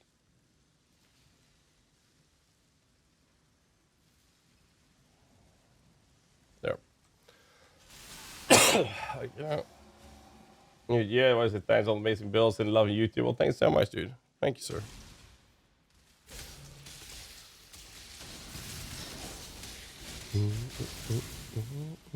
Oh, I know spiders and spider build because I wanted to play it with spiders and test it out.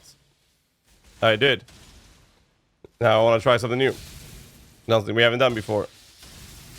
So we have this really cool, interesting new take on what to do with the enemy weapon on a puppeteer that I want to give it a try. On paper, it looks really good. That's the current plan. All right, so I've been here for 22 minutes now.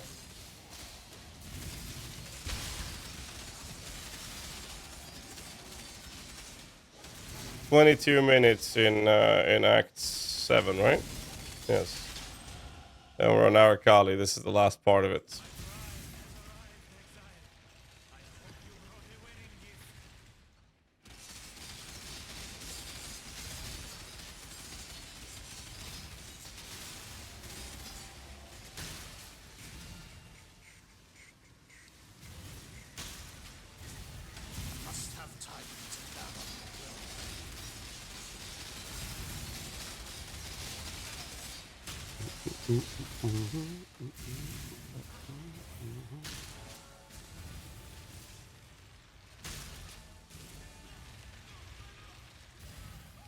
New weapons up just in case.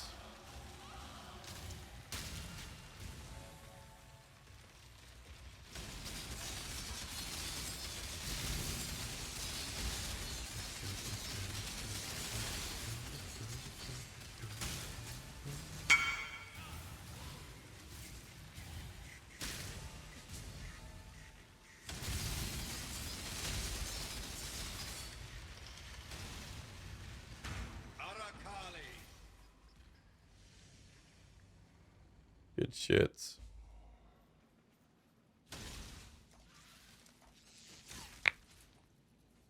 A build puppeteer. Enemy weapon.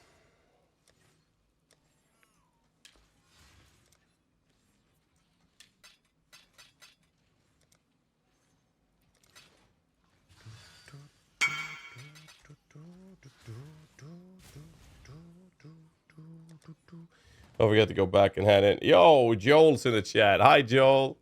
How you doing, Joel? Good to see you, dude. Good to see you, Joel. Turn your one. Yes. There's an.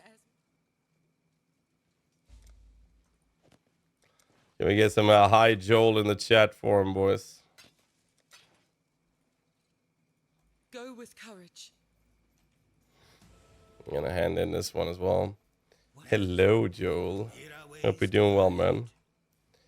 So we're gonna do this, and now I think we move towards. We're good on mana still, so I'll go for devotion. But what I will do is I will see if we can get a shield. There's a energy shield with some lightning rest. I'll grab that. Yeah, that's perfect. Need a green. I'll do this. We don't need that. And now I have a shield for some defenses, but I also have a lot more energy shields, so now I could theoretically spec into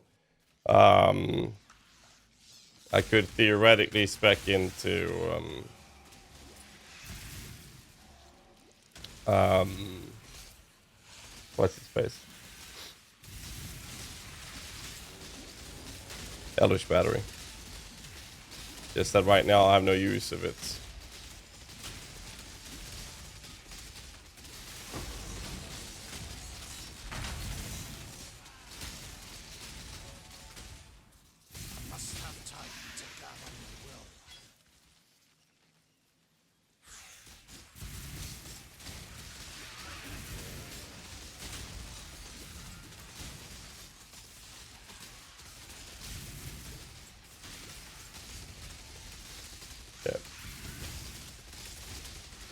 You can type exclamation mark AW for it in the Twitch chat. Is there a written guide for this yet? No, we don't even know how the leveling's gonna be. I'm doing some tests right now to see how we're gonna level this build, but we have an initial draft of a low budget and a medium budget PoE for this build. I'll post it on the in the pinned message on YouTube, and Twitch you can type exclamation mark AW for it.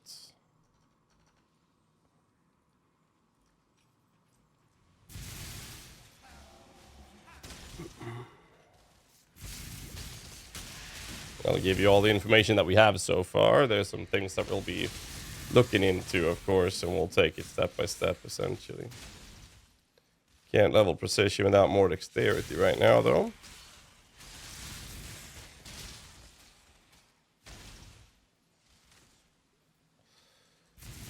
Gotta get some new weapons out. As soon as that hits another level, we'll be able to get 12 weapons. I believe. Or if it's 2 levels.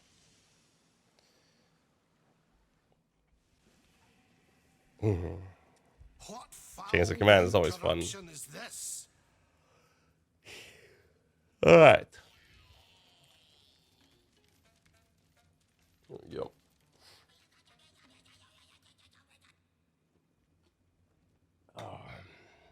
It seems it is my penance to endure all the filth of this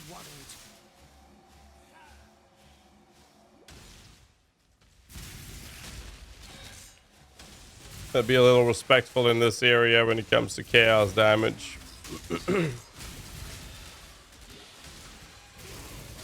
Other than that, the playstyle remains the same. We run, we convocate, cast our offering in the back, some enemies every now and then. If there's a harder enemy, place your curse. It's not real. I mean, it's not really any changes. This is how we're gonna play this build all the way up till we're done with the campaign and we get to the point where we're farming mercenary lab or merciless lab, sorry, in which we want to stay farming that, or you just buy it till you get the animate weapon of ranged arms skill. And once you have that, that's when you want to start transitioning into the official low budget PoE of this or version of this build, essentially. And that's it. Like, it's very straightforward. I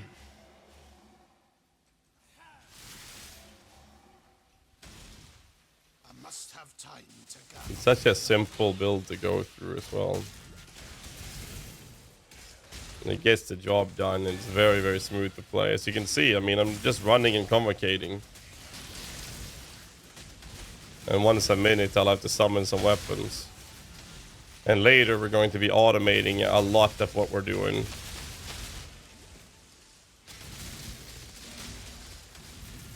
We're going to minimize the necessity of pressing buttons.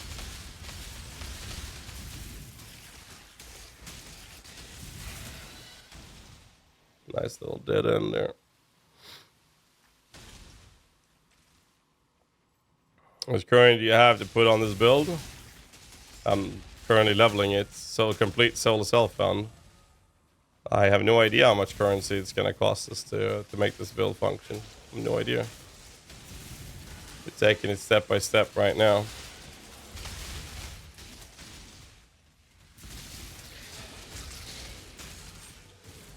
Maybe self-casting it better without blade fall. You need blade fall to generate the lingering blades to summon the weapons. So no, it would not be better without blade fall. Not even close. You're actually doing yourself a disservice if you do.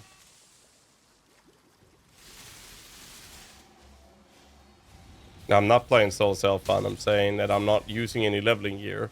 Because if I use leveling gear, it'd be very hard for me to pinpoint what is needed to make this build better or not.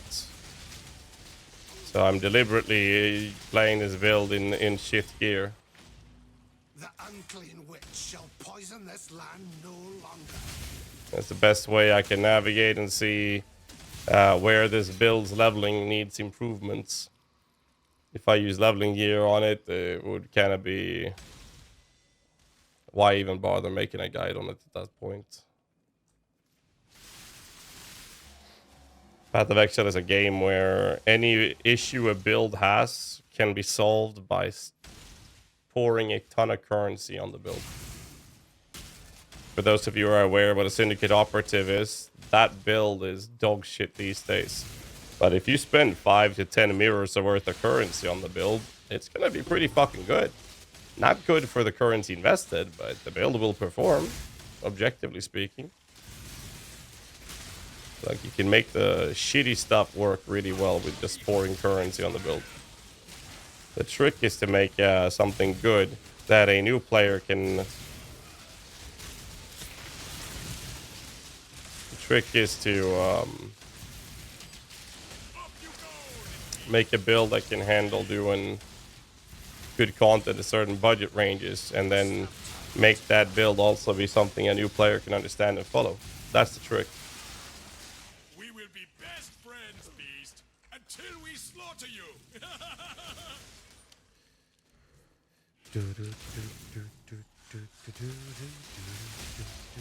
What's the best mini build right now? I would... that depends on the budget. I think campaign leveling the Servant of our Kali due to Envy is probably the best. I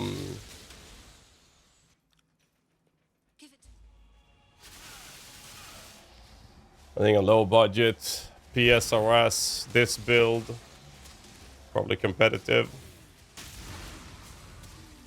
Bama probably at that point as well, actually. I think that for medium budget, probably Herald of Agony.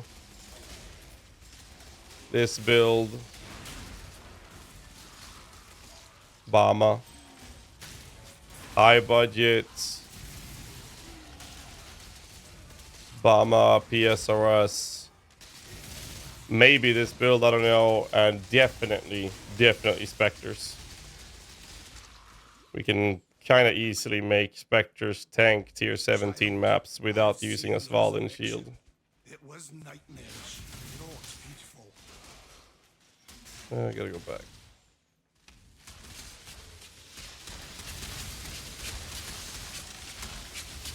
It's always hard to say this build is the best, because there's so many factors taken into consideration. You also have to tackle the idea of bossing versus clearing and defenses. What's the purpose of the build? What kind of content will it farm and stuff like that? How expensive or how hard is it to set it up and all those things. It's a lot of factors. I'm taking Marionettes first, and then Rotting Might, or whatever the fuck it's called, into Feeding Frenzy, into Marination. Here's a tip for this zone, by the way. You want to find the doorways, and, see if there's a corpse laying outside the door. If there's a corpse, see here, that's a corpse right there. That means that way is progressing to the next zone. If there's not a corpse, it's most likely a dead end or leading you into a dead end. There's the Gemlins.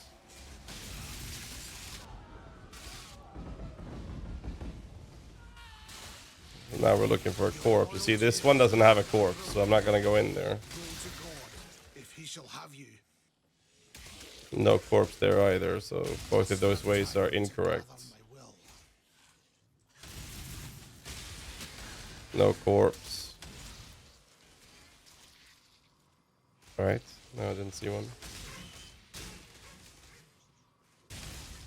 Go up here. Nope, that's a dead end. That's a corpse, or well, half a corpse, I guess. There's half a corpse there. Body parts, rather, I guess. No corpse there.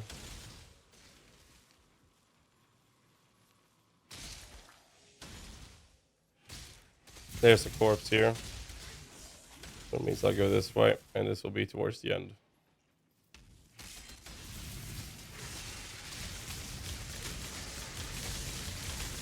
Easy.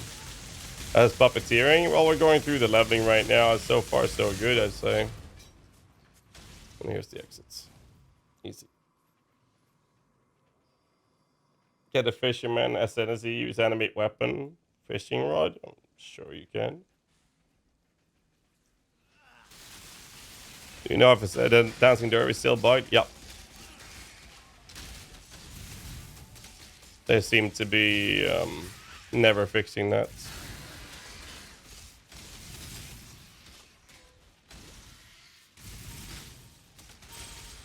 I've done what I could with pushing them to try to fix it from my end of things.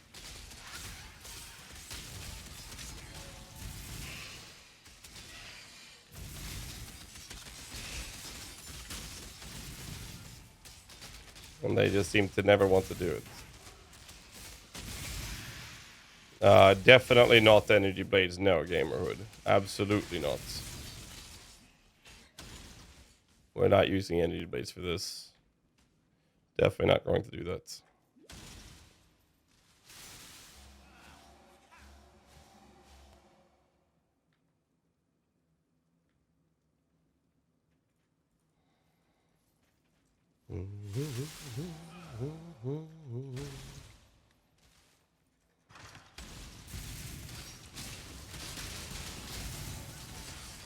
Kisses from Greece. Yeah, I don't think you want to kiss me right now. I'm still sick as fuck. So appreciate them.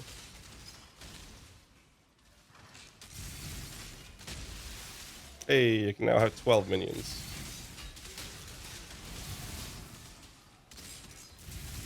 So we want to follow the carpet here. We're in Act 8. And now I AFK a little bit for 4 hours so far. It's pretty decent pacing. I think we'll finish the entire campaign in a little over 5 hours, give or take. At this pacing, at least. That's pretty alright.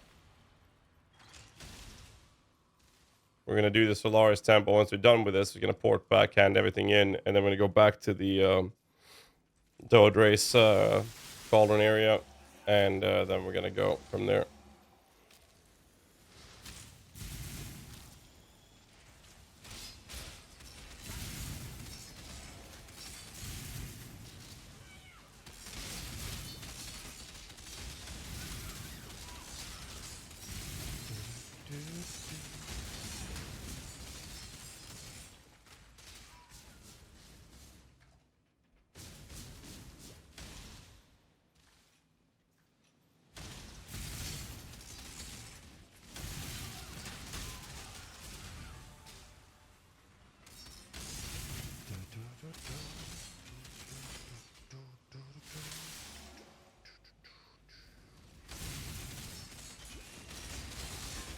Good shit.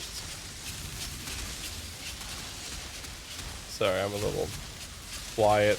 Don't really have anything to add to this part of the leveling, to be fair. Devotion, let's see. I think we're just gonna head down, or we go for the Eldritch Battery.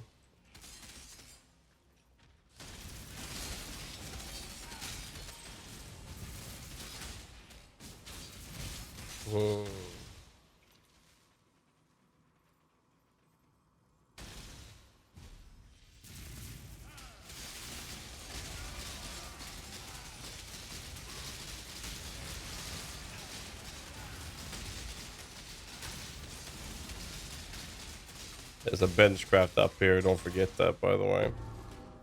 Log out, log in, save your portal scrolls.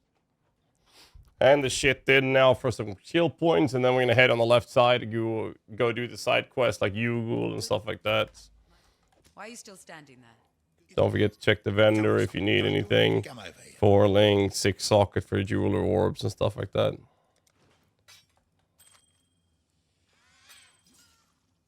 Stay out of the shadows.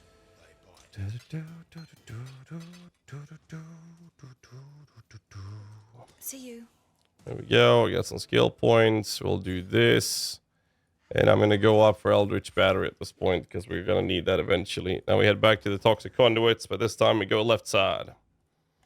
There's a benchcraft right here somewhere. Don't forget to pick that up. Ooh.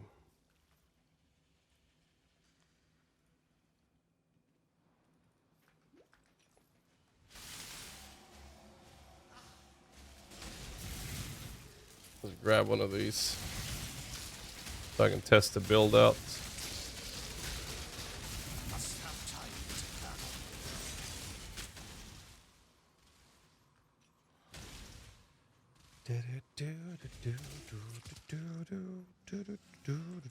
The effect about my character. That's my offering.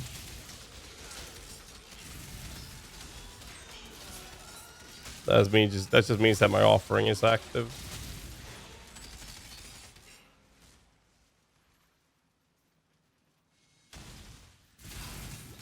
I don't think I want to pay more than that 1 div for that amulet, actually. Not worth more.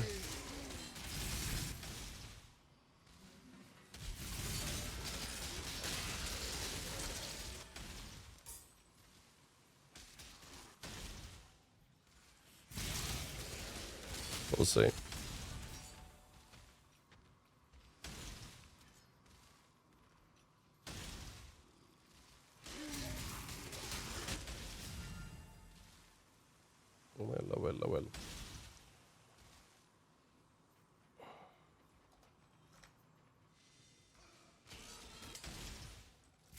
Well. Oop, might need more weapons.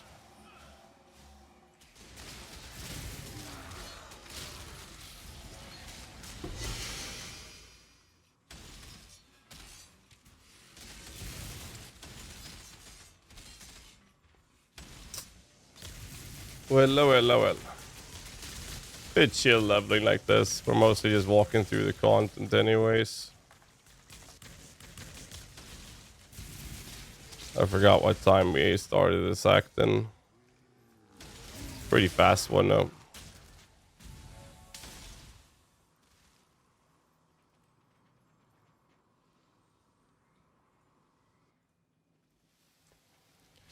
Citizens and nerds are going to be using this build. Marionettes. Actually, just type exclamation mark AW in the chat. You'll have the first initial draft of the POBs there. No, because you'll need to kill the stuff yourself, Big Diddy. And now you'll need to have Gravebind. I just don't think it's worth it, personally. So we're going to do this for the Yugal fight. Get the skill point to this guy. We could ascend now as well, but we'd only get some strength, and I don't feel like we need that. So I'm just going to chill with ascending until we're actually going to do the Merc Lab Ascendancy, which will actually give us some power. Ow. That hurt.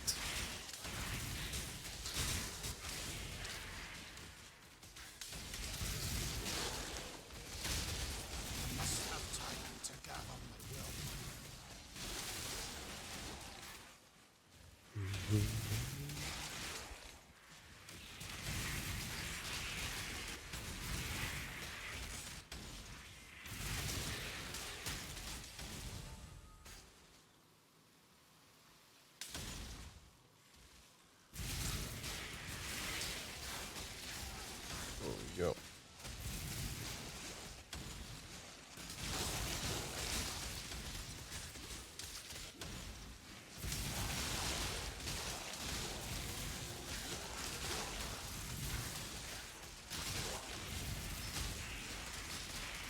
Easy peasy. I suspect the build. I never got to play it yet. I will play that as my character after this one instead. I really wanted to play that this time, but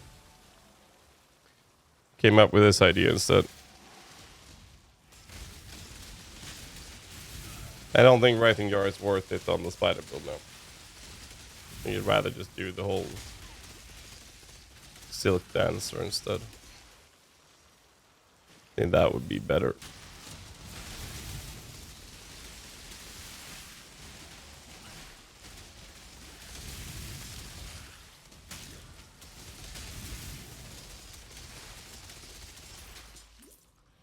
Log out, log in, pick up the skill point, move back to the bathhouse, move out, get to the Lunaris orb, pick that up, do the endgame boss, and then this campaign, this act is over. Very straightforward. Good luck to you. And we are moving up for Eldritch Battery. Bathhouse.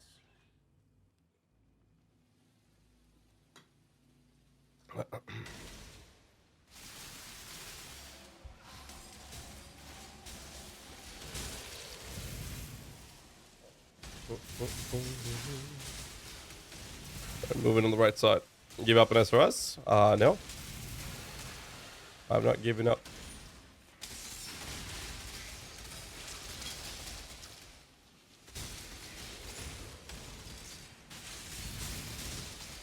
I am doing another project right now. Can't believe I'm paying a divine for this fucking thing. Should be like a couple of fucking chaos. Whatever. It's pretty bad rolls on it as well.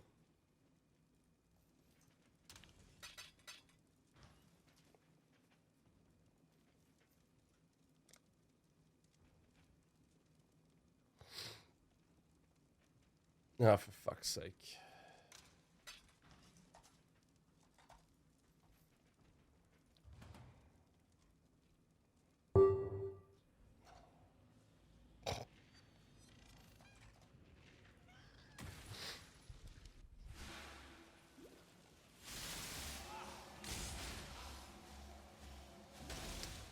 Good luck paying that, dude. It's bottom rolled. You put it up for 5. I don't want to pay 1 div for that even.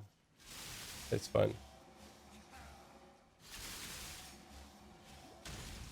He's probably getting spammed because I'm guessing a lot of people in the stream wants to buy it as well.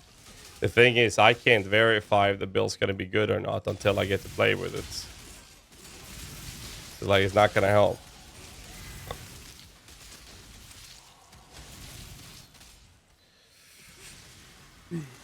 Downside of being a streamer.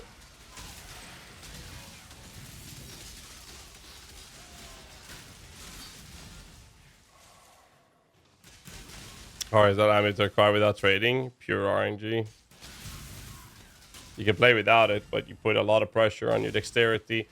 But you probably would end up with a better efficiency with your build without the amulets. The main reason we added it is because it is normally extremely cheap. It's normally very, very, very cheap. Very likely I'll just change the amulet to the better one instead, but I don't want to say which one is the better one because people are scalping in the chat right now. So I'll just change the build to use a better amulet instead. Normally those amulet goes like 20 chaos. 1 div is already way too much in my opinion. Especially for a bad roll like that. So I'll just change the build. Pretty straightforward.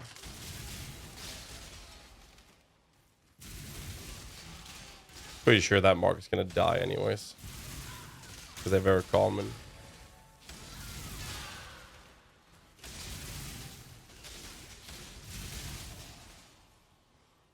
Did the spider build work? Of course.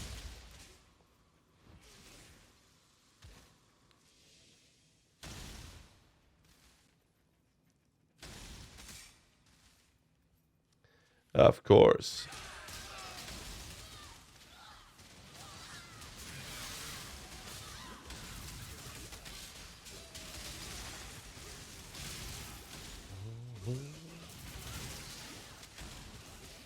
I should start making not showing PUBs till after I play tested them. I'm gonna change the amulet on the build.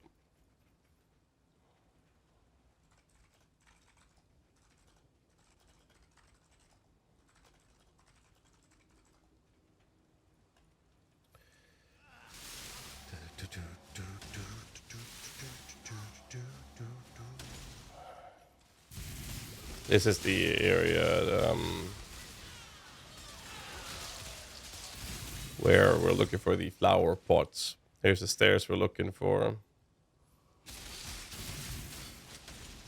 So what we're looking for is the 2 flower pots on one side and 1 flower pot on the side we actually want to go to.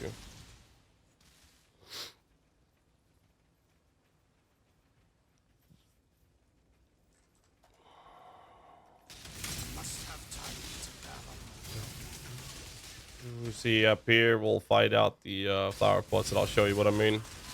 So you'll be able to tell which side to go to.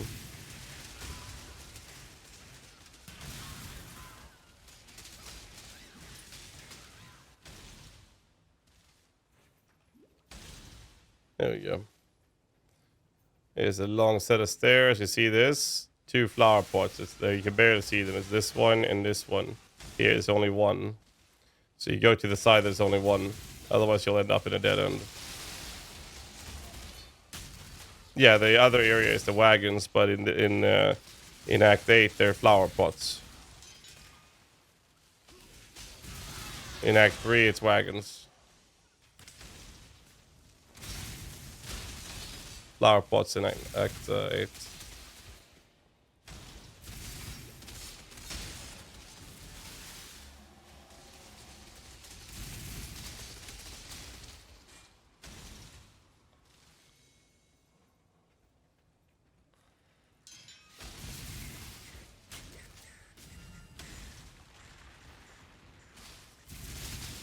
I like to resummon my weapons before going into this fight here. And then we do this. Offering curse. Don't forget the bench crap later, by the way, in this zone.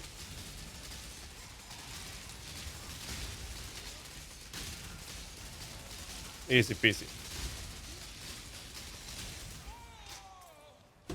Benchcraft is located up here, by the way. There. Call to the touch. Log out, log in. Easy peasy. Oh, it's inspectable. I haven't had time for it yet.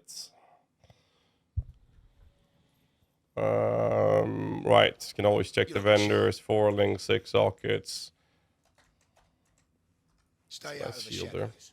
there. They bite. And then we move on. Back to the Lunaris Concourse. Move down to the right. Doing this. Get some weapons up. You don't need all your minions. You're only going to run here for a little bit.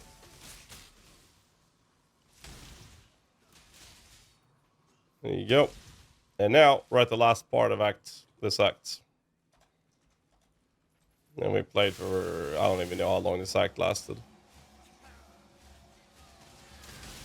Not very long.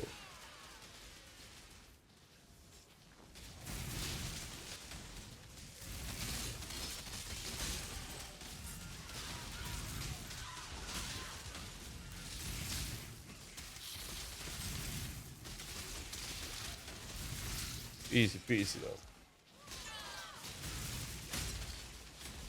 Now we're at the end.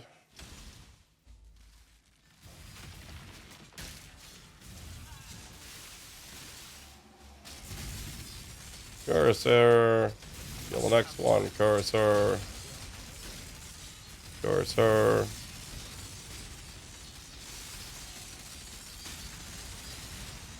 Curse the next one.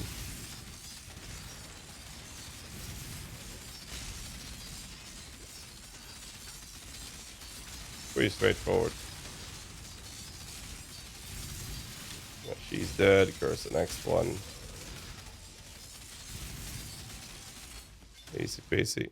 Moving on. We're done with Act 8. Now we're in Act 9.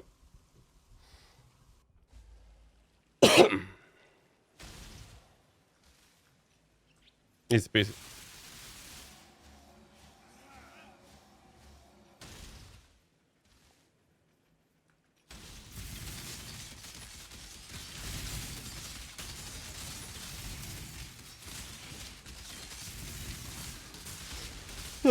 Oh shit. Get tired of fucking medicine. Gotta wake up.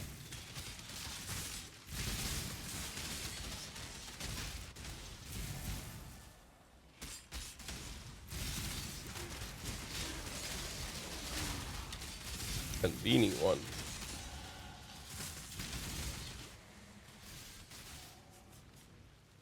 And now we can do this. And that allows us to drop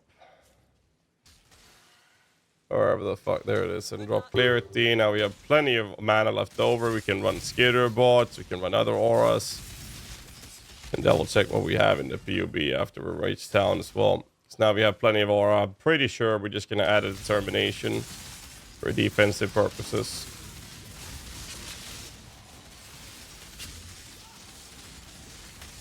weapons back up. Extra life.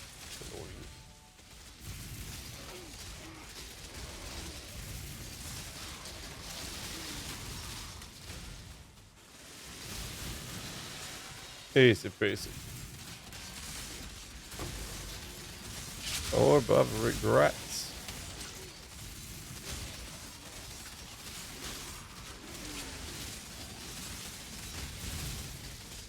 There we go.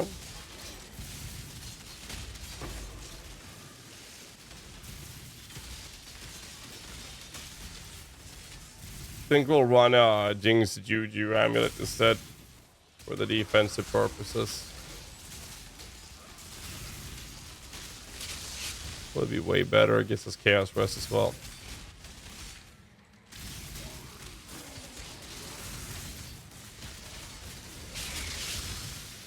Gets a better effect to the auras as well.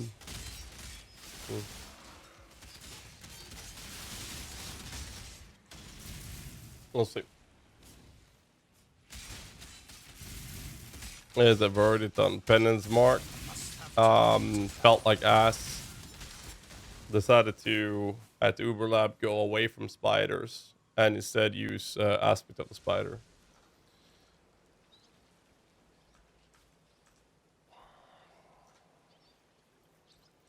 We're going to pick up a Determination instead.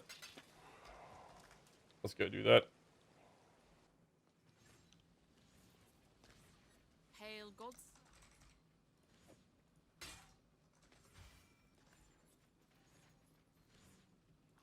Go play like this. I want Diva, 1 mega damage. You'll have plenty of damage. Not something you need to worry about. Normally the Dragon Fang is super cheap, but it's not this league. Wasn't that many available, and as a direct result of that, they're expensive. And then people are seeing this PoB right now, so they're scalping the prices on them. And it was the better choice was always going to be the Jinx Juju. I just thought we could get away with it to lower the dex requirements. But there is no point in buying that for 1 div or more. If it's below a div, yeah, probably. But then I would probably run the Jinx Juju anyways. Yeah, it depends. But I'm sure as fuck not gonna make this build using a Replica Dragon Fang with those prices.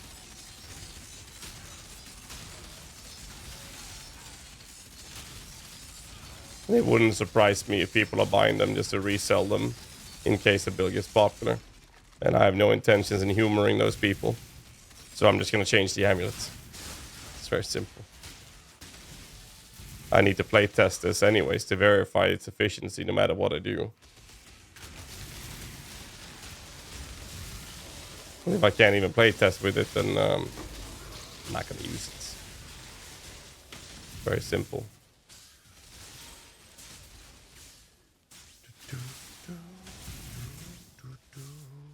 Zombies, you'd have to check with Sir Mustache on YouTube, I guess.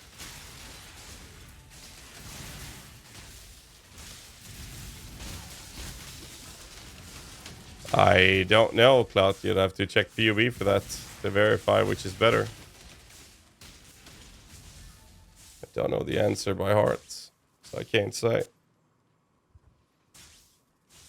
I'd have to personally check PoE as well.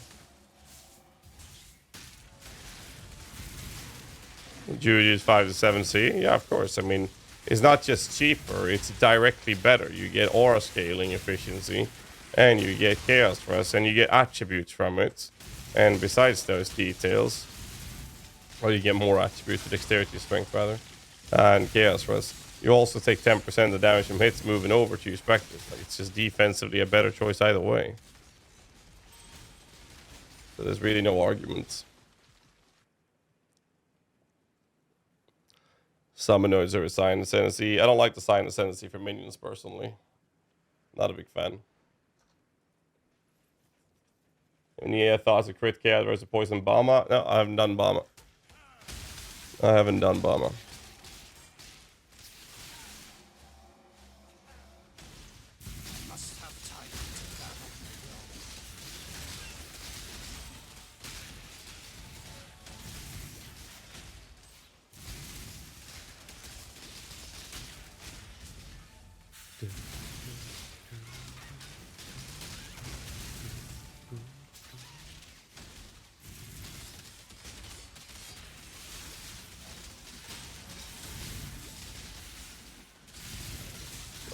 up. I mean, as you can see, like, we're level 60 at the moment. Play for 4.5 hours. We're in the start of Act 9. Things going pretty well. Could have been faster, but I'm not using shield charge, so whatever. My mount weapons are complete ass right now. What benefits do I have? That's spells. No, I get 21 minion, well, 33 minion damage. 34. Nothing from that.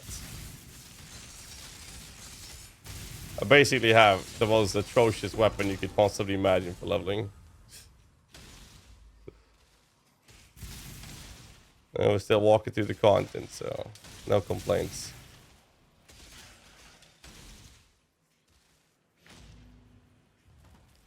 Easy peasy.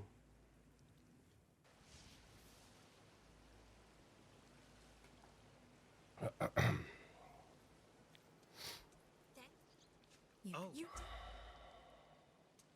you ever... Bye. Maybe we get plus level of this or something. Never mind. Be careful. Trash. Trash, trash, trash.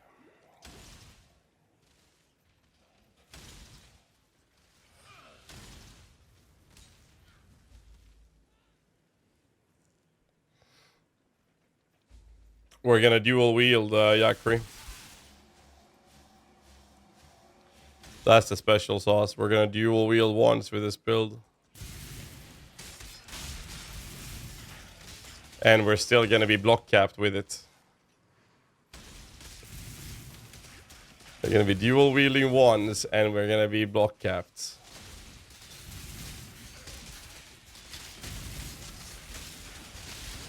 That's the special sauce.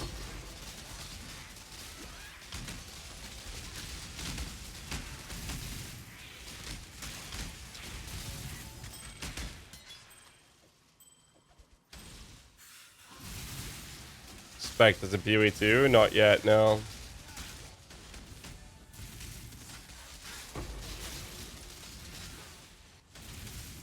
Not yet.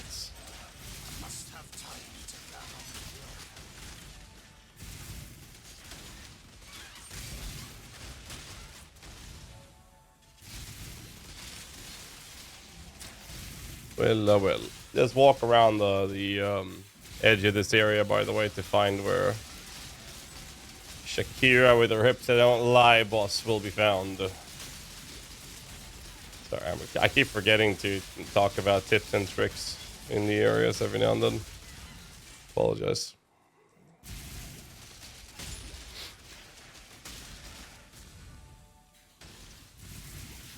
Not much needs to be said in this zone, though. It's a hideout. Not the place to go. Make sure you keep that offering up. I noticed that I keep forgetting to do it every now and then.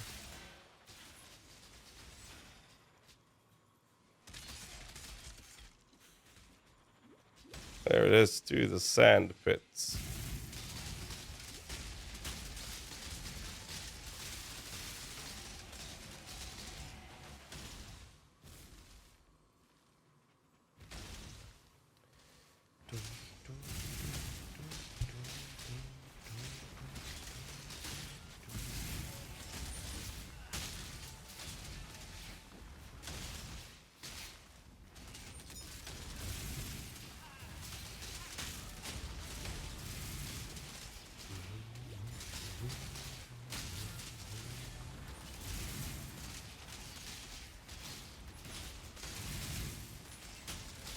Disappointed with the last build? No, quite the opposite. Very nice. Quite the opposite. Just wanted to do something new. That's the only thing that's happened. Everyone seems to assume that just because I'm playing a new build that there was something wrong with the previous build. It's not the case. I just want to do something different. There's nothing wrong with that.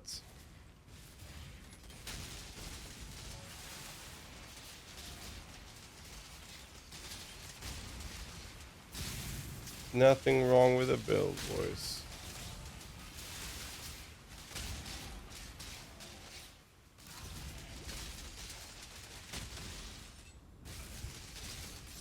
No disappointment, nothing.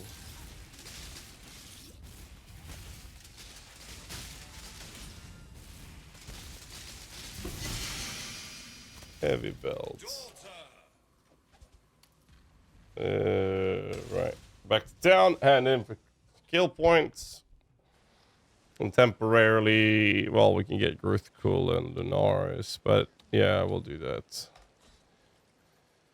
You killed. I mean, I just want to play something different. I'm gonna change to playing a Spectre build soon as well. When I'm done with this project, I'll do the Spectre build. Well, we don't know if there's gonna be anything wrong with this build till I get to play test it, right? So I don't know. So till I can get all the stuff I need, as long as they're not too expensive, I'll play test the build and then we'll see if it's going to hold its ground or not. It's very simple. But I think next time I'm just gonna buy the stuff I want for the build before showing it to the public. Now I'm just gonna change the amulets because of the market. Fuck all the scalpers. We were already discussing whether or not we're gonna use one out of 3 different amulets. Settle on the RDF simply because it's normally very cheap.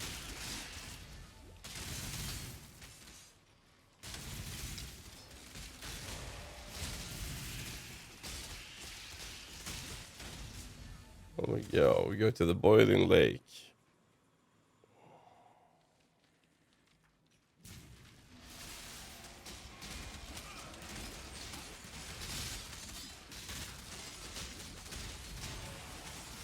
Hit the rest of the minions up.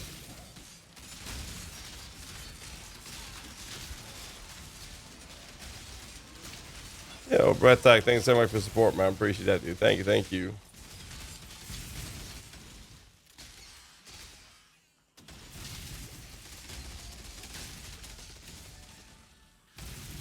Appreciate the kind words as well.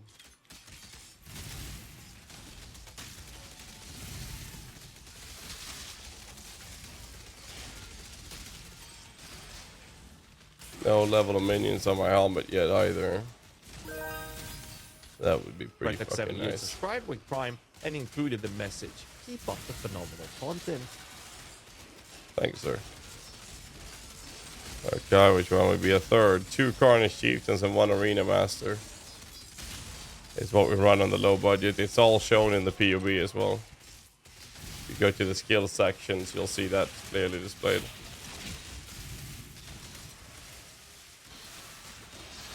Link for this build, pinned at the top of the YouTube chat.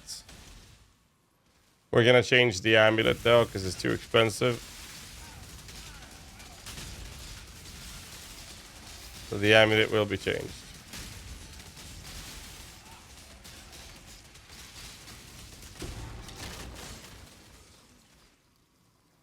My pleasure. It's just a rough draft. We'll see what we're lando.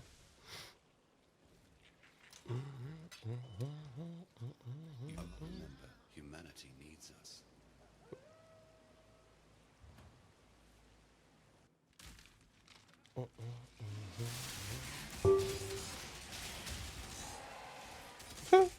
Seven divs. I'll never pay that. I'll actually never pay that price ever. Must have time to gather my club. Jesus Christ.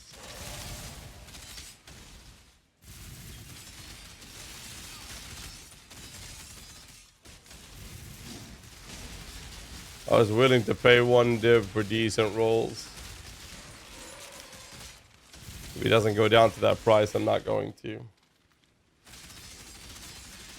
Yeah, well, thanks so much for the €5 dono, man. Appreciate that, dude. Thank you, thank you. Thanks for all the effort answering the questions. Oh, it's my pleasure, man. Thank you so much, sir.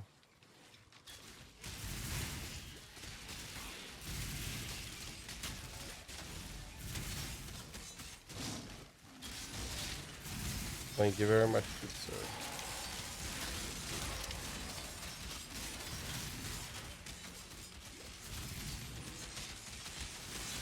Get more minions up.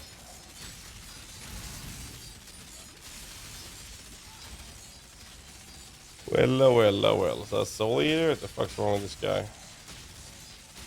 Endurance charge, that's right, okay. Price pinchers, it's very likely just scalpers. That's what I'm expecting at least. Or assuming that people buy the cheap ones and try to sell them high because I'm now going to market and promote the use of them. But here's the thing. There are 3 different amulets we can be running. 4 actually if you want to be picky. I'm just going to change the amulets. Because there's literally no point in paying that price for that amulet. Not even close.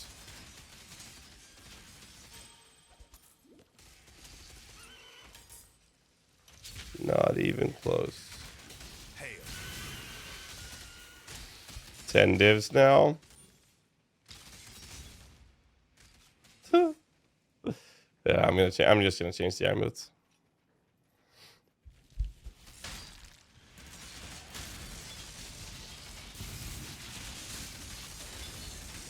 Give it a few days and they're gonna go down again when people realize that no one's gonna buy them.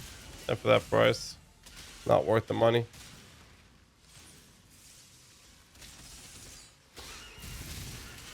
What's up, Johnny? How you doing, man?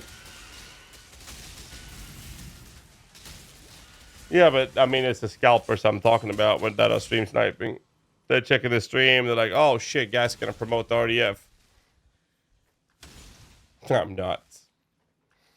A lot of people do that. They go on streams, they see a new build being promoted, they buy the items, and then they put them back up for sale for a much higher price, and they make the profit that way.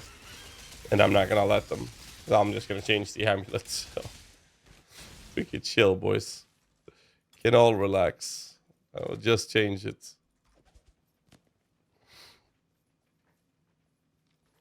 I'm gonna change the amulets.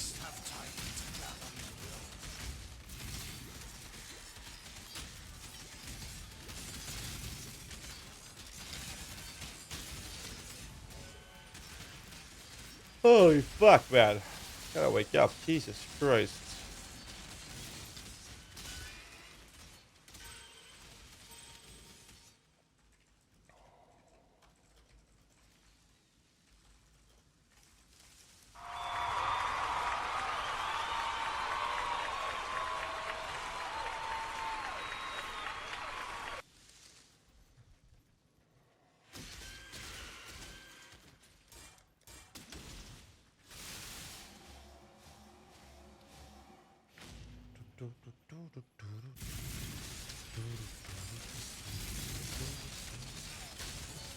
Event count as a new league? No.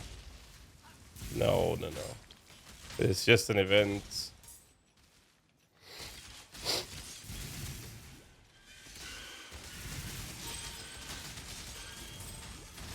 Ooh, Amethyst rig. Oh, wow.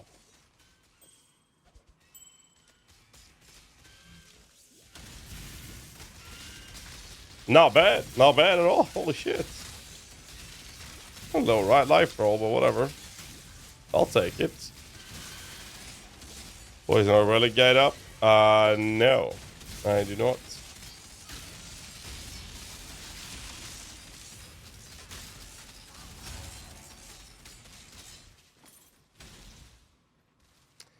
The tunnel. Don't forget to do the labyrinth trial in here.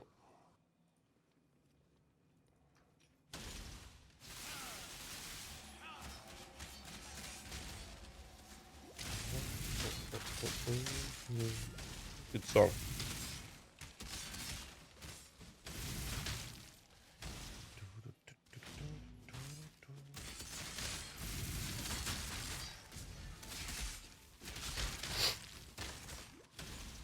By the way, the refinery in this zone is where you get the this area. It's where you find the trigger craft that will be very used in this specific build.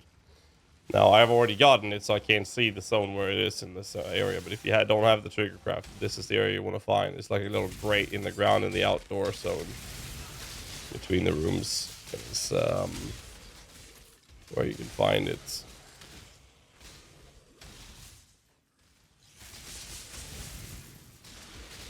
When can I remove Grave Intention node? Look at the build in the PoE and the build guide. If you're running Ancient Skull, you cannot remove it.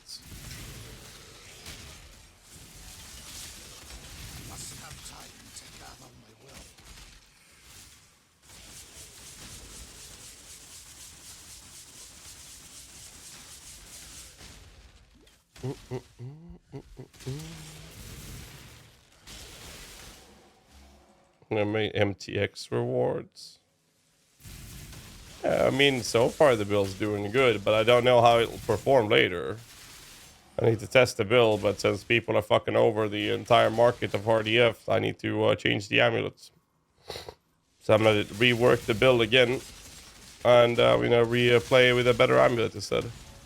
Because I am not paying more than maximum of 1 div for that amulet. It is not worth it.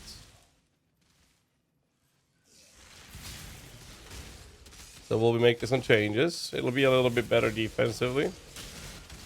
Get up the damage on the low budget first. Replica Dragon Fang. Replica Dragon Fang with animate weapon is usually super cheap, but people are scalping the living fuck out of it right now. I'm stream sniping it, so I'm just gonna change the amulet because I'm not gonna play by those rules. I refuse to.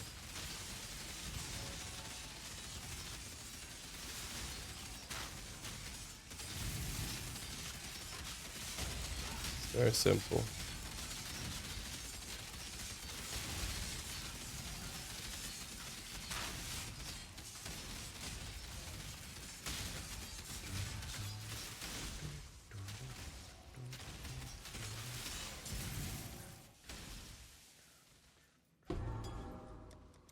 Log out, log in, and don't forget to get the feather in the zone before you move on, by the way.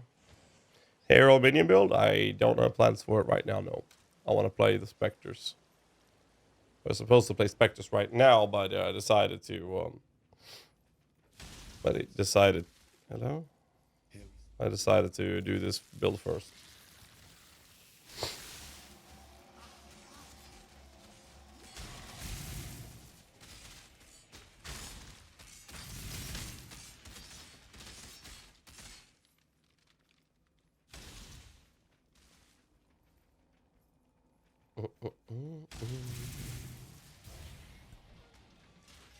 How happy should I animate? Any recommendation? Lingering Blades.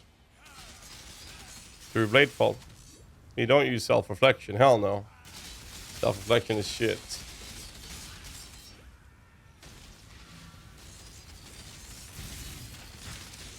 So we're animating Lingering Blades with it.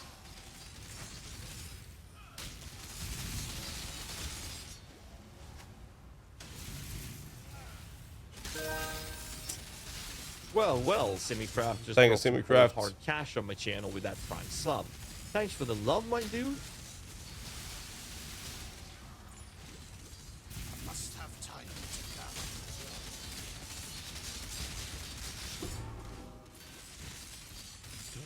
My love.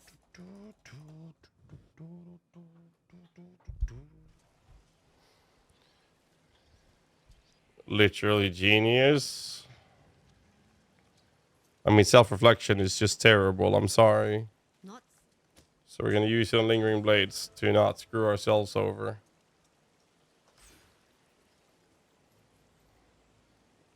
As Project 10 +2 Pro Soul Self a Pyro class mines. Pretty sick. Nice. Pyro class. I haven't used that in forever. Give me a second.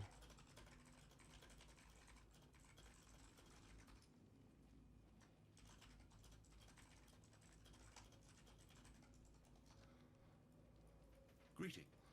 Next zone. A replica dragon fang we're talking about. The one with animate weapon. It looks like this.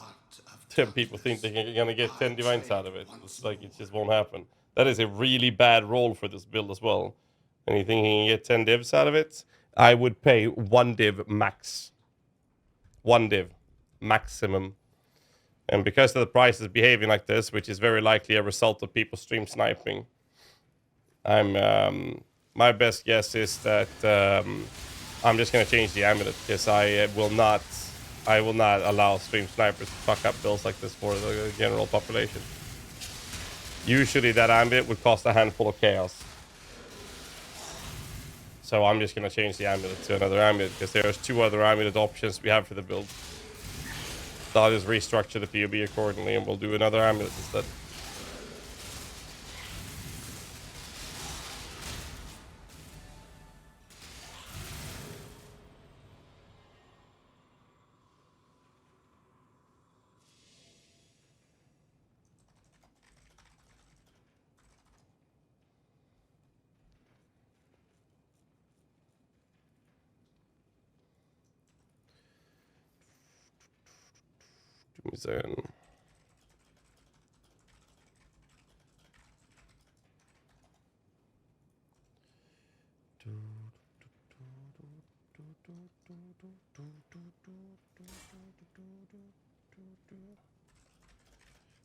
Then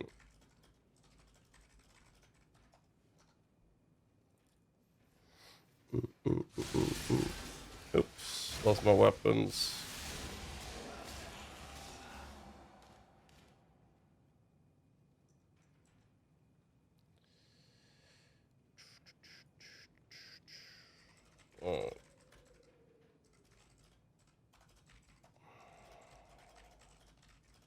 Okay.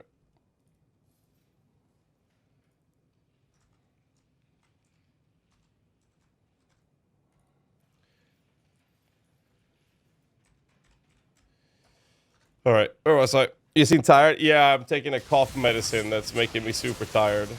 It's like some morphine-based bullshit.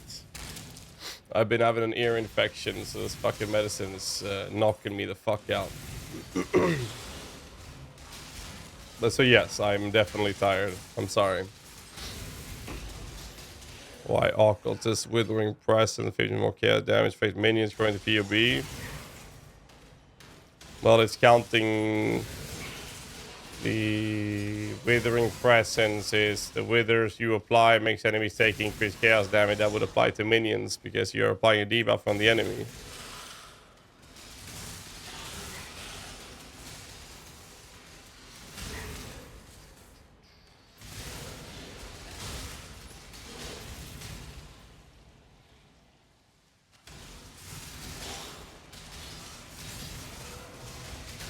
Don't need that. Need some more weapons. But yeah, I've been pretty tired consistently. Where's the Arcali servant? Well, today we're playing a puppeteer. We're playing a puppeteer today.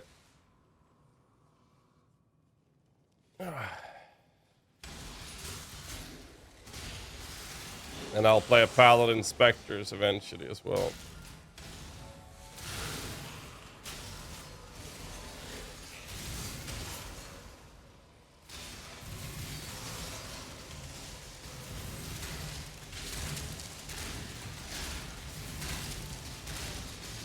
Ow, ow, ow, ow, ow.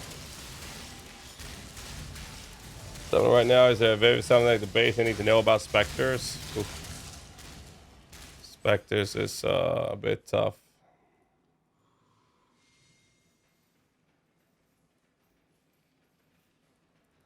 Specters is a bit tough.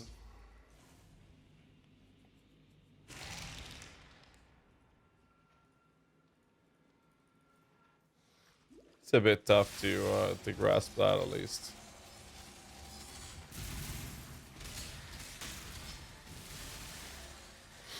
I don't have any video that goes through all of the details now.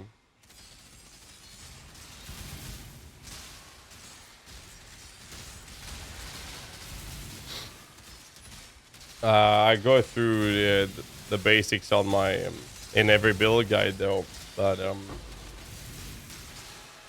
don't have any specific video that only talks about specters now.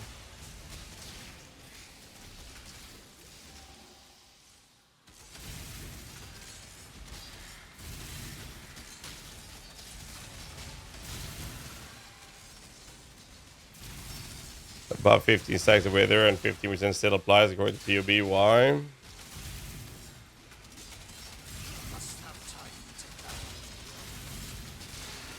Above 50 stacks of wither, the 15% still applies. What do you mean 15% still applies above 15 stacks?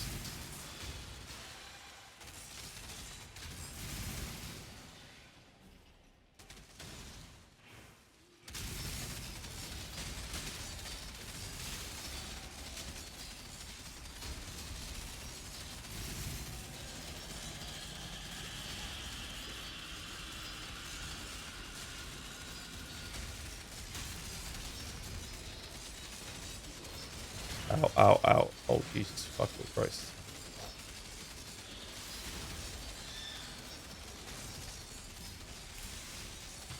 Ah, bloody hurts.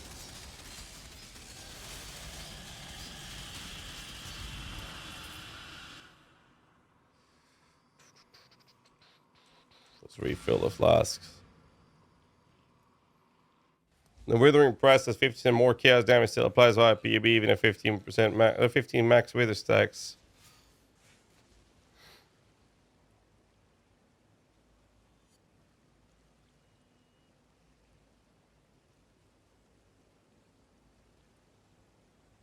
I mean, I would have to dig through the PUB to understand what you're saying right now. Because what you're talking about is the withering thing that applies to an enemy, like I explained. That is a debuff on the enemy. The enemy will take more damage. That would apply to minions doing damage as well, because the enemy will take more damage. So any chaos damage that the enemy is taking is then amplified as a direct result of that. So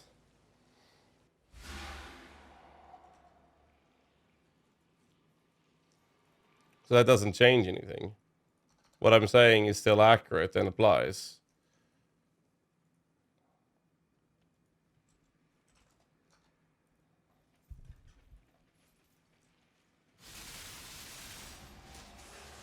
Seen leveling. That makes me want to do every leveling with animate weapon. There are better than this, but because the puppeteer summons to an additional copy when you summon a weapon is what really separates it. Because it makes it really comfortable when you only have to click half as many summons to summon your weapons. Outside of this event, you don't have that comfortability. So there's that little detail, right? I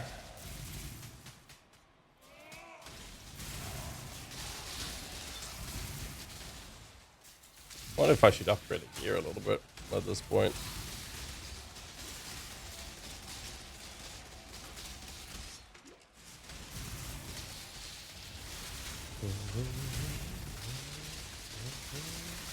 Ouch.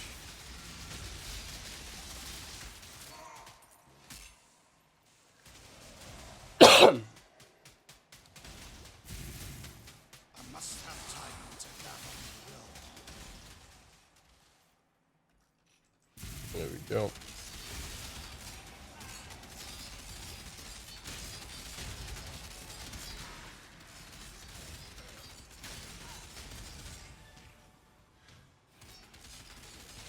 Pew, pew, pew, pew, pew.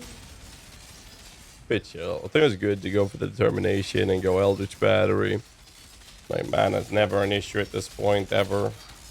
It hasn't been for a while either way, I guess.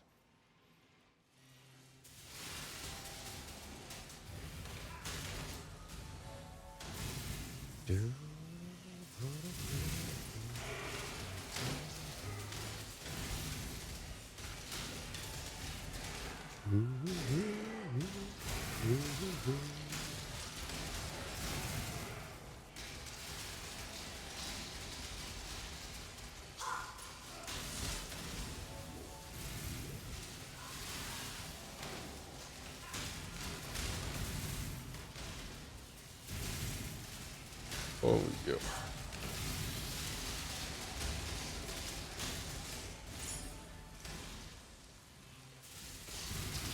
The price of Flesh and Flame now is all I have, and PB said that it doesn't work. I mean, I've said it several times. Withering Presence is applying a debuff on the enemies, and therefore that would apply to the enemies. You have to look at the actual wording of it. I don't know what else to tell you. I don't know how many times I need to answer the same question in the same way. If it applies to the enemy, it will apply to the minions. I'm not sure what other answer you're waiting for. It's like, I can't tell you more than I've already said. If you look at the Withering Presence, it says 50% more chaos damage. That, by itself, does not apply to the minions. That is more damage to you as a player. That is not something that applies to the enemies. However, the Withered on enemy that is applied to nearby enemies, that effect applies to the enemies. And then it says nearby enemies are hindered, will deal reduced damage over time. That applies to the enemies.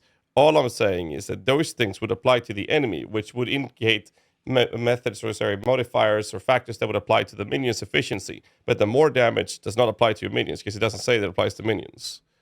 I don't know how many more ways to describe the answer I need to go through. Because it doesn't seem like you're listening when I'm telling you that it doesn't apply, but the wither stacks would apply. There's a cap of how many wither stacks you can apply, however. Sorry to bother. You're not bothering. I just want you to listen when I'm answering. That's all I'm saying. That's all I need you to do. The PUB still applies to minion. The 15 more chaos is the question. But I've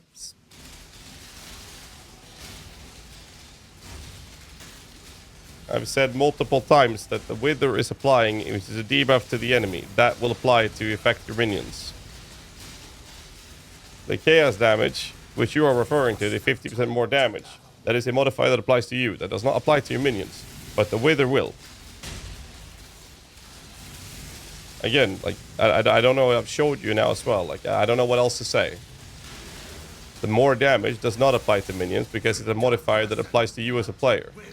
The Wither applies to the enemy, therefore it applies to the efficiency of scaling for your minions. I genuinely don't know how else I can describe that for that to be an easy way to understand it.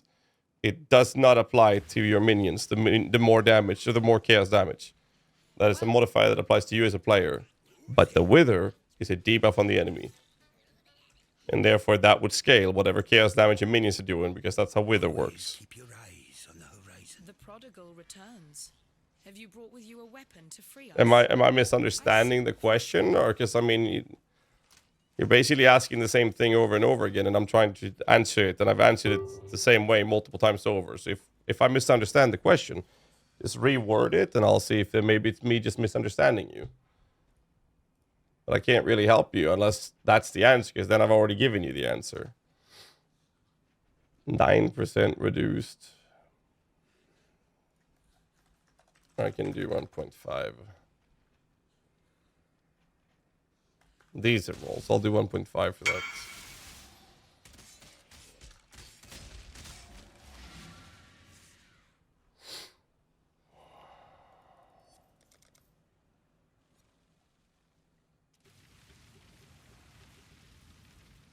How much is 1.5? 56.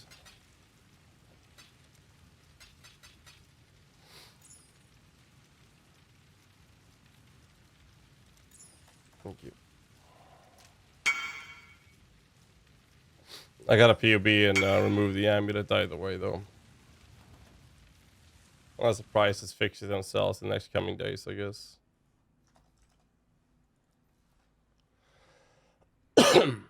The damage from 15 stacks to Wither is there, no doubt. That would apply to minions. Yes, correct. Not common to drop a specific one. No, but it's like nobody uses the animate weapon one. They usually go for a handful of chaos. And it's not worth buying. It's not worth buying it if it's going to cost you like 2 divs or more. I think 1 div would be the highest I'd pay, unless it's a really good roll. Like this one had pretty decent rolls, so I'd be willing to pay 1.5, but I would not pay 2 for it, not even close. That's ridiculous. But the other 15% damage from just 15% more still applies above, which is an odd thing. So that's the part I'm misunderstanding or not understand what you're saying and stuff, because you're saying it adds, still applies above. I'm not sure what you're referring to. Because the 15% more that we're talking about from Withering Presence only applies 15% more chaos damage to you as a player. it never applies to the minion. Ever. That does not apply to minions. That makes you as a player deal 50% more damage. Yeah, PUB is almost always correct. Sometimes they also make mistakes. It happens. In this case, I'm not sure what you're saying when you say that the 15% applies... still applies above. I'm not sure what you mean with that. Because the 15% more damage does not ever apply to minions. Which I've said several times. Can I send PUB? No, you cannot. Because if I say yes to going through and reviewing one person's PUB, then I have to say yes to everyone asking me, and I don't have the time for that. Because I actually do like playing the game. I'm sorry, I'm not gonna do that.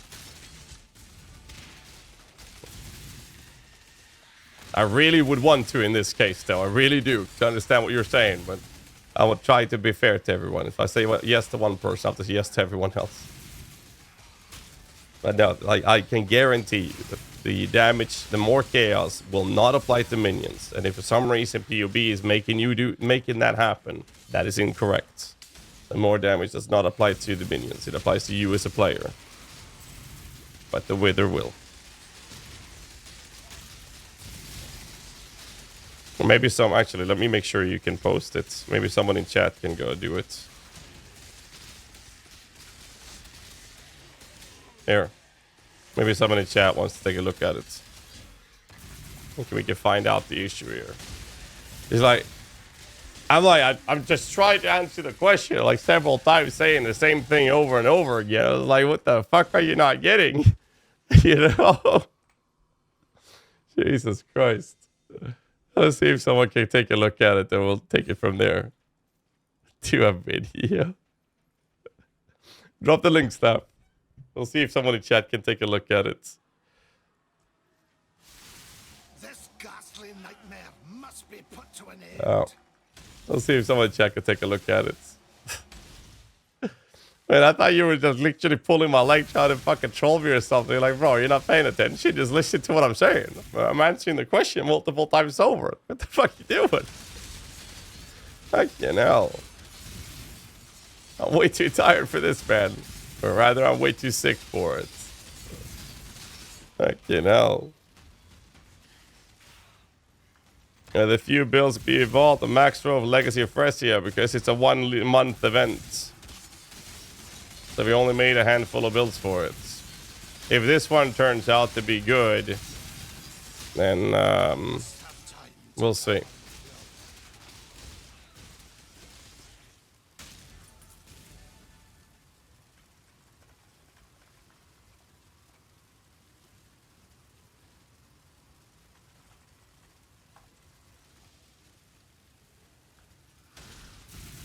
No, you gotta... Don't post it like that stuff. It's not gonna work. You have to make it a short link. Make it a PUBB link.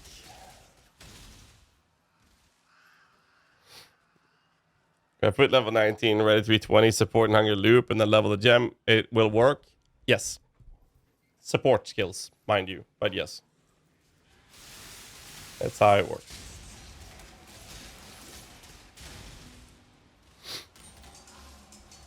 Ranger build? I don't have any ranger builds that I have seen in action that I can recommend. No, I'm sorry. Man, I was so confused, dude. And it's like, bro, what are you doing? Trying to help you out here. Holy shit. That was funny. Genuinely got annoyed.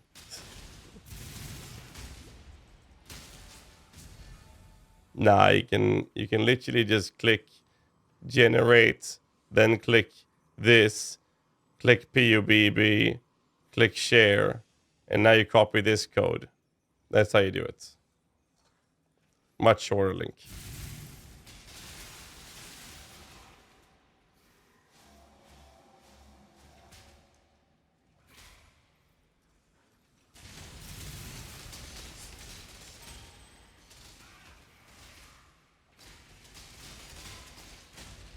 What should I spend my first div on?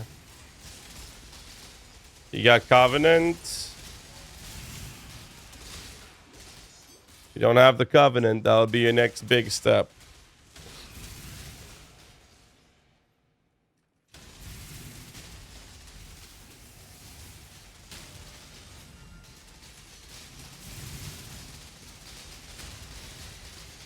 There we go.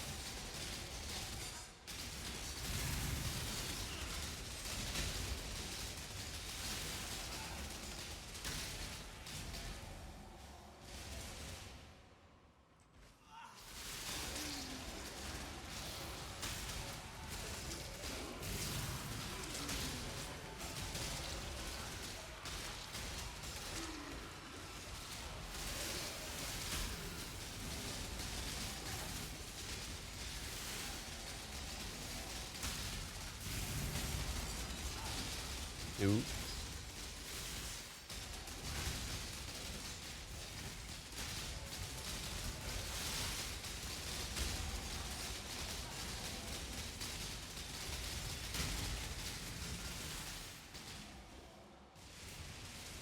There we go.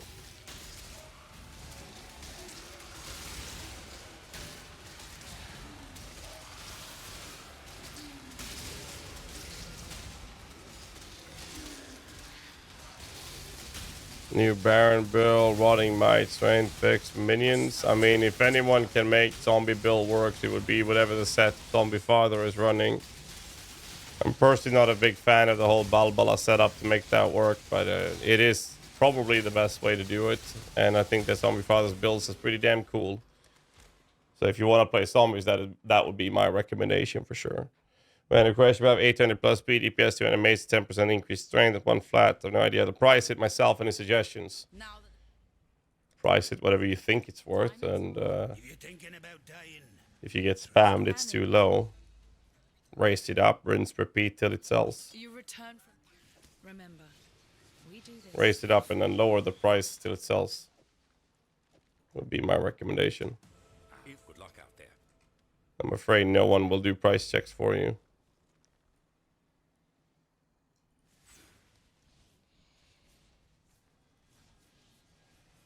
Get some block nodes, I guess. Hail, fellow explorer. Farewell. Well, aren't you capable and accomplished? Good day. Oh. Fuck that. Alright, we're moving on. We are in Act 10. So we're about to finish the act. How's my rest right now? Capped. Giga overcapped even. Holy shit. In dog shit gear. That's funny.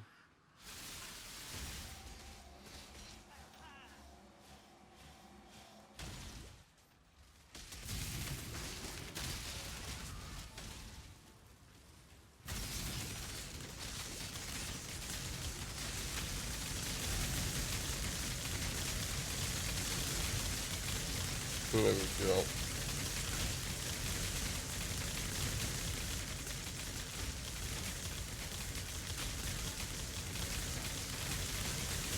That lightning actually fucked my minions. Holy fuck, that extra light mod. Jesus.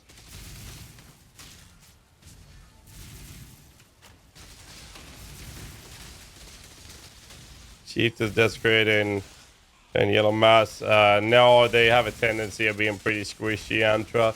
Just use a full army of arena masters. It'll take care of itself when you go to the medium budget later. You'll need some better gear at that point, but a higher level of the gems. +2 from a regular helmet instead of Ancient Skull, for example. But till then, just skip using the Carnage Chieftains if they start dying too much. It's not uncommon. Not uncommon at all.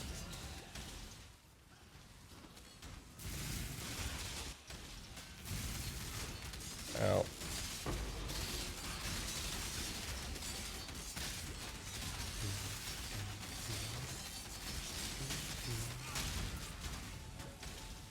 I must have time to gather.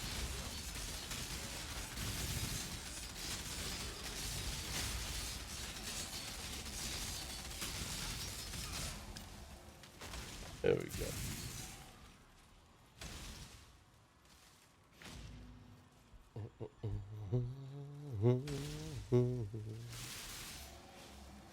Pretty chill. I mean, how much is our played right now?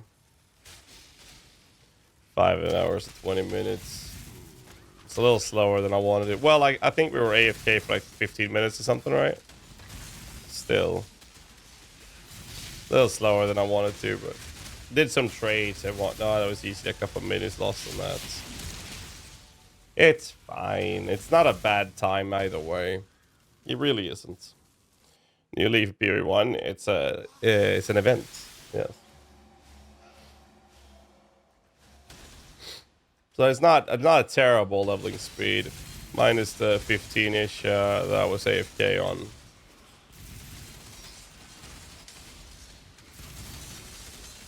So not too shabby. Could have been a lot faster with shield charge set up early, but you know what? I'm okay with it. I'm okay with it. Could it be better? Yeah, but I think it's fine.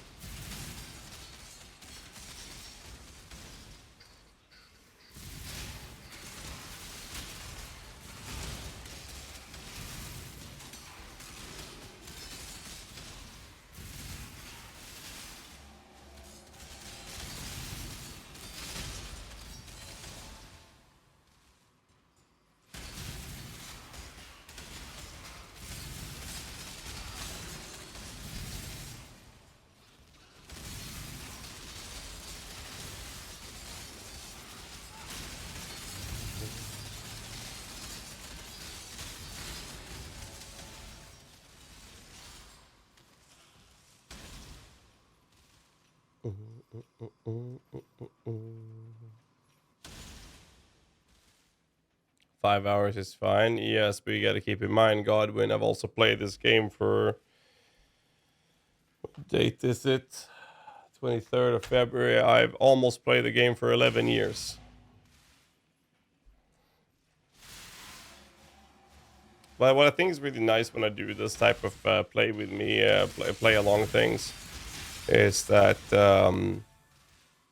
once you post this on YouTube, people can follow along with what I'm doing and pause and rewind and slow down, speed up, whatever they need, and see what it is I'm doing. So if you're playing the act slower than what I'm doing, at least this video could serve as a good tool to help you improve the speed at which you're leveling.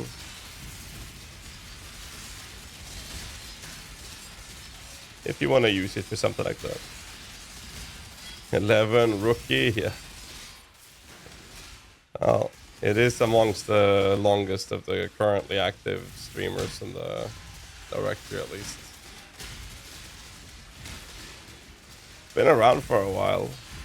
Kinda crazy.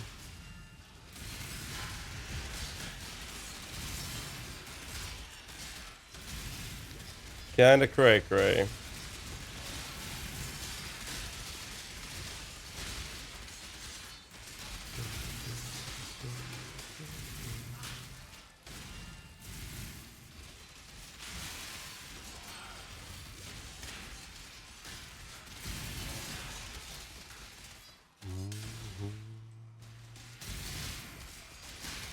There will be a build guide for this. There will be if the build turns out to be good enough, yes.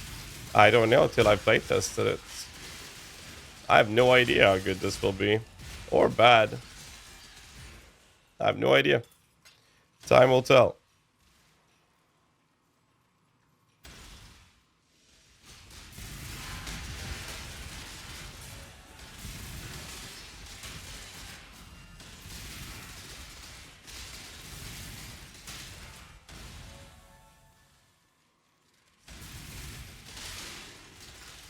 The main currency in PoE. Chaos Orbs for cheap items, Divine Orbs for more expensive items.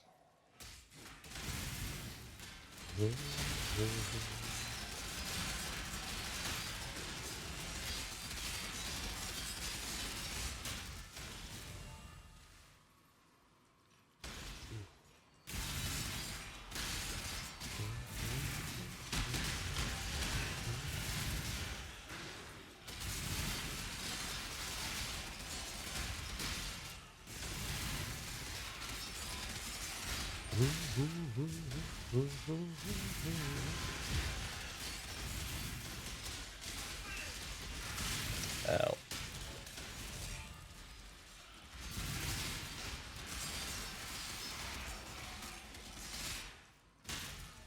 A bit squishy. It's gonna be fun to see how this build actually will perform once we're leveled enough to manage it. I do want to finish this playthrough of the campaign.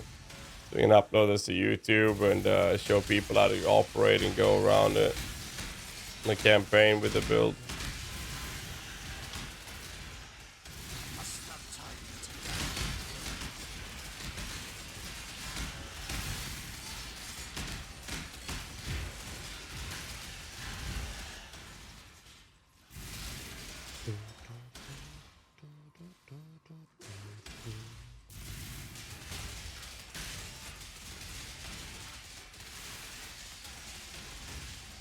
There we go.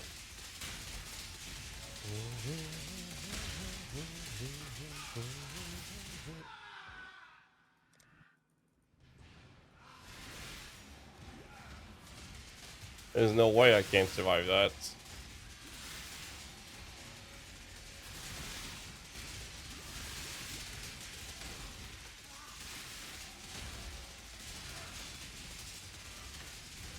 Oh, actually got completely one shot there. Oh, I'm bleeding. I'm actually gonna die.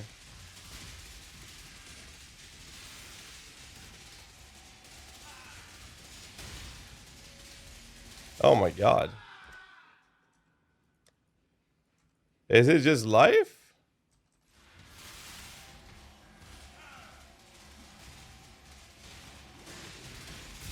Well, I did not expect that to do so much damage. Interesting. Wonder if there's something I could change to alleviate that from happening. It's probably just actually get pieces with life on them. Like, yeah, probably just gear then. So I think that what I would have to do is actually consider benching life on my gear. Update maybe. I'm not seeing a change when removing adding the jewels. Wait, what?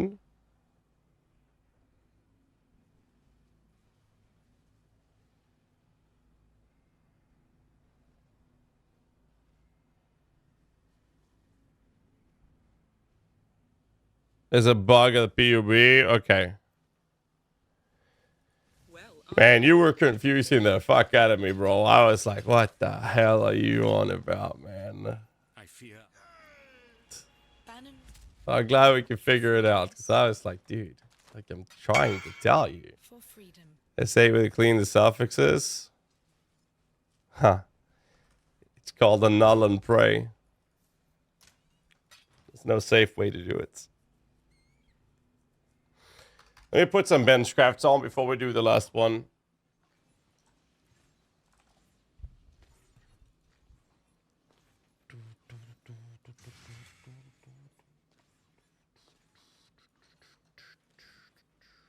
So we go to the bench craft. Can I put a prefix here? Yes, I can, but there's a life already. There's life there as well. There's no life here. So I'll do this. There is life there. I would have to regal this one.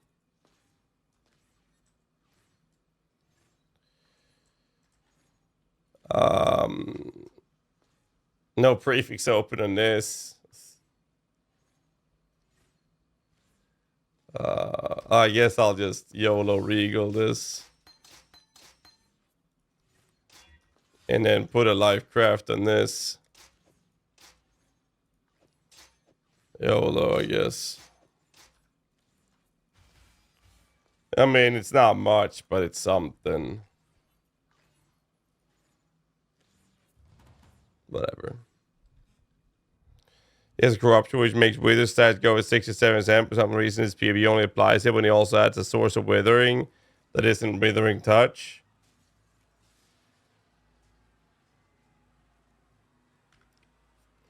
what's happening is that the POB is calculating as if it's calculating it as if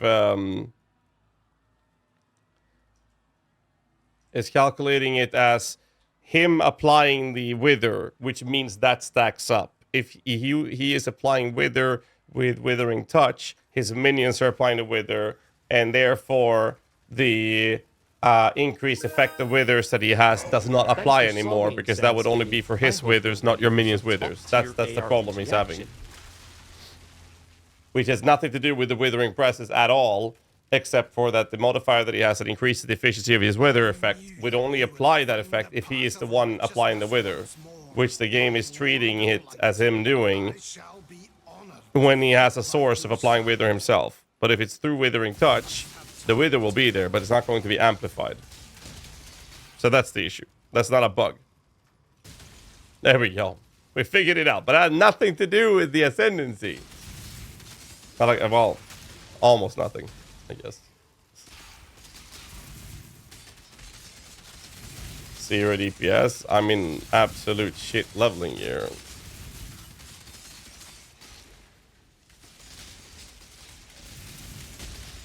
I'm not sure what kind of DPS you expect from a non-twinked, complete brand new League Start scenario character.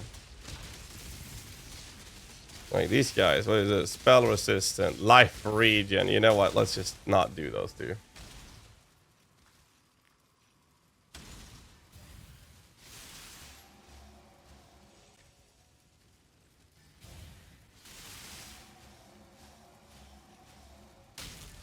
No, it doesn't matter. Like the wither being amplified would only happen if you apply all of the withers yourself, and since unlike poison, it's not the strongest wither that applies. What happens is that the what's happening is that the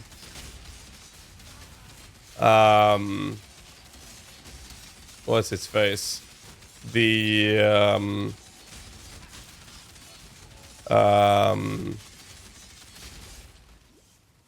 instead of strongest one applying, it stops at 15 stacks, and when you apply a new stack, the older stack gets refreshed. And what then happens is that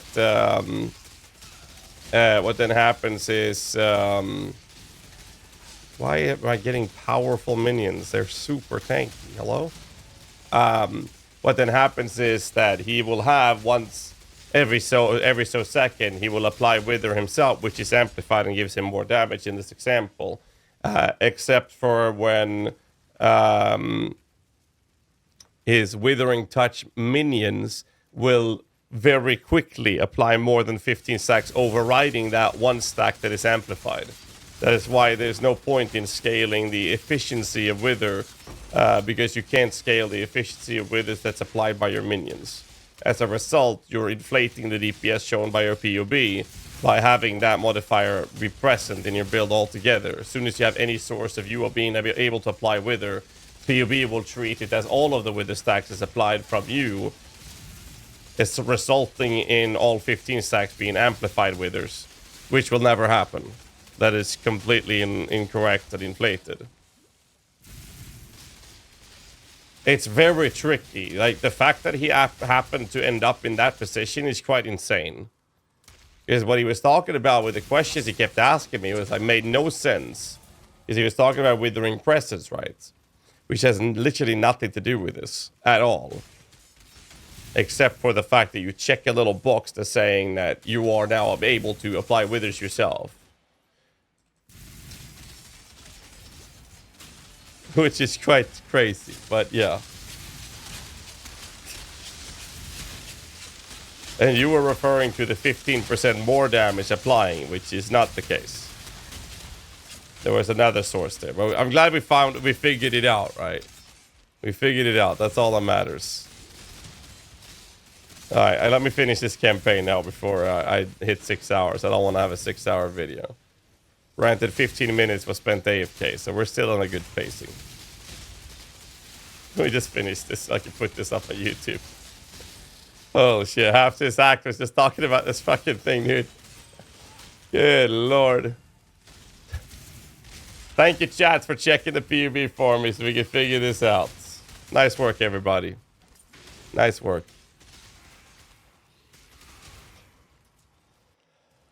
Why flesh instead of spirit? Because I'm leveling and I don't have crit stats that would make spirit offering give me more damage than spirit offering in this current state of the character. My next project after this is to actually do the second and third lab and ascend. And then we're getting feeding frenzy. Now we would have interest in crits.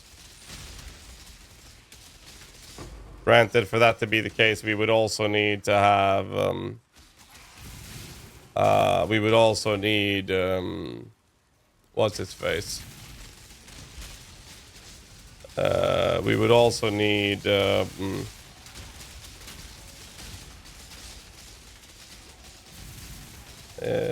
crit weapon.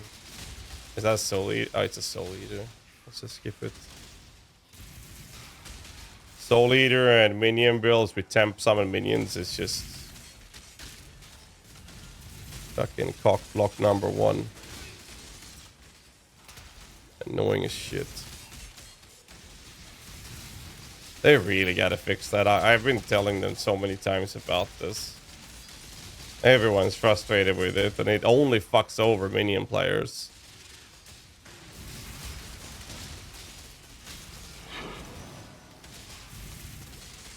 It's quite annoying.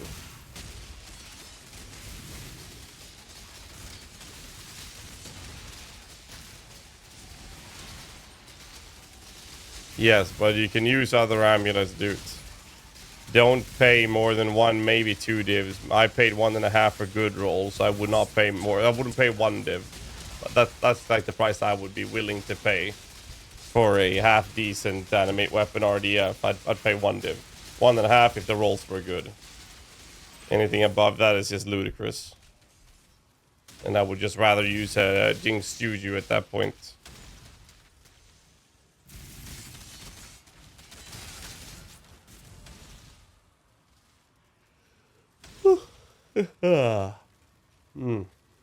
Sorry about the yawning, boys. Fucking sickness is killing me. I shall strike you down.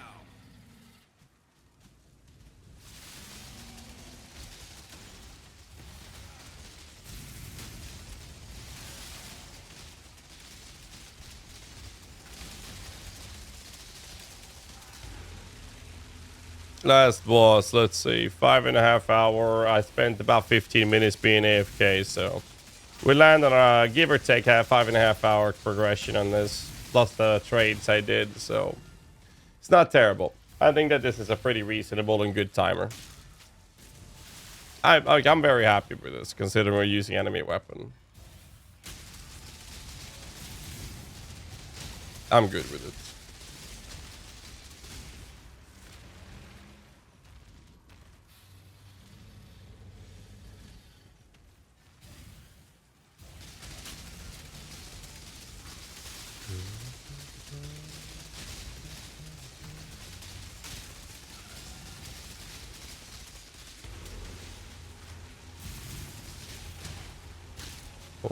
Well.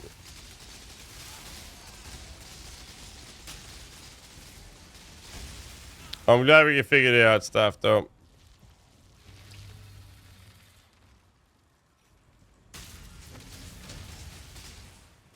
Damage over time and chaos. Grave intentions on the skill tree. If you're playing my spider as a rest build and you're using ancient skull, then that would be the solution.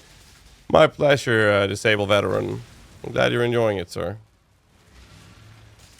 Oh no, I'm out of flasks.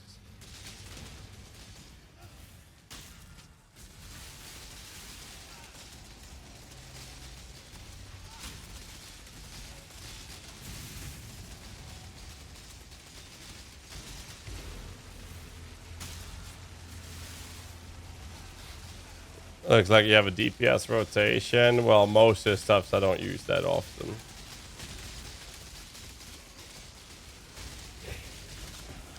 Ay. Fucking yawning, man. Well, there it is. We are done. 5 hours and 40 minutes. minus the, I don't know, 15 minutes spent AFK or whatever the fuck it was. It's not terrible. I think this was perfectly fine. Anyways, we have some adjustments to do, and we have an idea what to do with the enemy weapon leveling. Hope you guys enjoyed this video. If you're watching this on YouTube, let me know in the comments below if you like these kind of videos, and I'll try to make more of them as I make new characters. But let me know in the comments, and if there's a lot of people that want this, I'll try to make more of it. And hit the like button, subscribe for more content if you managed to watch all the way to this end. And I'll see you guys in the next one. Till then, stay safe and keep rocking. There, marks up for kickies as well. Everybody's happy.